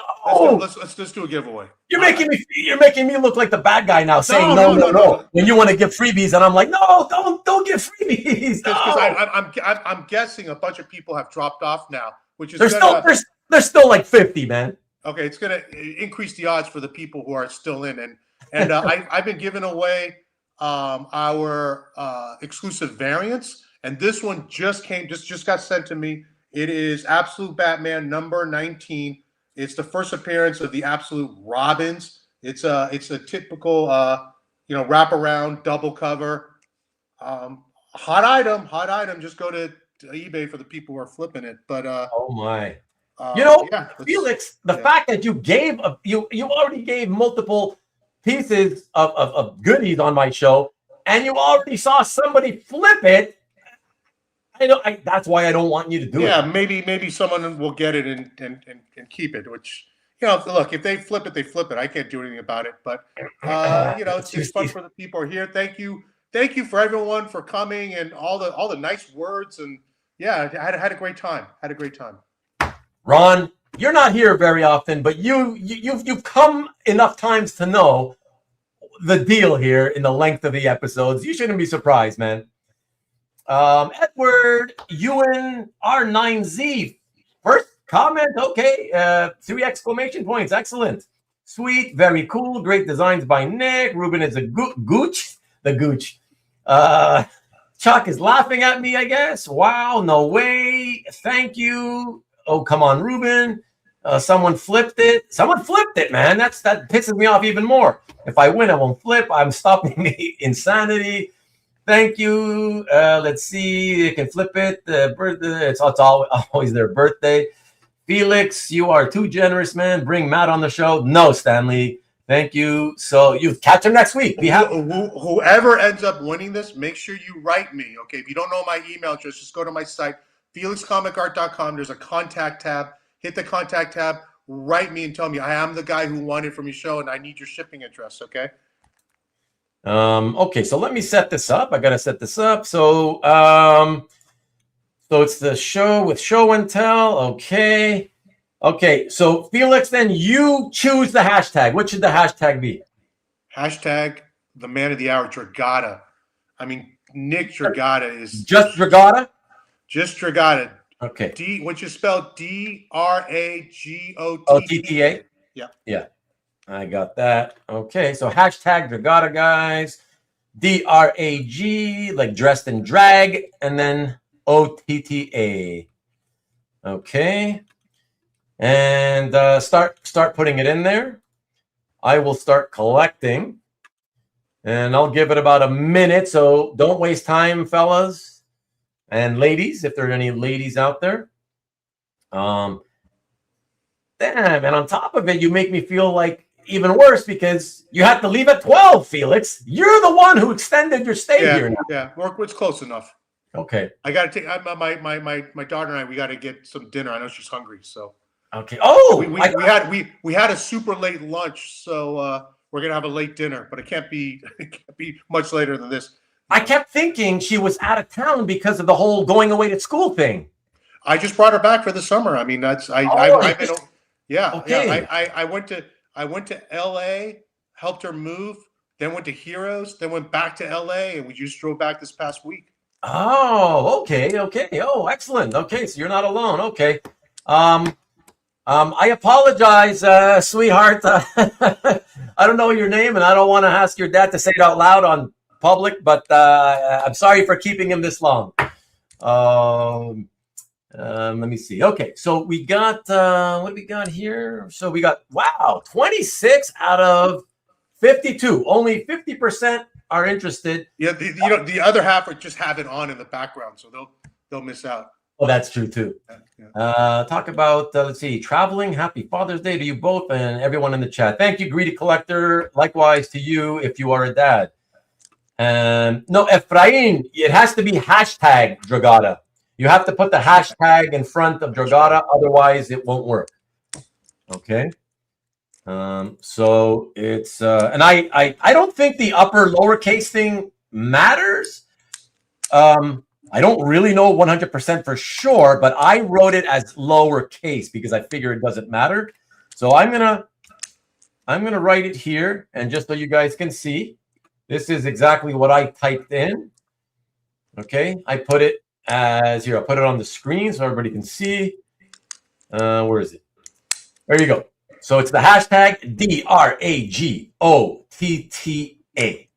Okay, all lowercase is what I did.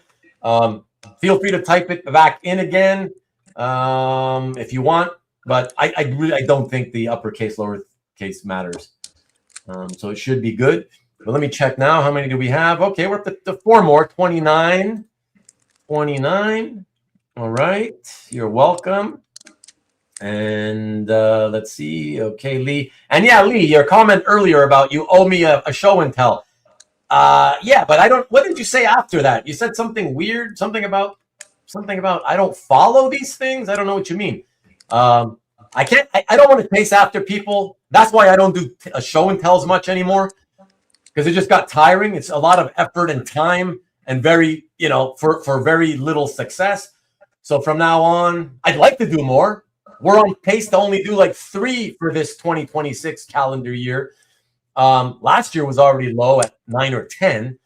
I'd like to do at least 1 a month or 10 per year, but I'm just not going to spend the time anymore to send out invites to random strangers on CAF, whatever. It's too much time spent for not enough return. But hey, any of you, like I always say, any of you have friends in the hobby who would like to be featured and would like to, spend a few hours with us talking about the art, showing the art, let them know that I'm always happy to do it, but I'm not going to reach out to people. Tell them to reach out to me and be happy to do it. Okay, I think we're good, everybody. And let me see. Oh, okay. What Lee meant was, I don't want to follow the amazing stuff after somebody like Felix just showcased. Okay, I got you. Hey, it's been what, a couple of years, 2-3 years already since we talked about it. So I'm leaving it up to you. I'm not going to chase you. If you want to do it, you let me know. Okay, so we are now at 30 even. So that's it. I'm cutting it off, guys. Okay, and I'm going to share the screen now. Okay, so you can all see what happens. Okay. Hey, listen, Jeff, as long as you love your collection, that's all you need. I trust me. If you look at my show and tell series, you will see it runs the gamut in terms of the stuff that I featured, and in what collectors have. Look, I featured everybody and anybody. I've had a few guys who most people would quietly snicker at and think like, what's that crap? Whoa, he collects weird shit. I don't care. They love it. I want to talk to them because they love their art. Yeah, if you watch this show or you follow the show, so you do shows where you talk about anything. I mean, I really think like outside of the themed ones like the Stop the Insanity, right? These are all about the hangout. So yeah, you mean the ones called Hangout? They even called it, but these really are all hangouts anyway. They are exactly. Yeah, exactly. So anyways, yeah, you let me know, Jeff, if it interests you. Let me know if you want to do it, and I'll go to your CAF gallery. I'll start selecting pieces. Dude, let's make it happen. I can certainly talk. Nice. You see that? All right. Just let me know, Jeff, if your name do you because I usually select the pieces. So do you have to have a gallery? Otherwise, if you don't have your art online where I can pick from, you would have to select them, and that's okay. That's okay. You saved me a lot of trouble, but you'd have to select them and then send me the scans of the art, and I'll go looking for the scans of the comic books to put next to it. But yeah, here, let me Jeff, let me show you just really quick my where you can email me. All right. So there you go. Email me there. All right. So it's my name, which is the channel name as well, and it's at Gmail, so it's easy to remember. So email me there, man, and let's talk, and we'll see if we can set up a date. All right. Appreciate it. And let's see, as soon as you start comparing and competing, it's time to stop collecting. That's right. That's right. Love what you collect and don't be ashamed and feel jealous because other people have better stuff. Whatever, man. Just love, be proud of what you collect. Doesn't matter what it is. It's all for fun, you know? I mean, as long as you love it, that's what matters. The Castle Freak episode is one to watch new, guys. Okay, I'm on CAF. Yes, still uploading things slowly. Well, as long as you get at least 20 pieces. I did a show and tell with Eric B, and he at the time I think only had 21 pieces. So yeah, we still did a show and tell. So got some stuff up. All right, reach out to me and let me know what your gallery name is so I can check it out. Okay, all right, cool. All right, don't win these things. Just ready to congratulate. Okay. Movie chat. No, help me. I need better stuff. Okay. So yeah. So here we go. We got 30. And let me do the share screen here. Share. And then we've got the giveaway tool. Share. And now I bring it into the stage here. All right. Okay. Do you see that, Felix? Yep. 30 entries. Okay. Everyone's got a 1 in 30 shot. Not bad. 1 in 30 chance for the wonderful giveaway that Felix is giving once again. All right, let me click the button and away we go. All right, let's see what happens. Oh, almost. Wow. Almost. Who is Too Cold Caleb? Is that someone new? It's somebody who's a first timer here. Yeah, let's know who you are. Too Cold Caleb 9. Wow. Yeah. Wow, a first timer. Holy congratulations, okay. Too Cold Caleb 9. So, Felix, do you want to give him the instructions on what to do? Yes, Too Cold Caleb 9. Make sure you write me. You can write me at felixcomicart@comcast.net. It's .net, not .com. Or just go to my site, felixcomicart.com, and contact me from there. But I need to know your full name and shipping address. And there you go. All right. Well, this was fantastic. Thanks, Rubén. All right, man. Thank you so much again, Felix, man. It's great to have you as always. Love to hang with you and chat. Thank you for all the time. And again, happy Father's Day to you. And likewise. I'll be looking out for a potential down the road all commission episode, baby. All right. We'll do this again. Okay. All right. Good night, guys. Good night. Right. Good night, Felix. Okay. Excellent show, everybody. Wow, that was so much fun, man. Holy crap, that was good. And apologies, of course, that we did have to kind of speed up the last hour more than we usually do. But as you saw, Felix had to go get dinner with his daughter, understandably. So it's all good. It's not like I was rushing it, but yeah, it's certainly a little bit faster the last hour than we normally go. But that's okay. It was still good. Didn't feel too rushed. So let me see. Wow. Last ship it as far as possible. New guy won. Oh my God. No way. You see, Too Cold Caleb 9? Wow. The newbie wins. That's crazy. Well, hopefully you took down what he was saying, Caleb, and you reach out to him because I'm not. I have nothing to do with it. That was all Felix. It's his generosity, and deal with him and get it done, man. Get it done.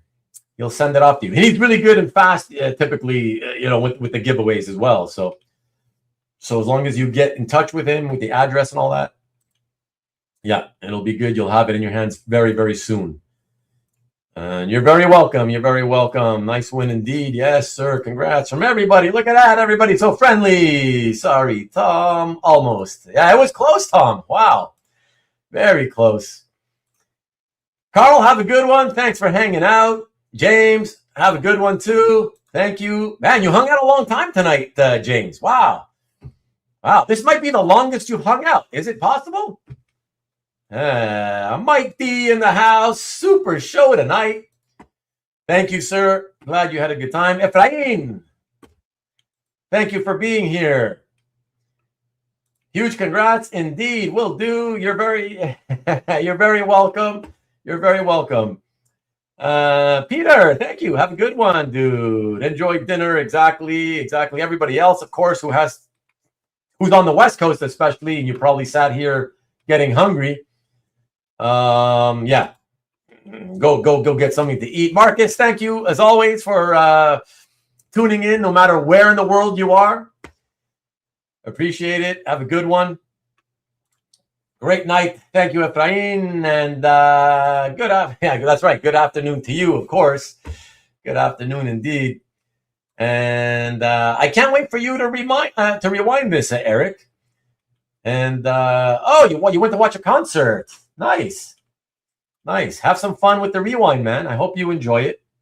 And Peter, thank you. I'm glad it didn't feel rushed, but it certainly was. That last hour was certainly faster than we normally, a faster pace. But I wanted to do it without feeling like, okay, we got to get to the next one. Let's go. So that's it. It was a bit tricky, but I'm glad we made it. 2 hours, Jeff show. Yeah. Okay, MLB. Relax, dude.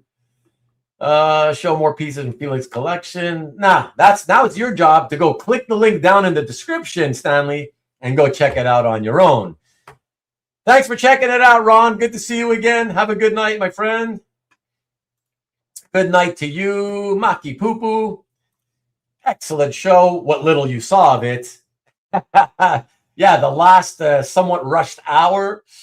Enjoy it. I hope you enjoy the rest of it. If you have time to catch it on rewind, I always appreciate when you take that time, Mark. So thank you.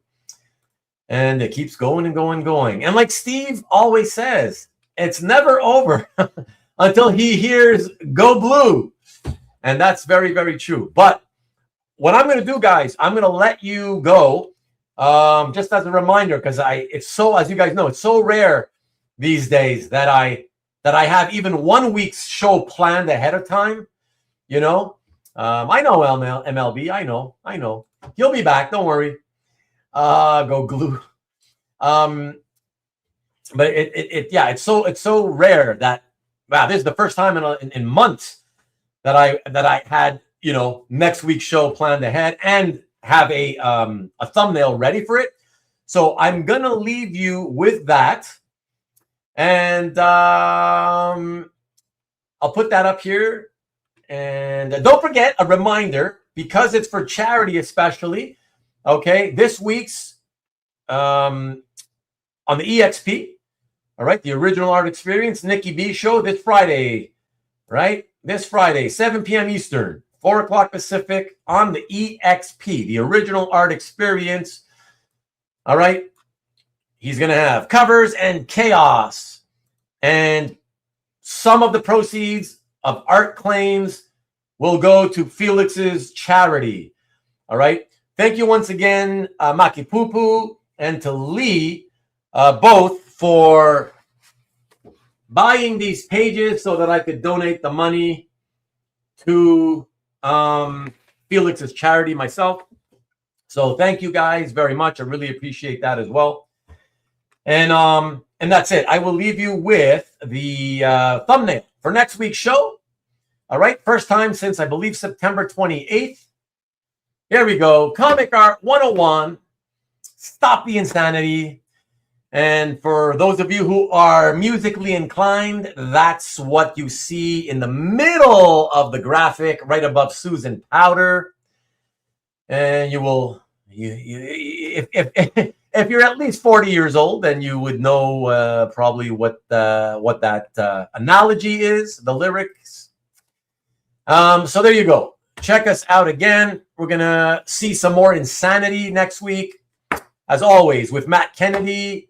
And in spirit, though not in studio, the great Susan Powder. So that's going to be a lot of fun, and I look forward to it. It's been a long time. And thank you, MLB. Thank you. Not giveaways every week. And let me see, tuning to watch Susan. Well, again, if you can see her spirit, then you'll be able to watch her. It will be a fun one, indeed. They always are. So, yes, indeed. Yes, indeed. All right, everybody. Thank you again so very much. Have a great week. And have a great time. Please bid if there's anything for you to buy. So Nick can send some money to Felix's charity on Friday. And after that, I will catch you all here again at 8 o'clock Pacific. Eastern time, 5 o'clock Pacific. Exactly 1 week from tonight on June 28th. All right. Until then, go blue.